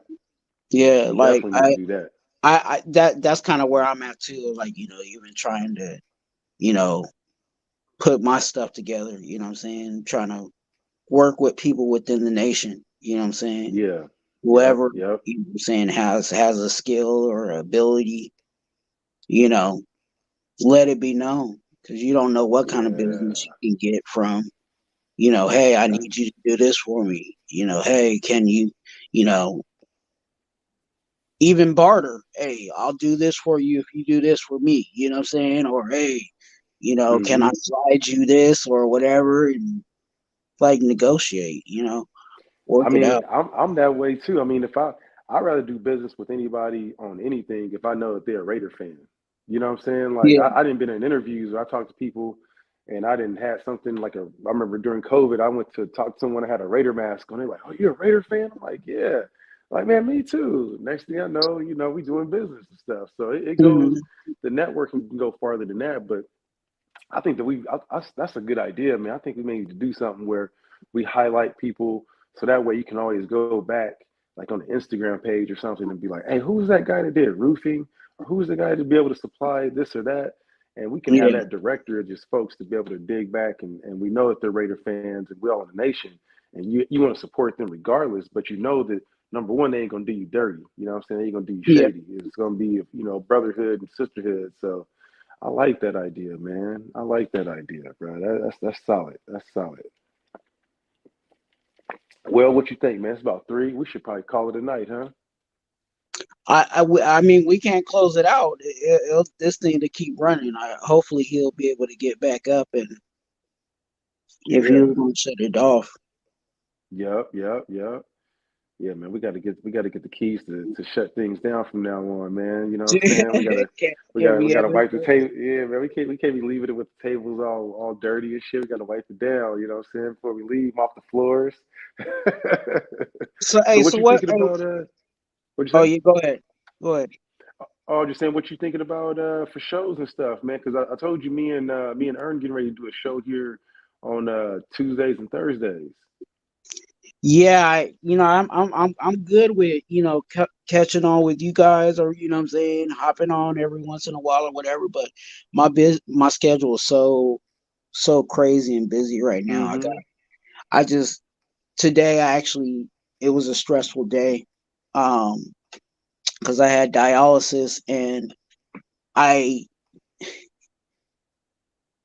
I'll tell you what happened. I So I told this one guy, I'm not even gonna say his name. I told this Yeah. one guy, I said, hey, this is X, Y, and Z I gotta do. I gotta do this on Sunday. I got dialysis, so Monday, Wednesday, Friday, that doesn't change. Mm-hmm. So I got something to do on Sunday.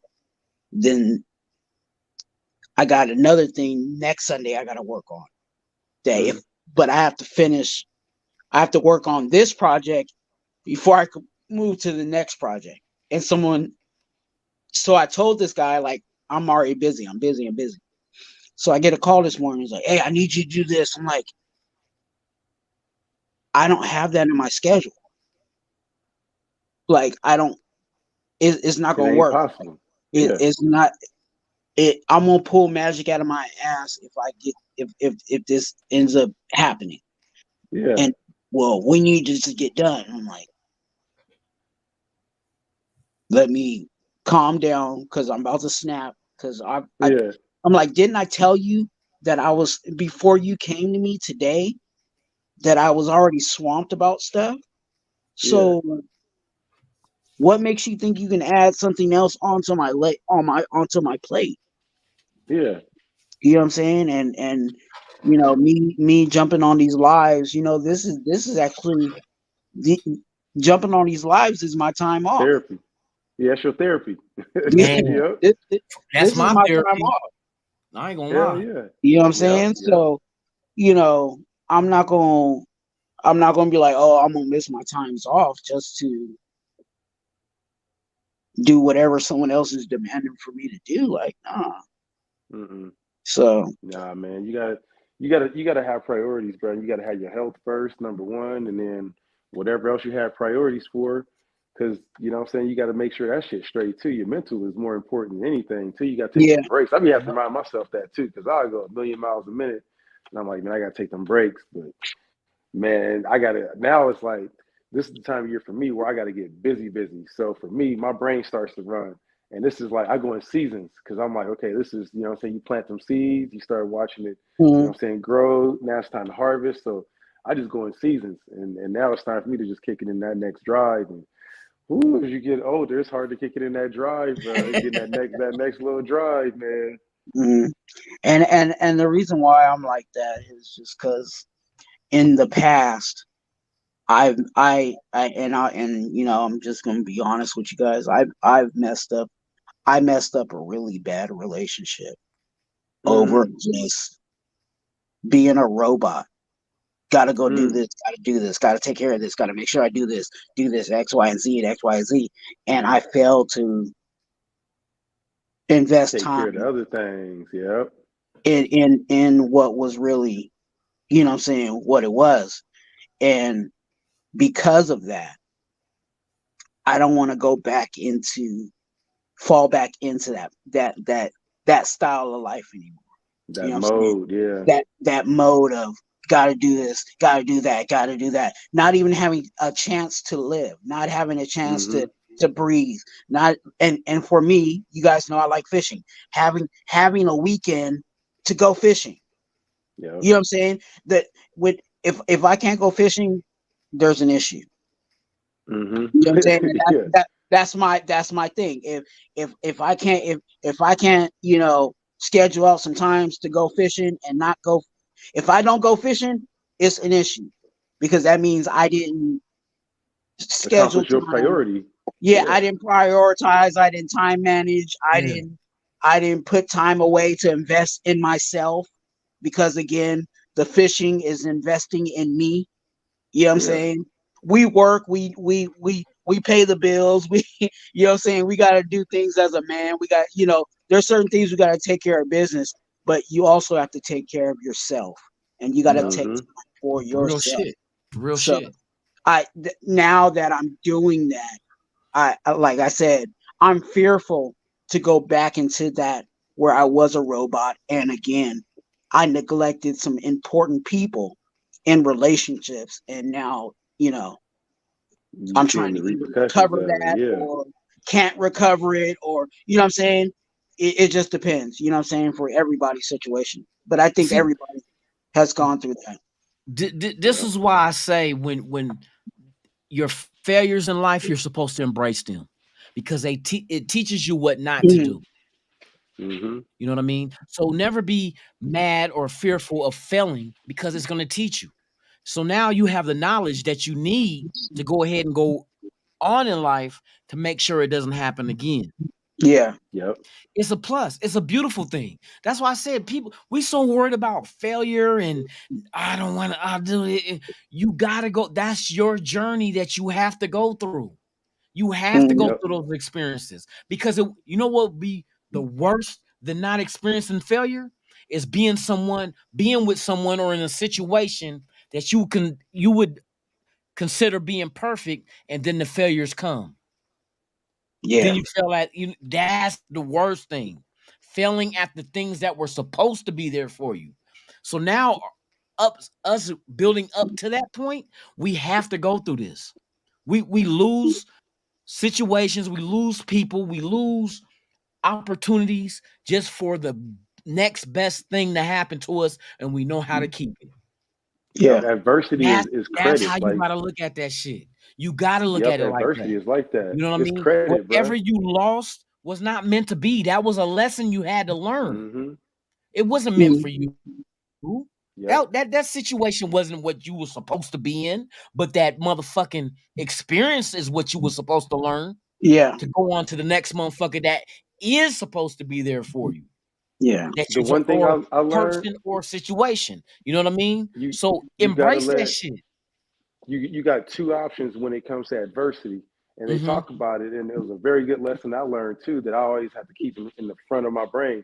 Yeah. Adversity is either going to push you backwards and make you fear things, or it's going to push you forward and you're going to embrace shit and you're going to learn that adversity is like your credit. To me, adversity is credit. It's like, okay, I learned something, and I know like in your situation, it's like, okay, I know that the next situation I get in with this, I got to have me time. And like people talk about that. And like I really grab the importance of that. And sometimes me time is just, bro, like for me, it's just getting out the house and just I'll go watch a movie by my damn self. You know what I'm saying? I'll just go pop and go watch that. Hey, for real. Shit, for real. Yeah, man. Yeah. And it's just whatever it is that you do that you like, maybe those little small ass things. Like for me, I go to the park and go sit at the bench and go watch the river and just, you know what I'm saying? That's my little form of meditation. But it's just little things like that where you know that you're giving yourself, I call it like cookies. You know what I'm saying? You can go dig in your cookie jar later on when shit hits the fan. And you're like, you know what? I'm not going to respond like that because that's not the type of motherfucker that I am. And you pull out them cookies and you're like, because I didn't did this. I didn't did this. I didn't did this. You know what I'm saying? You got all these cookies that you can pull from. So sometimes when you have adversity, just look at it like you baking a motherfucking cookie for later on. You know what I'm saying? It's going to help you do get through your that hard shit. time. Yeah, for real. Man, I remember like when I broke up with my son's mom, I went on about my business. I moved in with my cousin, but on Saturday, like I was off on the weekends. The way my job schedule was. Saturdays, I'll get up and go to Bayfair, go watch a movie that I want to see. After that, I will go to motherfucking Chili's, go get my food that I ordered, go back to the house and watch USC or And have a boxing good ass Saturday time. night, and I'm good. I have my own Yep. space. Time, you need your time to yourself, you know what I mean? Because through life, you give your time to other people, whether it's your job, whether you're working an 8-hour shift, a 10-hour shift, 5 days, 4 days. This motherfucker in your family needs you to help them move. This other motherfucker want to bring their kids over because they want to go do something. So, and you sacrifice yourself because you're a giving person. But then when it comes for you, fuck everybody. That's just, hey, let them know I'm not doing shit Saturday or Sunday. Catch me another time. I got to worry about me. My motherfucking mental health is more important than you motherfuckers laughing, hee and ha and tossing back tequila sunrises while I'm sitting here watching your badass kids. You know what I mean? You gotta make time. My mom used to tell me, I had a girlfriend that had 2 kids already, and she used to be like, well, look, that's somebody else's kids. And I understand that when you take on that woman, you take on her kids too. It's just a package deal. But you guys got to make sure you get time for just y'all. Make sure you get time for you and her Yep. away from that shit. And that's the same thing as you being by yourself, is make sure you get time for you.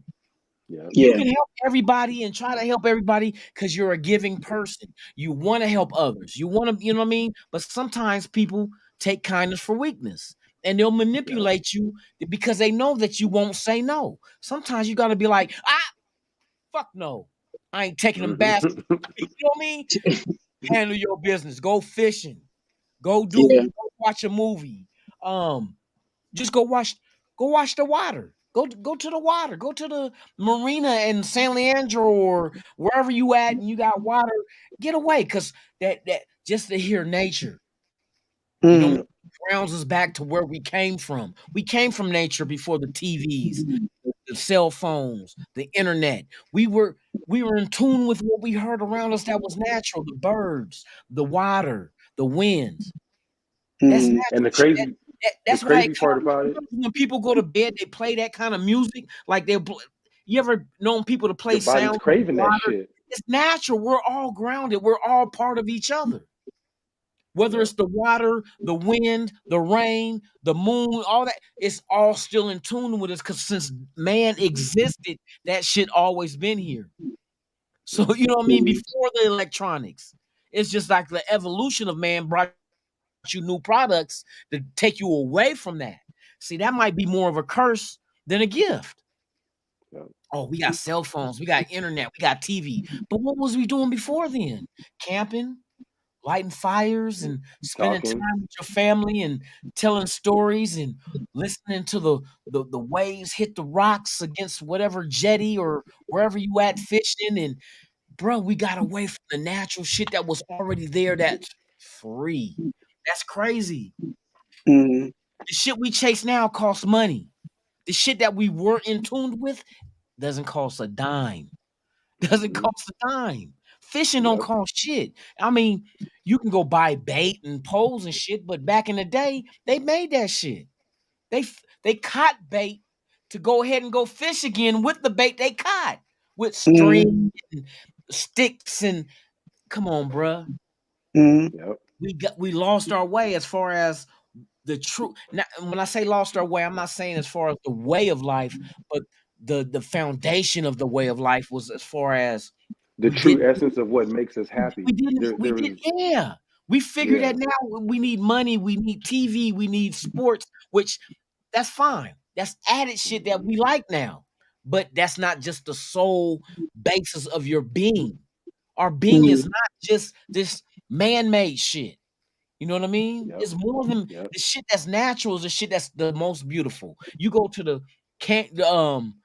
waterfalls. What's the waterfalls in Canada? The Niagara Falls. You look at that and you just marvel in the beauty because that's something man did not make.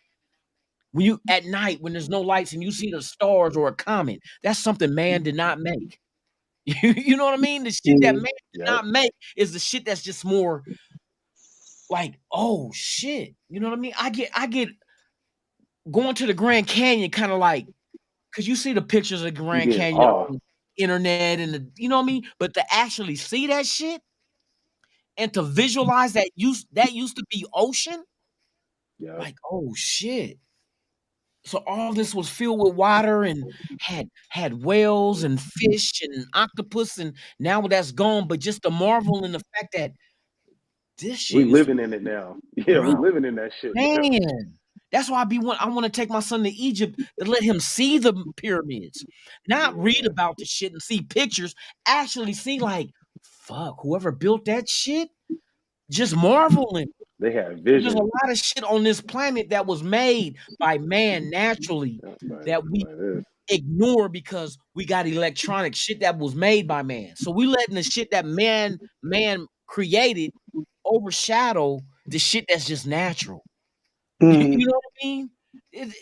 Come on, bro. There's too much on this world that we never seen that just makes you. The crazy thing about it is you can go there, and when you disconnect from everything, you come back. You ain't missing out on shit. You ain't missing out on nothing, bro. And you know what? That's why I think a lot of us like fishing because it takes us away from that and puts us back in the element of just natural. Just we catching fish without using a fucking boat and nets and you know what I mean. We're out there really going through the issue of how they used to do the shit. Natural. It's firing on the reward cycle in our brain. But you're in tune with nature because it's the circle of life. Yeah, you know what I mean? It's like you're working. Your body's working. Yeah, you don't catch what you don't eat. That's how it's supposed to be. You don't go out there and hunt really for the fun of it. You hunt because hey, my dad used to go elk hunting. I remember when he took me hunting for the first time, bro. And it's like you actually see that my dad and his friends, when they went out hunting, it wasn't for the fun of it, but it was we went out there, it was fun, but at the same time you get the elk sausage, the deer, and we ate that shit. We ate it. I grew up elk sausage. And a lot of people are like, I can't eat that. That's why we do it. But you got these other people that just do it for the thrill of the hunt. Kind of like letting a slave run loose and waiting 5 minutes. Remember Surviving the Game with Ice-T? Remember that movie? Where he took a homeless dude and fed him and gave him all the food he wanted, and then in the morning, nigga run. And we hunted it? Come on, bro. That's how that remind me of. You wasn't doing it for a reason. You did it for the thrill. Let's go hunt boar. We gonna eat it? No, we just gonna shoot it. What the fuck? And most hunters respect that too. Like they know. For real. What I'm saying? Like they be taking that shit serious, bro. Like as much as they'll have a good time, they really look at that as like almost like a ceremonial thing. You know what I'm saying? To be able to do that and understand it, because shit can go south fast. Shit can go south fast. You got to learn how to do that. Hey, that sounds. If you sit back and you look away from it, from the outside looking in, and you see that these motherfuckers just hunting for the thrills, like, bro, that's some wicked ass shit. You want to kill it just for your entertainment, not because you want to feed your family. Like you go to any other country that hunts. They don't do it for the thrill of it. They do it because there's a village or a family they need to feed. And they eat that shit and they don't waste that shit. You know what I mean? But these Americans or, you know what I mean, people that's with the times type shit that think it's, oh, we're going to go hunt for the thrill. The thrill? It's not meant for the thrill. It's meant for survival. That's why the Native Americans were so in tune with the earth. Like anything you take from the earth, you give back. You give back. That's the whole the way the shit works is give and take. But a lot of motherfuckers just want to take and don't give shit. And I'm just using that as an analogy, but that's with anything in life. I want to take and don't give. I want to take your land, but don't give you shit. That's what they did to the Native Americans. I want to take your culture and not give you shit. And you know who the ones that's responsible for that shit. You know, I ain't gotta, you know what I mean? It is what it is. But that's their nature. They always been like that. For anybody, and not everybody of that culture is like that, because wrong is wrong and right is right. You grow as you learn, and you like for instance, okay, my mom is white, but her family, as for her mother, prejudice like a motherfucker. But my mom knew wrong was wrong and right was right. She knew that the way her mom and father felt was wrong. You know what I mean? So it doesn't take for you to have to. I know we say like a lot of times you're racist. Racist people aren't born. They're raised that way. But if you're weak minded and you allow that to be your ideology, that's what you're gonna go ahead and adapt to and become. But motherfuckers that start questioning everything, you must question everything. I don't care what it is. Question it. Because those who are brought up in that kind of environment that feels like white is right and black is not, and they feel like, hey, something's not right about that. Question that shit. You know what I mean? Because that's how my mom was. She was like, my grandparents was wrong. You know what I mean? And I understand that shit because that's true. It's true. It's Ideology. wrong. Because they were born that way. You know this is wrong. So we're born with a DNA of knowing certain shit. Like, for instance, and this is how people got to understand this shit. Does a baby have to learn how to cry? Does it have to learn how to laugh? Does it have to learn what pain feels like? It doesn't. It's already embedded in their DNA. That's why I like you. There's a lot of shit in life that we don't have to learn. It's in us. It's in us. A baby don't have to learn how to cry. Shit, the first thing you wanted to do when it come out the womb was cry to take its first breath of air. Who taught it how to cry? You know what I mean? A lot of shit is already instilled in us. See, people don't look at it past it. They don't look at that like they think we got to learn everything. That's a lie. That is a lie. This what you be thinking about when you be at work? Bruh, I be on my shit. I be on my shit. Because you break that shit down and it's like, bruh, think about it. That's dope, Think about it. Okay, you ever seen I'm gonna go out now. Here go the lunatic side of me that's gonna make y'all laugh, but at the same time, it's gonna make you, damn, he right. Yep. Did you got a female dog and a male dog, right? They breed. They have puppies. Who taught the puppies how to hunt? Right. Have the mother and father be like, look, this is how you fuck. You know, but yet the motherfuckers know how to do the shit. Innate human instilled in dog canine ability, It's in you. That's why I say shit is passed on through. It's just whatever your DNA blueprint is, it's in us already. A lot of we know right from wrong. You know what I mean? We know right from wrong. Nobody taught us that slapping the shit out of somebody is wrong. We know that's wrong. There's a lot of shit that we ain't taught, but we already know. Hey, bro, don't go do that shit, bro. I'm telling you, your feelings. You feel it. You feel it. It's already in us. So, like I said, back to a baby being born, who teaches a baby how to laugh? So obviously, there's things in life that's funny that we laugh at without being taught that this is funny.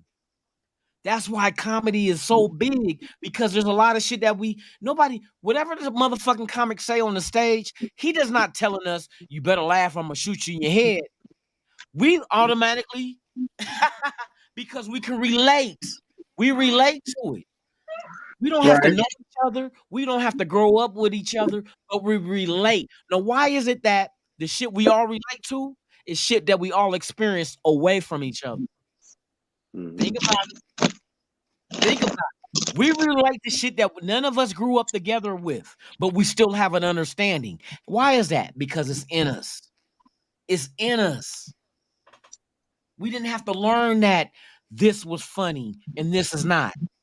It's in us. That's why a certain comic that can tap into the shit that we can all relate to, he's going to relate to the crowd. And we know black and white is different. And it is what it is. The way they grew up and the shit they find funny is different from where we grew up and what we find funny. You know what I mean? It is what it is. It's not a wrong or a bad thing. It's just different experiences.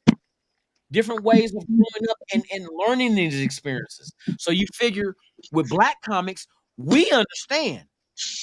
When they start talking about shit that we understand about, hey, you know how black mamas is when you do this. We know this shit because it's in us. Mhm. There's no script showing you, okay, if you're a black mom or a black dad, this is how you raise your kids. No, this is just how we raise our kids. There's no blueprint. We just know and it travels on beyond us to the next generation and the next generation. It's something we relate to. So we understand about your mama coming out her shoe if she ain't got nothing else to grab to whoop your ass because you done say some fucked up shit. We know not to act a fool in public. But the other race, and that's the way they raise their kids. There's a difference where no, Johnny, you don't say fuck you, mommy. Yeah, the way you handle it is not the way we handle it. Is there a right and wrong way of handling it? Maybe there is. But who am I to judge how you raise your kids? Because I've never been white with white kids. But I've been black. And I seen how my parents raised me. So I know how to, and there's some shit that I tweak and change. The way I raise my son compared to how my parents raised me. And that's that's why I believe the only evolution that really exists is not becoming going from monkeys to humans. That's not an evolution. Evolution is mental knowledge. We were dumb as fuck as human beings 1,000 years ago compared to now. That's the only evolution I believe in is the knowledge because it's trial and error. You fuck up on shit that you try to do and you know not to do it again. So therefore we evolve. Not because we used to swing from trees and have thin lips and pale skin, but yet you call us the monkey. You know what I Trial mean? and error. It is what it is. I can't judge y'all with the other races because I've never been here. I've never been Chinese, Japanese, Korean, Indian. I've never been that. So how can I judge you if I've never been that? Yeah. So don't judge me for how I am because you've never been me. No. And that's what we got to get back to. Understanding that you respect people's space. Remember when it says, hey, give me so many feet. You're respecting their space because you can't dictate, and that's how society was with them as far as conquering other continents and people. You inflicted on them your beliefs and it don't work that way. That's why they're conflicted. Because of the one way they grew up and understood and believed as their truth, you came in and you try to wipe that away and gave them your truth to go ahead and believe in, and now they're conflicted. You wonder why there's no stability in civilization in certain continents and countries, and there's always a rift between two people because one way one person grew and learned to be their culture, you stripped the other ones of that and gave them something else, and now there's a conflicting. That's why blacks is notice that they only talk about black and white in America. What about the Asians, the Hispanics? Because black and white is the only thing that's been conflicting because you took away our shit, gave us your shit, and we're kind of stuck in between like, well, my mother and father raised me this, but y'all told me to be like this, and we're going up against the people that's only this way that you're trying to teach us. We're conflicted. We're conflicted. Religion, all that shit, we're conflicted because over however many years we were in slavery in America, you kept teaching us shit that is not what we grew up on. Because I'm guaranteeing you, these parents, even if it's like 300 years into slavery, the same shit ideology you try to force on us, our parents were still teaching us the old way as well. So now we're conflicted because you're teaching us how you want us to be, and our parents teaching us how it used to be. We're conflicted. We're conflicted. We're going from one belief to another, and this other belief is not ours. Yep. You know what I mean? And it's like, no matter how many times you told us blue-eyed Jesus, blonde-haired Jesus, and all this, we're still being taught by our parents because their parents taught them, and they probably told them, whatever you do not get away from what we grew up on and what we believe in. So we're being taught two things at the same time. That's why when I cracked the joke about mixed people being crazy, because we're getting both the white side and the black side at the same fucking time. We're getting the white Christianity with the black spiritualness, and we're like, are we black? Are we white? Are we this? Are we that? We're confused. We don't know. Because my parents is telling me this, and the man that's the motherfucking slave owner is telling me this. What is it? You get confused. It's like having two parents, right? And you like you ask your dad, can I go play basketball? Yes, you can. Right? And your mom come out and say, no, you can't. Who the fuck you listen to? If your dad tells you to go outside and play hoop, What I was but your gonna say mom one say thing, no, gonna say that. who the fuck is right? Who's wrong? You're conflicted. Now you're confused. And they wonder why they want to say, oh, he attention deficit disorder. Of course. We can't, you got us strung out. We don't know what's right and what's wrong. So of course you get a reaction that's not something that you're used to, because when you grow up in a situation where only one way of thinking is introduced and one way of thinking is what you have when you leave the earth, we're in a situation where we're getting two different ideologies hitting us from right, hitting us from left, and like this is what it is. You know, back in slavery, the older parents and grandparents was still keeping the tradition alive. Oh no, don't. This is where we come from. This is who we are. And then you got the white motherfuckers trying to inflict you with what they want you to be and what they want you to, you know what I mean, what you are. What you are is what they want you to be. And it's like, it's conflicting. It's conflicting. And it's like you get confused and you don't know, do I go to left, right?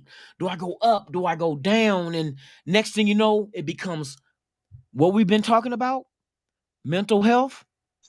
Now your mental health is I'm telling you guys, that's exactly what it is. Why? Because I'm a product of that shit. I'm a product of that shit. I know. It's crazy, man. And you know, like you said, you have two realities. You know what I'm saying? Man. And it's literally a tug of war. You know what I'm saying? One's pulling you this way, the other one's pulling you the opposite way. Yes. And you know, It's like this. And currently in today's time and era, it's happening to our kids. Why? Because when you send them to school, the school is teaching them not beyond being slaves. Yep. They're teaching you that you are slave. You were slaves. And this is what it is now. But your parents at home is telling you, no, we were kings and queens, and we had our own, you know what I mean? So that's another way of being conflicted, because we're hearing what they want us to hear, and we're hearing with the truth. You know what I mean? It's like I don't. The way I am is like this. Like, I grew up in the church. I've been different religious beliefs, whether it was Catholic, whether it was Muslim. I've been to all this shit. And what I learned is you can't trust nothing man-made. Because man don't make shit sometimes they make shit to benefit all of mankind, but the higher ups is going, no, that's not what they want to do. They want to introduce shit to mankind to be more powerful. So I'm like this. I believe in there's a God. I know there's a God. For a fact, I know there's a God. But how they're trying to teach us who God is, I think is wrong, because it's like this. If the white man, and not just all white men, so people out there in the chat, I'm not referring to all white people. Like I said, half of me is white. And I understand that there is people that understand logic and people that understands non-logic, the lies. So when I say white people, I'm talking about the ones that's in the system that makes things different to benefit them. Not all people are like that. So don't get it twisted. All right. So those don't get offended. I'm just speaking. I'm telling you my truth. Okay. I'm from both sides. I can tell you my truth. So it's like you get some white people to go ahead and instill in you their beliefs over time, right? So over time, their beliefs becomes your truth, because that's all you know, whether it's 100 years, 200 years. Just imagine, slavery lasted over 400 years. Can you imagine what 400 years is to a people? Just imagine that. How long is 400 years to a certain race of people? You bleed out shit. You can bleed out shit and incorporate shit in 400 years. We're now at the 400-year mark. You're looking 400 years back and not knowing any of the shit that's true and only taking on the shit that they want you to believe is true. Now, when they go conquer, and we knowing Caucasians conquered a lot of shit in the world. Look at Mexico. They speak Spanish. You think Spanish is a Southern a South American dialect? No, it's from Europe. Spain. Spain is where Spanish comes from. So the Europeans in Spain came and conquered South America and inflicted their language upon them to make Spanish their language. That's not your native tongue to the people of Mexico and South America. You had the Mayans and the Incas. You had your own language, but that shit is wiped away. Now you speak the Spaniards' language. So when they come, they put onto you their beliefs.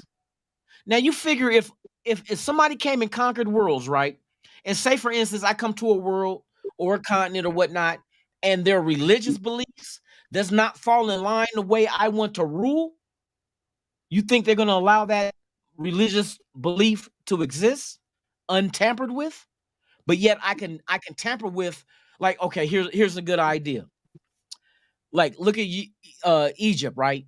Egypt was known to mummify their dead, right? And tombs and whatnot. But when the Romans, and this is the first time I ever heard this. Usually when a conqueror conquers a country or a continent, and I usually dictate to you the way you change your way of thinking as far as how you bury your dead, your religion is. I inflict to you, I give you, this is a way we do it. When we conquer you, you're gonna be this, you're gonna be that. This is how you're gonna bury your Adopted that dead. shit. Yeah, you know what I mean? But look, Egyptians were so powerful. When the Romans conquered Egypt, guess what happened? The Romans started mummifying their own dead. And that was not their culture. They let a culture that they conquered inflict to them what to do. But everywhere else in the world, when they went and conquered, why you think slaves came on the Santa Maria? These are all Spanish names that they came on the slaves. The slave ships were Spanish names. The Spaniards brought us to America. If that's the case, though, because I heard that blacks were here first when it was one continent before it became multiple continents. They walked over time. We're nomads. You know what I mean? So you figure blacks were here already because there's sculptures in South America of big wide noses and thick lips out of concrete. That wasn't, the Spaniards didn't have wide noses and thin lips, and they're the conquerors. You know what I mean? So they said we were here first. But when the conqueror goes out and conquers, I'm going to give, this is your new religion. This is your new law. What law and religion am I taking on? Ours. But yet, you don't think that they tampered with religion when they came and conquered somebody and, like, no, their religion is teaching them everything against what we want them to believe in. You don't think they tampered with religion, like changing what it said to do, how to be? Like, for instance, the Bible says you must obey man's law. So when man's law was slavery and to hang niggas when they try to escape, and when that was man's law, it was okay. We have to obey that. Is that what that was?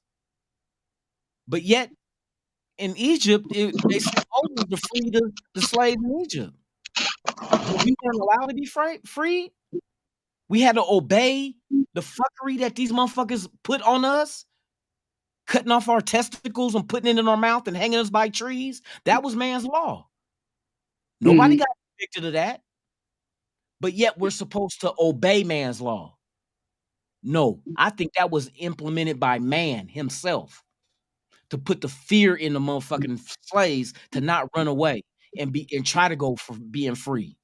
That's what I believe. A lot of shit was changed. Now there's some shit in the Bible that's there. That's real shit. We know thou shalt not, you know what I mean, kill. Thou shalt, all that is right. But I think that conquerors come along and add shit to it to go ahead and fit into the way that they rule, to make you not go up against authority. I believe that. Why would they tamper everything else but not the religion? If the religion contradicts the way that they rule, why would they allow that religion to exist without tampering with it? Think about it. It tells you obey man's law. Man ain't shit. Man ain't shit, period. Man is the most wickedest breathing entity on this earth. Wicked. They do a lot of shit for pleasure.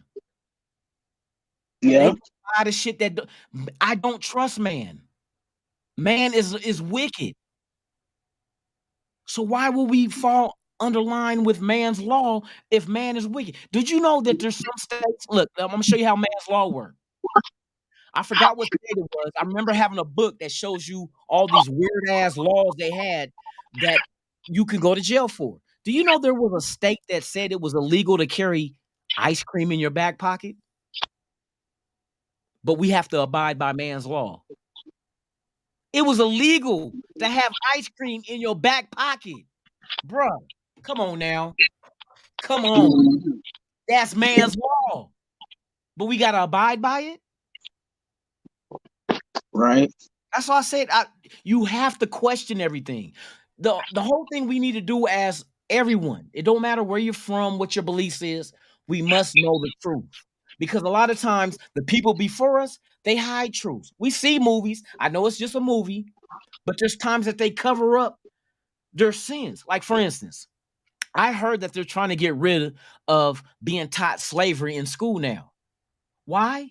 Why would you think that the powers that be want to relieve and get rid of slavery in the history books? Because it makes them look bad. It paints them as being a monster. But if I can get rid of slavery, then they automatically come out thinking, oh, we were all equal, that never happened, just to protect their image. You know what I mean? And then at the same time, in schools, they teach us, they make us think that slaves is all we were ever meant to be. They don't teach us that we were architects, we were mathematicians, we were this and we were that back before they took us from the continent of Africa and brought us here. They don't teach us that. They just teach us when we got here, we were slaves. We picked cotton, you know what I mean? Because it was such a recent history that they couldn't lie and cover it up. It was too recent. But over time, it becomes less recent. And then they can get to the point where let's change the books. Let's not teach. And they try to pass it on to us like they're doing us a favor. Like, no, we're not going to talk about slavery because it was a horrible thing we did. So they omit it out of all the textbooks. So now when you got new kids going into school learning about shit, they don't learn about that history. Not only, and they flip it to make it seem like they're not teaching kids the horrific shit that they did to us. But what they're doing is brainwashing them and making thinking that the conquerors never was that monstrous to do that. We gotta, man, come on, bruh. They don't want them to know that they were that wicked. Why would you follow behind somebody that was that wicked? So they gotta make it seem like they were never that wicked. Yeah. You know what I mean? You gotta question shit. Look for the truth. That's all I ever ask. Like, the shit I always say is always know the truth. We only want to know the truth. I don't want to hear lies. I don't want to hear the shit you dictated to me to be your truth. I want to know what the truth is overall. And that's all we ever, when you go to, I'm sorry to use this, but when you catch a court case and motherfuckers on the stand, you want to know the truth.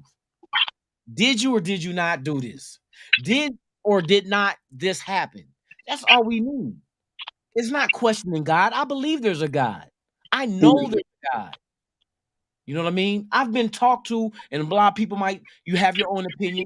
I've been talked to by God through scripture on shit that happened to me that my mom like, well, look, okay, here's a story. I'm going to give y'all, here's a lunatic story. It's real shit. So the thing that my mom used to do with me when I was younger was read Proverbs. There was enough Proverbs to read once a day in a month. Right. So one day I went to football practice. This is when I was like in 7th grade. And a pickup truck rolled past me full of white dudes. And they said, the devil is calling you, boy. That's what they told me. So I told my mom, I said, look, Mom, I was on my way back from football practice and the truck came by and it was like, the devil's calling you, boy. So she said, well, let's her thing was let's read Proverbs. Whatever, if it was the 7th of the month, let's read 7 Proverbs. And I swear, and this is no lie, we read a scripture that talked about that happening. Not a car rolling up, but just that somebody's gonna put evil, tell you that the devil's calling. And it's some, you know what I mean? I can't remember word for word. On that day, we read that, and I promise you, I lie to you not. It spoke of what happened.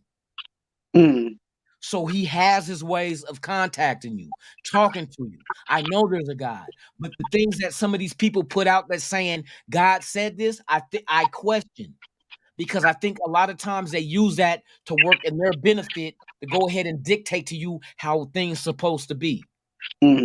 So I'm knowing. I got a testimony. You know what I mean? I know this. There is a God. Don't ever doubt that there ain't, regardless of what religion you is. You might call God by a different title. It's a man-made title. You can give a title to God. That doesn't mean that defines who he is. Because sometimes we don't know who he is, and we got to come up with something to call him. But there's only one. There's only one. Regardless of religion you believe in and follow, there's only one God. You can't. Now, some people might put the title of God to certain things, but God is overall. He's responsible for everything: the moon, the stars, everything. I believe in that. That's my belief. I'm not dictating to you what you should believe, but my belief and from my experience, and I'm like, I consider myself spiritual. I'm not religious because I know religion is created by man. But what was the ideology behind why man created certain religions? They did not agree with what this man over here started, so I'm gonna start mine, but I'm gonna change this. Ain't that the way football leagues and baseball leagues start? I don't agree with the rules, so I'm gonna change it to my way. I'm gonna keep majority of the shit I agree with, but I'm gonna change the shit I don't into my belief. I don't follow behind man. I follow behind God. Cause I can't trust man. Man done did a lot of wicked shit on this planet. A lot. Right. I will not follow behind any man. A man will not be my savior. A man will not be my leader. He will not be my king. He will not be none of that shit. Because a man is a man. And just like a man ate the forbidden fruit, why can't man continue to eat the forbidden fruit? I'm good. I'm good. So, I mean, I know we done got off a subject, but that's what we do. Talk about anything. That's just my belief. This is how I feel. It may not be the same as you guys, and that's understandable. I respect that.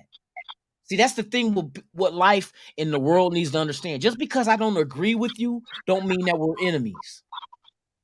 Just because I don't walk in line with you, don't mean we're adversaries. We just have a difference of opinion. But I respect you as a man. Because the same air you breathe and the same blood you bleed, I do too. I do too. We're no different. Facts. So, I mean, we got to get to the point where we got to, I can accept you for who you are. You know what I mean? It doesn't have to fall in line with what I do and what I believe in. But as a human being, a breathing, living entity, I got to respect that because do you know how hard it is to become what we are?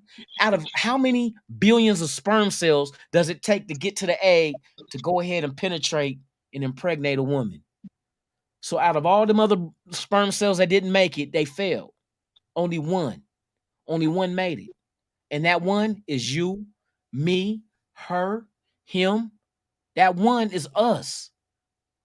I'm telling you, it's deeper than what y'all want to believe in, but hey, we're here by the grace of God. That's real shit. Because it could have been any other sperm cell, and we probably would have had a different personality, different traits, different, you know what I mean? Who grew up, you know what I mean, have a different mindset of shit.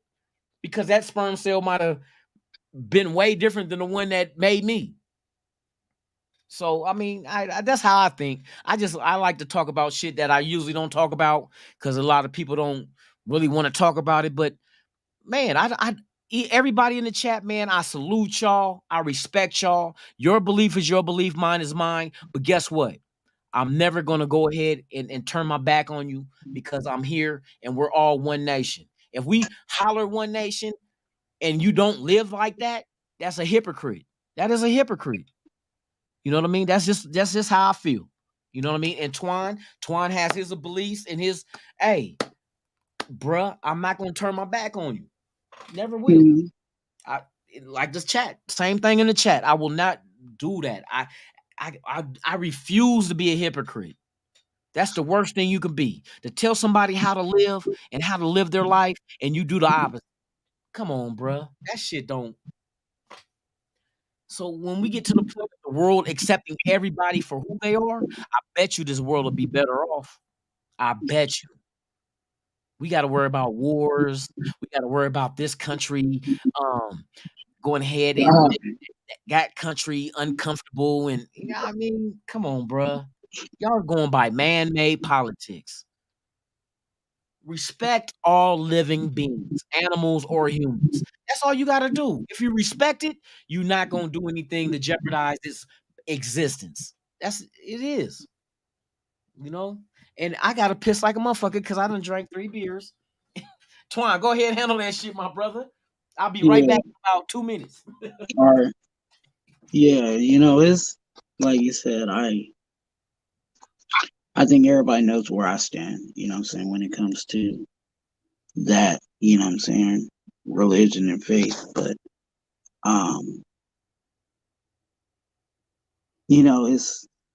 it's one of those things uh, I don't force it on anybody.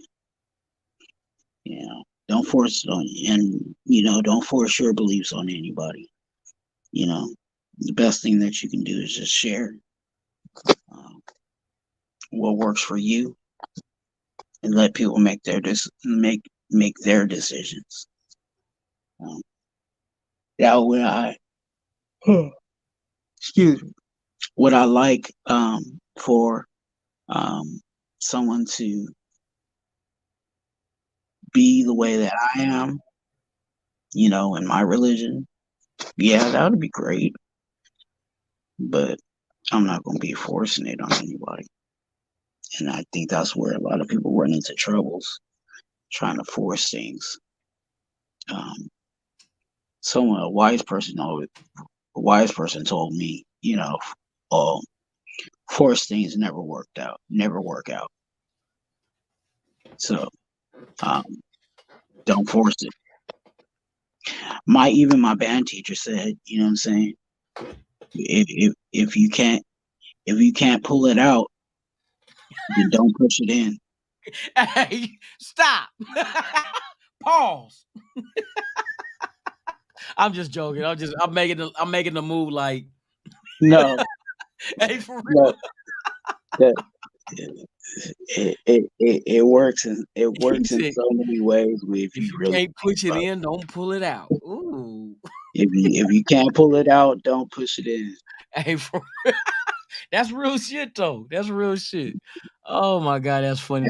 I've learned and lived that lesson. And you know what I'm saying? And this was like my middle school teacher that said this to me. But I learned that lesson and I kind of lived that lesson and really started thinking about that. Like, you know what I'm saying? Like, don't put yourself in something that you can't get out. That you can't get out of. Man, I heard that as a kid for real. You know what I'm saying? So like yeah, the way that my band teacher said it, but like he was saying it, but he was also like it was a metaphor for a whole bunch of stuff. You know what I'm saying? But that was a part of the metaphors. Like, don't put yourself in situations that you can't get out of. Bruh. And it's crazy. It's universal. It's universal with a lot of different situations. Yeah, for real. You know what I'm saying? And like I learned, like, and I used to, work in clubs.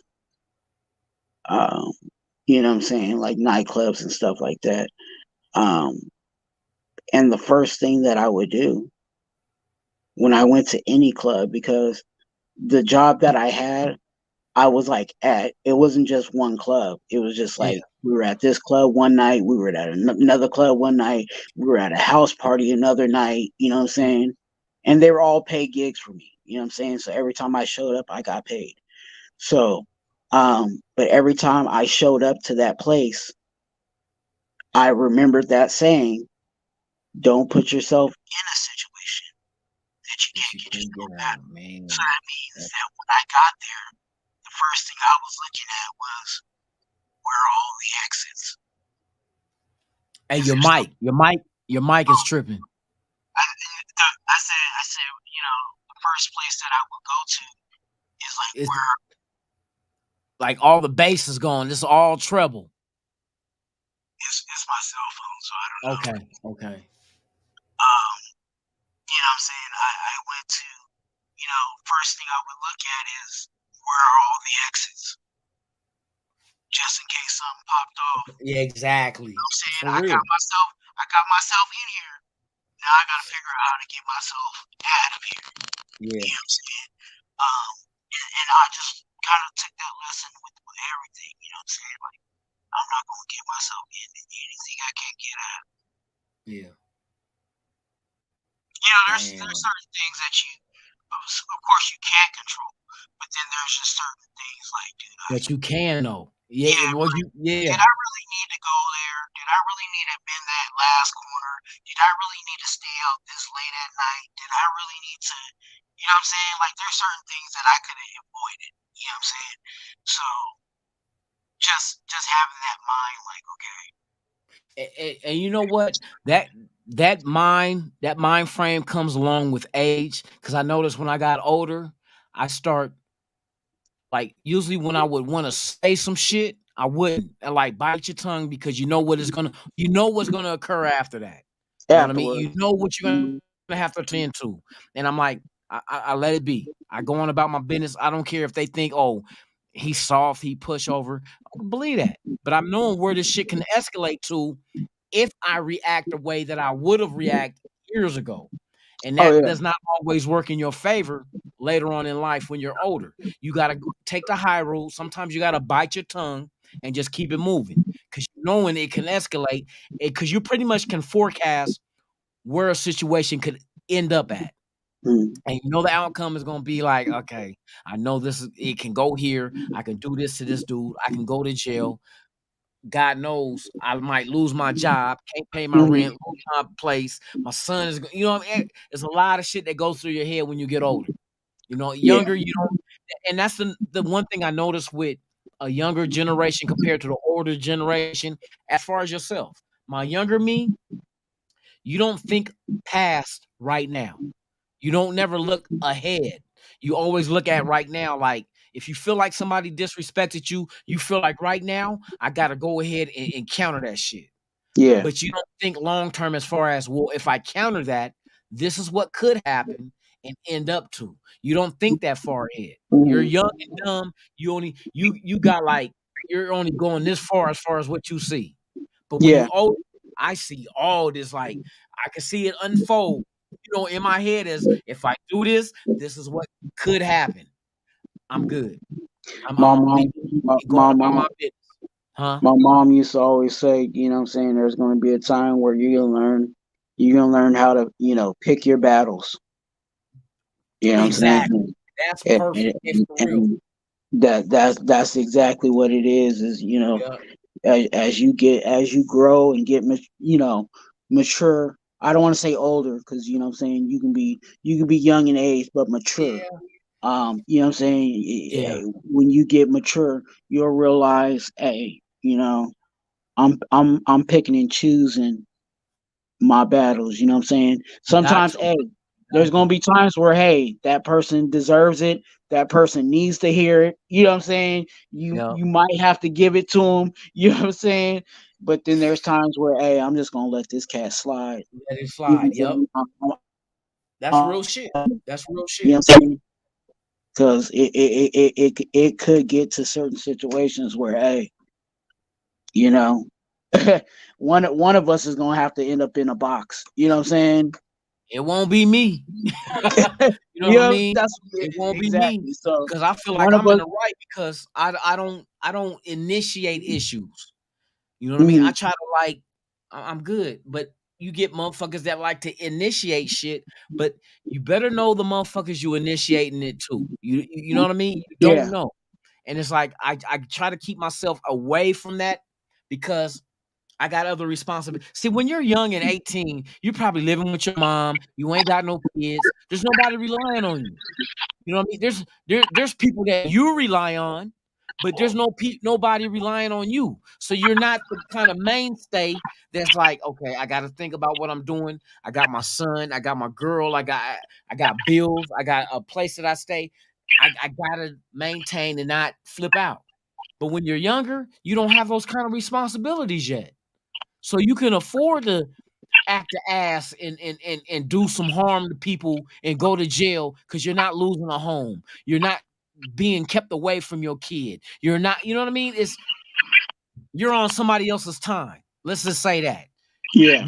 You're doing time when you was on somebody else's time, which is a relief probably to them because that's one less mouth to feed. You know, you wasn't paying rent. So your parents are like, shit, I'll see you when you get out. You know what I mean? You never know. You never know. But like the responsibilities you have no responsibilities coming out of high school because you always relied on somebody. But when you get older and now people rely on you, now you starting to understand what your parents went through with you as a kid. And that's crazy. Cause that shit showed you.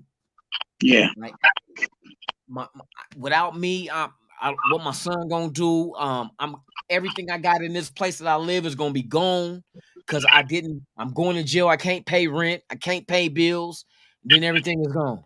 You know what I mean? Especially if nobody come get your shit. Ain't nobody else got a key. So it's like, you might as well just fall in line and be like, just take it. Just take it on the chin. Keep it moving. It ain't worth it. To try to prove your machismo against a motherfucker because he stepped on your foot in the club or it ain't Yeah. worth it. It ain't worth it. Fuck them shoes. Fuck them shoes. Cause you got a lot more to lose than a fucking scuffed ass pair of Jordans. Right. It's all about priority. You got to prioritize the shit that's more important, and all the bullshit goes to the back. So, you know what I mean? People might perceive it as being something that you're not, but you understand, like, I had to be like this because I don't want to jeopardize what I got going. You know what I mean? And when they get older, the motherfucker that did it as a young and not understanding, when he get older, he gonna be like, bruh, you're right. You're right. This we arguing for nothing. We get mad over nothing. You know what I mean, bro? What we doing? I'm like, bro, exactly. And the next thing you know, you fisting it up like, man, enjoy your night, bro. I'm going. Right on. You know what I mean? You gotta sometimes try to bring people into realizing that it's all for nothing. It's all bravado ain't shit. Bravado ain't shit. It don't matter. We kind of confuse respect with bravado. Like I gotta let him know I ain't no sucker. Whatever he did to you might not be in the terms of him thinking you were a sucker. It was an accident. But you want to take it, escalate it to a level that does not have to be escalated to, and now we got issues where both people could be at risk of losing everything they got. You know what I mean? And it's a sad thing because these youngsters, they own that shit. They feel like they gotta prove something. Prove something. And it's like a contradiction. You don't care what people think about you, but at the same time, you gotta prove to people that you're not what they think. You know, it's a contradiction.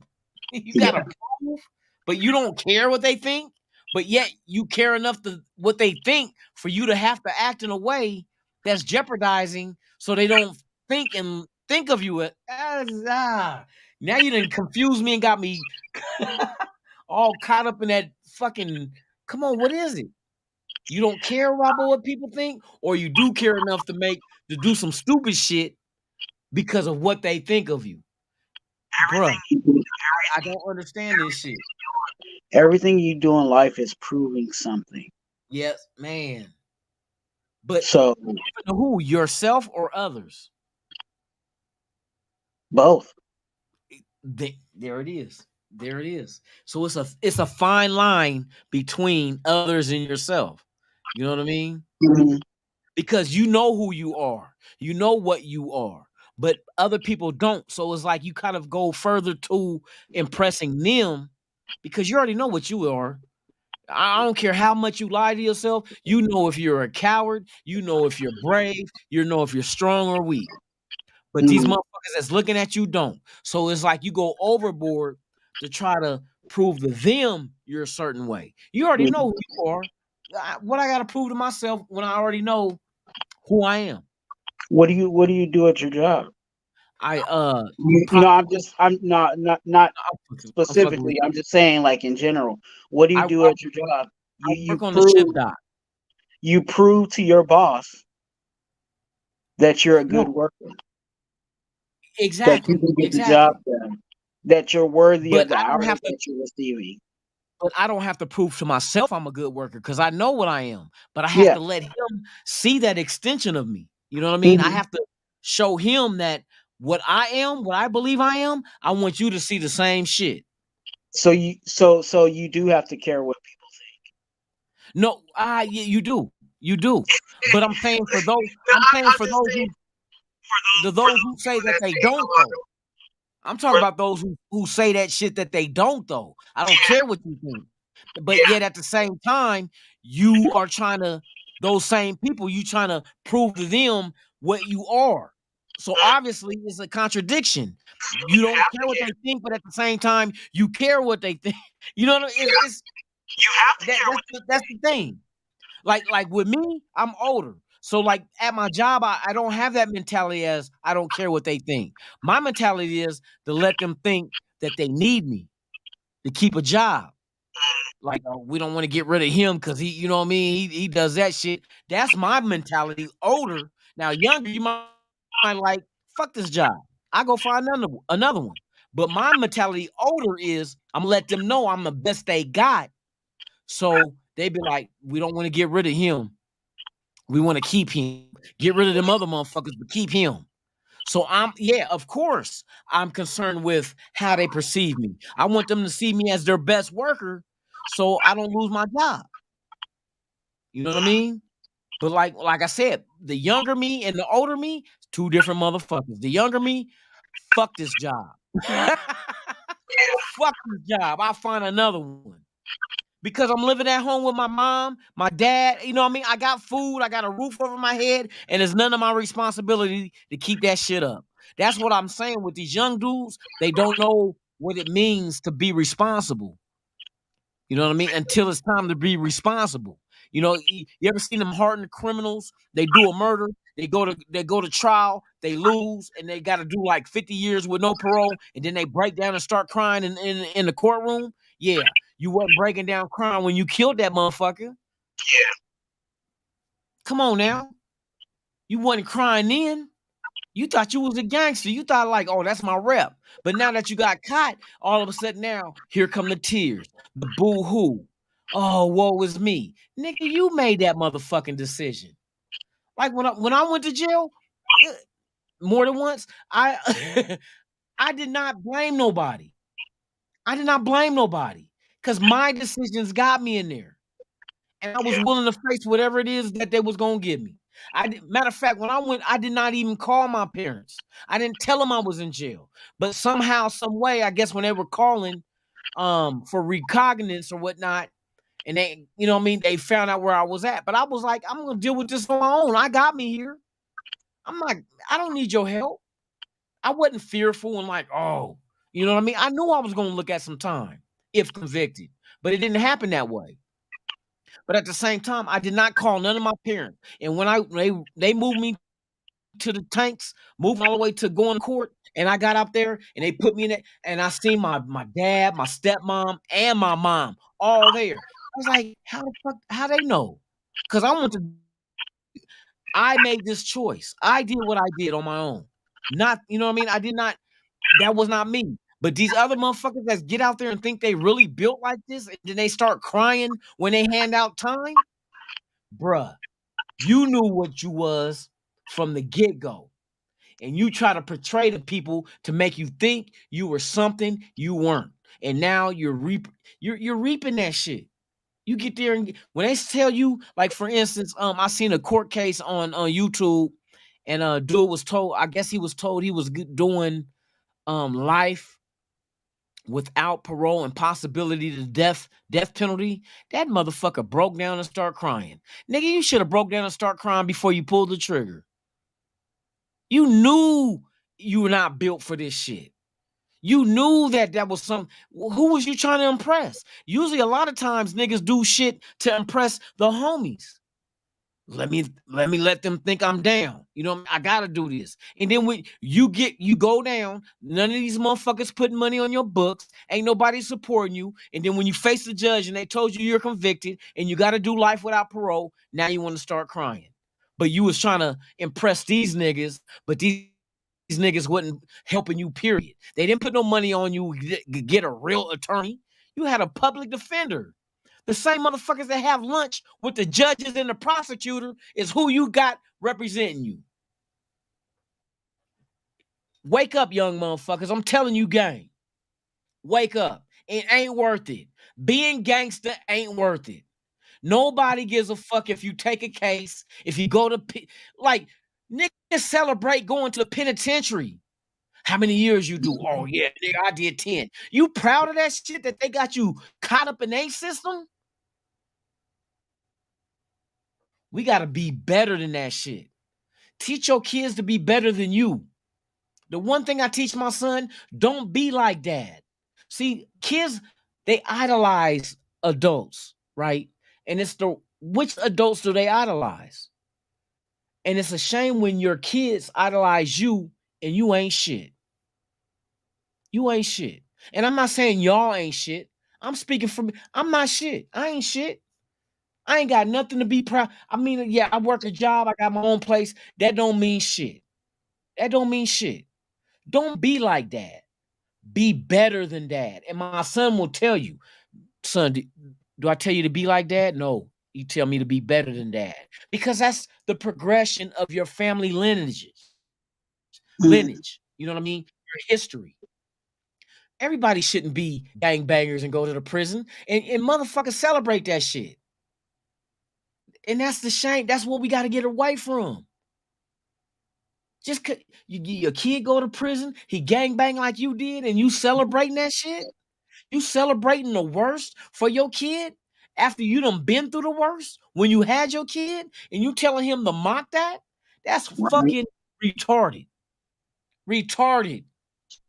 Teach them to be better than us so their kids can have it better than what we did and make the better choices. But we so worried about image. Oh, I gotta be, I want to be the best known gangster that, you know, for what? Gangster ain't got you shit. Gangster got you doing 2 life sentences and never seeing your motherfucking kid grow up and graduate. That's what that got you. Gangster got you not being there for your kids. So when they make the same mistakes as you made, you're the blame because you were not there to lead them away from them fucking choices. Plain and simple. Stop idolizing. Stop celebrating going to the pen. That's fucking retarded. You celebrating your failure. Now, there's a difference of embracing your failure, celebrating it. Embracing it is teaching you how to teach your kids not to do the same shit. Celebrating it is leading them into doing the same shit. There's a difference. That's not gangster. Gangsters is helping your people out. When your people is down and out and ain't got shit to look forward to, and you come along and you help them, that's gangster.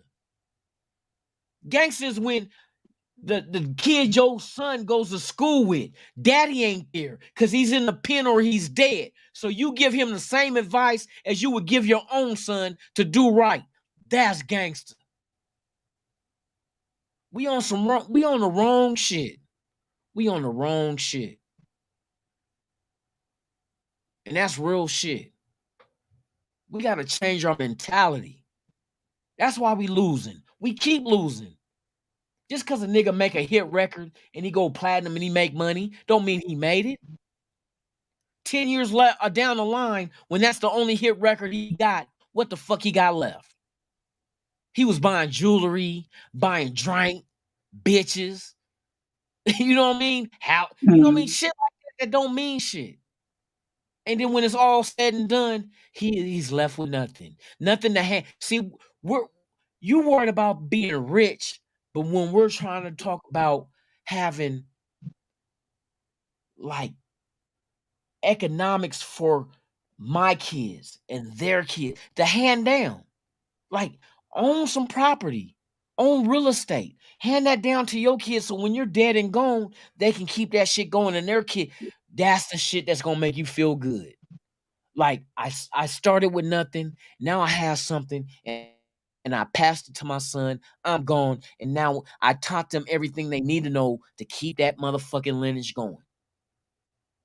And we so worried about being selfish, like us. I want this gold necklace. That gold necklace and them diamonds don't mean shit. You know what I mean? We gotta start taking care of ourselves and taking out life insurance policies on us so when we pass, our kids get a lumps. How you think Trump got rich? You think Trump was brilliant enough to do what his parents was doing?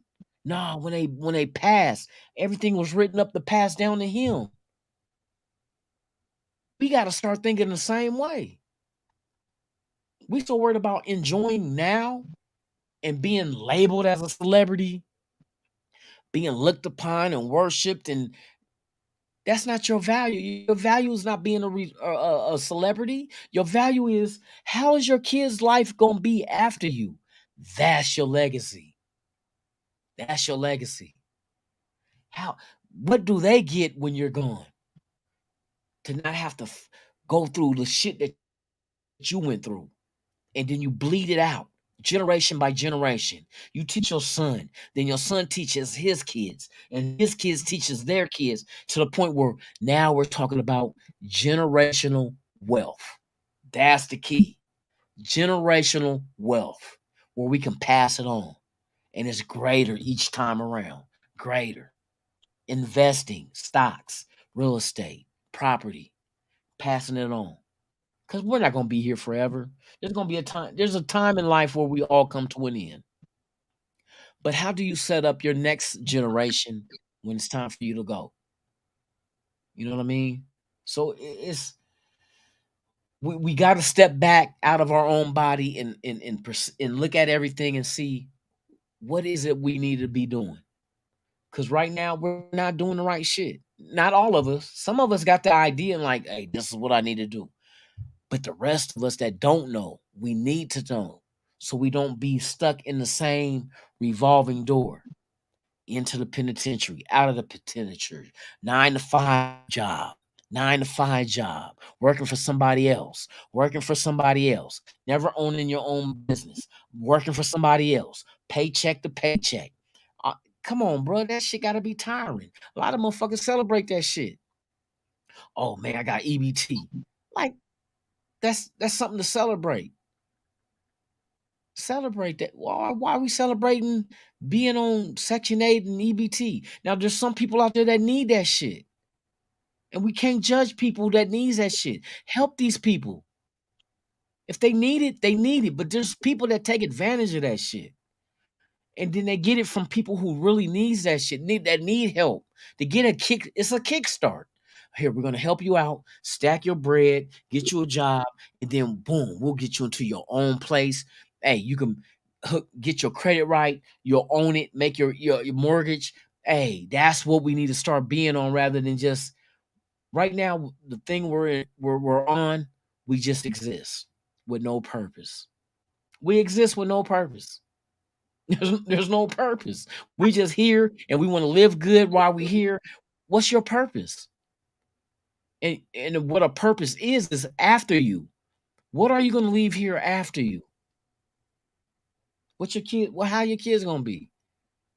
What, they're going to be able to go to any college they want to, regardless of if it's sports related full ride or if it's academic full ride? How about if they had the money just fuck it. I go to any college I want to because I got the money to pay for it. How about that? How about they don't have to rely on shooting a jump shot, throwing a touchdown? You know what I mean? You know what I mean? That kind. Why? How about that? How about we go to college on a merit of not having to shoot a jump shot? You know what I mean? Hitting a home, going there because we can afford it. See, right now you need to get a scholarship. The parents get so hard on these kids to get scholarships because we know we can't afford it. Why we did not put them in a position of being able to afford it?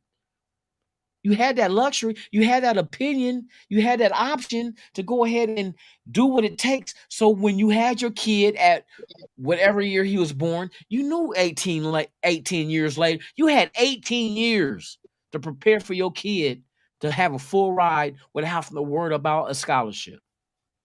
18.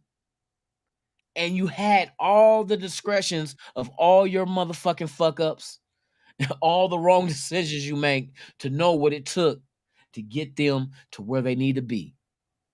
Give them a better opportunity. But we fail. And I'm not saying I'm not singling nobody out because I made my fucking fucked up ass decisions. But I don't sit there and dwell in it. I'm like, okay, what's the next thing I can do?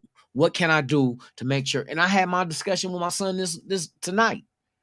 Like he's getting ready to go into high school. Make sure your grades in high school are the best grades you ever have. See, they give you a leeway. Grade school and junior high, to me, don't mean shit. Because the college is only going to look at your high school, your GPA, what courses you took. That's what's going to dictate, should we give them a scholarship? Should we not? Should we accept them? Should we not? So when all your fuck ups should come grade school and middle school to learn what not to do when you get to high school. And I told my son, I'm not trying to ride on you. I'm not trying to be, hard on you. But it's very important that high school is the best grade you get out of your whole life. If the teacher has extra credit, go get it. Even if you don't need it. Maybe you got an A on your test and you're go get extra credit. It doesn't stop at 4.0. You can go beyond a 4.0. And then you start getting into the discussion of academic full ride scholarships where colleges want you there because you're bright. You show them you're brilliant. And they need that. They need that. Not because you can throw a touchdown. The dumbest motherfucker that can throw a touchdown and run fast, he get a scholarship. What does he get from it? He's so used to people catering to him because of his physical attributes and what he can do that they never look at what he can do upstairs. Is he smart? They don't care if you're smart. Can you throw a football far? Can you run fast? You know what I mean? And then when you get out of college and say, for instance, your pro career don't work out, you don't make it, then what do you have to rely on? You was never smart enough because you relied on your physical ability and they milked you for your physical ability. They don't care if you don't make it or not. While you was in college, you sold tickets. You know what I mean? You motherfuckers buying tickets to go see you play, but you didn't get none of that shit. Nowadays it's different because now fools are getting paid, but at the same time, I think that's also a double-edged sword because now you're getting paid because of the name, but you're so like settled into that you don't give it your all and you don't develop. Now you only as good as a college athlete. You don't never progress past that. You're only going to be a college athlete. That's all they're going to see you as. You weren't good to make it pro because you didn't give the effort. You were riding high on people knowing who you were in the college level. You didn't try to perfect your craft. You just went on your name alone. And they paid you for it. They paid you. The alumni and all that. They paid you. That's what they do now. But that does not mean that is an extra motivation to make you craft your whatever sport you're in, craft it to the best of your ability to be the greatest. See, Jamarcus Russell with the Raiders, we've been down this motherfucking path. All Jamarcus wanted was the money. Once he got the money, the effort went out the window. He never made an attempt to be the greatest ever to play the quarterback position. And he had all the God-given attributes. That's the shit that really eats at me, is like when God gives you the ability to do this and you don't use it. Mhm. To me, that's like a middle finger to God. Like, I'm gonna do what I do. And God, like, wait a minute, hold up, wait a minute. I blessed you with this. And you just gonna just think that I had nothing to do with it and it's all on you? Like, you the reason why you run a 4.3 40? You the reason why you can jump 40 inches? Bruh, that's in you. I want to see what you're gonna do with it. But now that I see that you're not gonna do anything with it, give it back. You know what Jamarcus doing right now? What, coaching high school football or something? And God blessed you with the ability to do what it is that you did, but you did not take advantage of that blessing. You just let it dissipate. Like if God blessed me with, I'm like, God, I ain't gonna let you down. I'm about to work hard. I'm gonna be the hardest worker. I'm trust me. I'm gonna let you know, thank you. But some people take it for granted and be like, I did all this. You know what I mean? I did all this. Nigga, ain't nobody had you running 40-yard dashes in the womb. You know what I mean? Like, nigga, you was training in the womb. Nigga, you was doing 40-inch verticals. You was bench pressing 225 20 times in the womb. Bruh, you were gifted with that. Gifted. I guarantee you there's probably nobody else in your family that had that same ability. But yet you feel like you're the only one that's responsible for what you can do. You are blessed. If nobody else in your family had that motherfucking ability, strength, agility, athleticism, like you got, like you the only one in the family that got that, you think that's all on you? Bruh, Right. if that was all on you, other motherfuckers in your family would have that same ability because the mindset would have been the same because it's within the same family structure. Plain and simple. Yeah. Plain and Genetics. bruh, some people are just blessed with things that others ain't. What you gonna do with it? What you gonna do with it? That's the whole question. What are you gonna do with it? You can use it to set up speaking of your kids and their kids, set up their whole life where they're set. There's no worries, no stress. They just gotta do what they're expected of and do what's right. And your blessing is gonna be their blessing as well. But some people get selfish. They think God had nothing to do with where they're at. They feel like they're the only ones that had something to do with being drafted in the first round and going to a certain team at a certain pick in a certain draft. And that sets you up to be successful. It's all about being at the right place at the right time. And you have no choice about that. You have no choice. You don't get to choose where you're going to be at the right time because you don't know what the right time is. You could choose where you want to be. Doesn't mean you're going to be there at the right time. But it's set up for you to be successful. You just got to go ahead and take heed and follow along what's there and written and grafted and made for you to take that path to get there. Don't deny it and think that it's all on you. I trip off of people like that get too cocky with, like, bruh, you came out the womb like this. That had nothing to do with you. You was not in the womb doing push-ups and burpees and sit-ups. But yet you think you the only motherfucker that this is why who you are is because of you. Bro, you were blessed. You were blessed. You were blessed and you don't see that. You think you blessed yourself. Well, good luck with that, bro. Hey, when I come through the drive-through and ask for a extra large fry, you better get my shit right.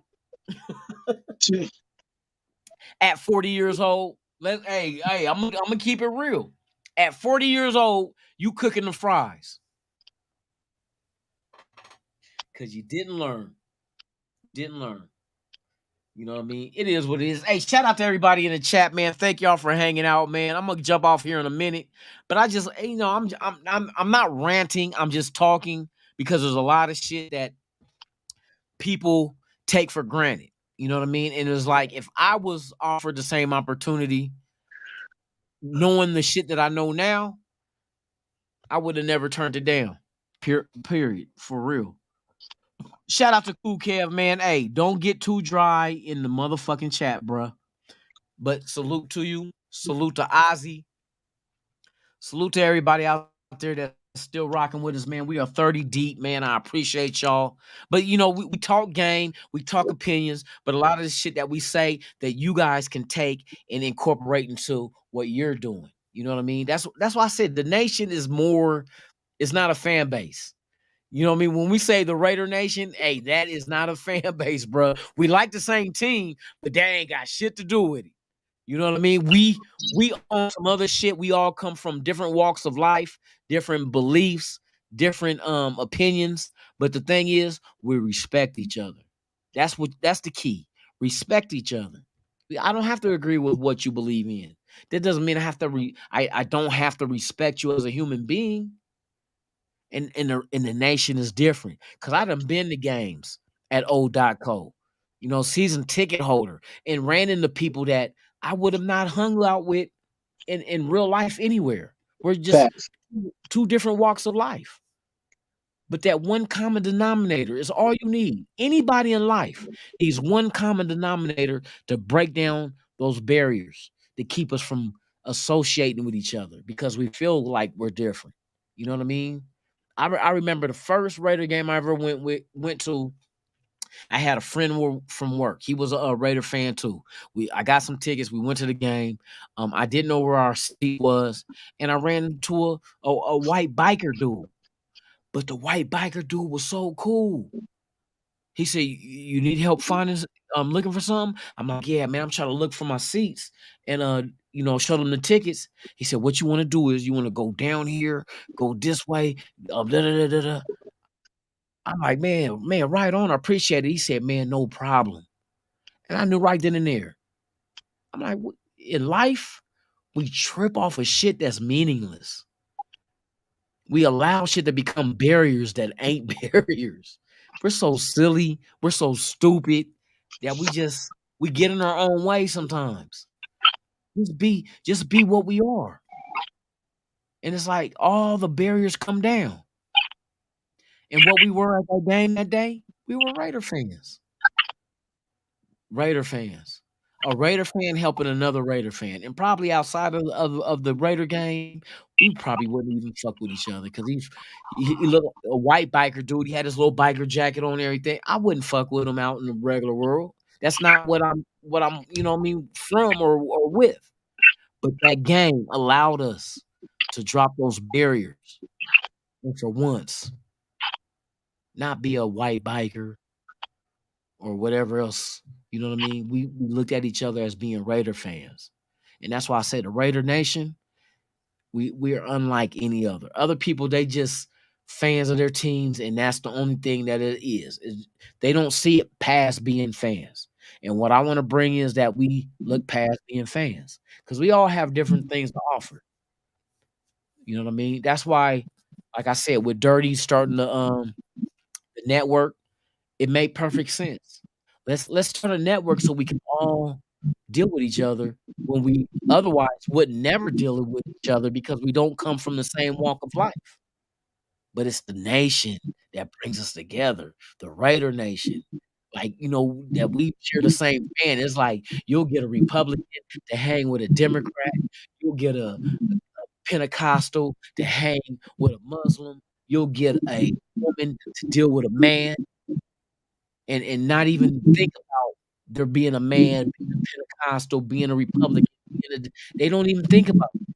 They think about, hey, he a Raider fan. Just imagine if we can get the whole world to be on that same page. The same page. You know how much hate would be dissolved? I look at you as being this, so I hate you. How you hate me on some shit that existed before we were both born? And I'm talking about the gangbanging. That shit was there before a lot of motherfuckers was born. But yet we dive into it. We were told this is how it's supposed to be. Question everything. I tell y'all, question everything. You don't have to be like that. You got a team that y'all both love. You think it matters what side you come from? Long as we Raider, bro, we Raider fans. You know what I mean? Hey, Raiders. It shouldn't be nothing else. And after that, it shouldn't be nothing. Because if you know you can get along on a team, you should be able to get along in life. Simple. Simple. So with that being said, man, I ain't gonna carry on too much. Shout out to Ozzy, man. Thank you for being here, my brother. Cool Kev. Thank you as well. Man, I'm glad y'all hung out with us. Hey, to those who are watching that is here for the first time, please subscribe to the channel. Hit that like. Is way more past being a Raider fan. Way past that. We're deeper than that. We're on a level that's a lot of people ain't on. So I thank y'all for being here. We are here every weekday morning, right here at Raiders Allegiance, 7 a.m. Pacific, 10 a.m. Eastern. It is the Good Morning Raider Nation Live podcast. Man, please pull up if you're not doing anything. If you're up, maybe you're getting ready for work. You want to hear something that's Raider related, talk about the draft picks, talk about the free agency. You're always welcome here. This is one platform for all of us. So I just want y'all to know you're welcome. Don't feel like you have to just sit back. If you want to get into the chat and talk to each other, hey, do that too. Do that too. You know what I mean? That's what we're here for. That's why it's called Raiders Allegiance. We all pay allegiance to the Raiders because that's our team. So with that being said, hey, Twan, let them know how they can get in contact with you, my brother. Hey, you know what I'm saying? You can find me on YouTube at Raider Twan. You know what I'm saying? Go ahead and subscribe to Raider Twan. Get involved with that. Definitely show me some love there. And then if you want to connect with me on IG, you can connect with me on IG at Twan TWUAN. But again, everybody that's watching this, please subscribe to Raider Twan on YouTube. Get ready for some very explosive activity in that area. That's right. Hey, thank you guys. And Kev, fuck your jokes. Fuck being on for 4 hours and still rambling. That wasn't rambling. That was talking some real shit. You know what I mean? Hey, but hey, I appreciate you, Kev, man. Like I said, we all have our own opinions. We all bring something different to the table. We must respect it. Hey, keep this shit moving, y'all. Keep this shit moving. So with that being said, man, enjoy your guys' morning. It's Saturday. Hey, if anybody watching the Caleb Plant fight, let's go. Hey, let's go for real. That's gonna be a good fight with Benavidez. Let's go, man. Whoever y'all going for, let's go. I'm Lunatic Raider. This is Raiders Allegiance and hashtag Raider Nation. What is the shit that you Network. changed this shit? Huh? Hashtag Raider Nation Network. Raider Nation Network. That's right. Hashtag Raider Nation Network. Subscribe to both channels. We will be here tomorrow night, 11 p.m. Pacific and also 2 a.m. Eastern, right here on both channels. I look forward to seeing each and every one of y'all. Enjoy your Saturday, man. Be blessed. Make it back. If you leave the house, make it back to your loved ones. I'm Lunatic Raider. This is Raiders Allegiance. I'm out this. B-I-N.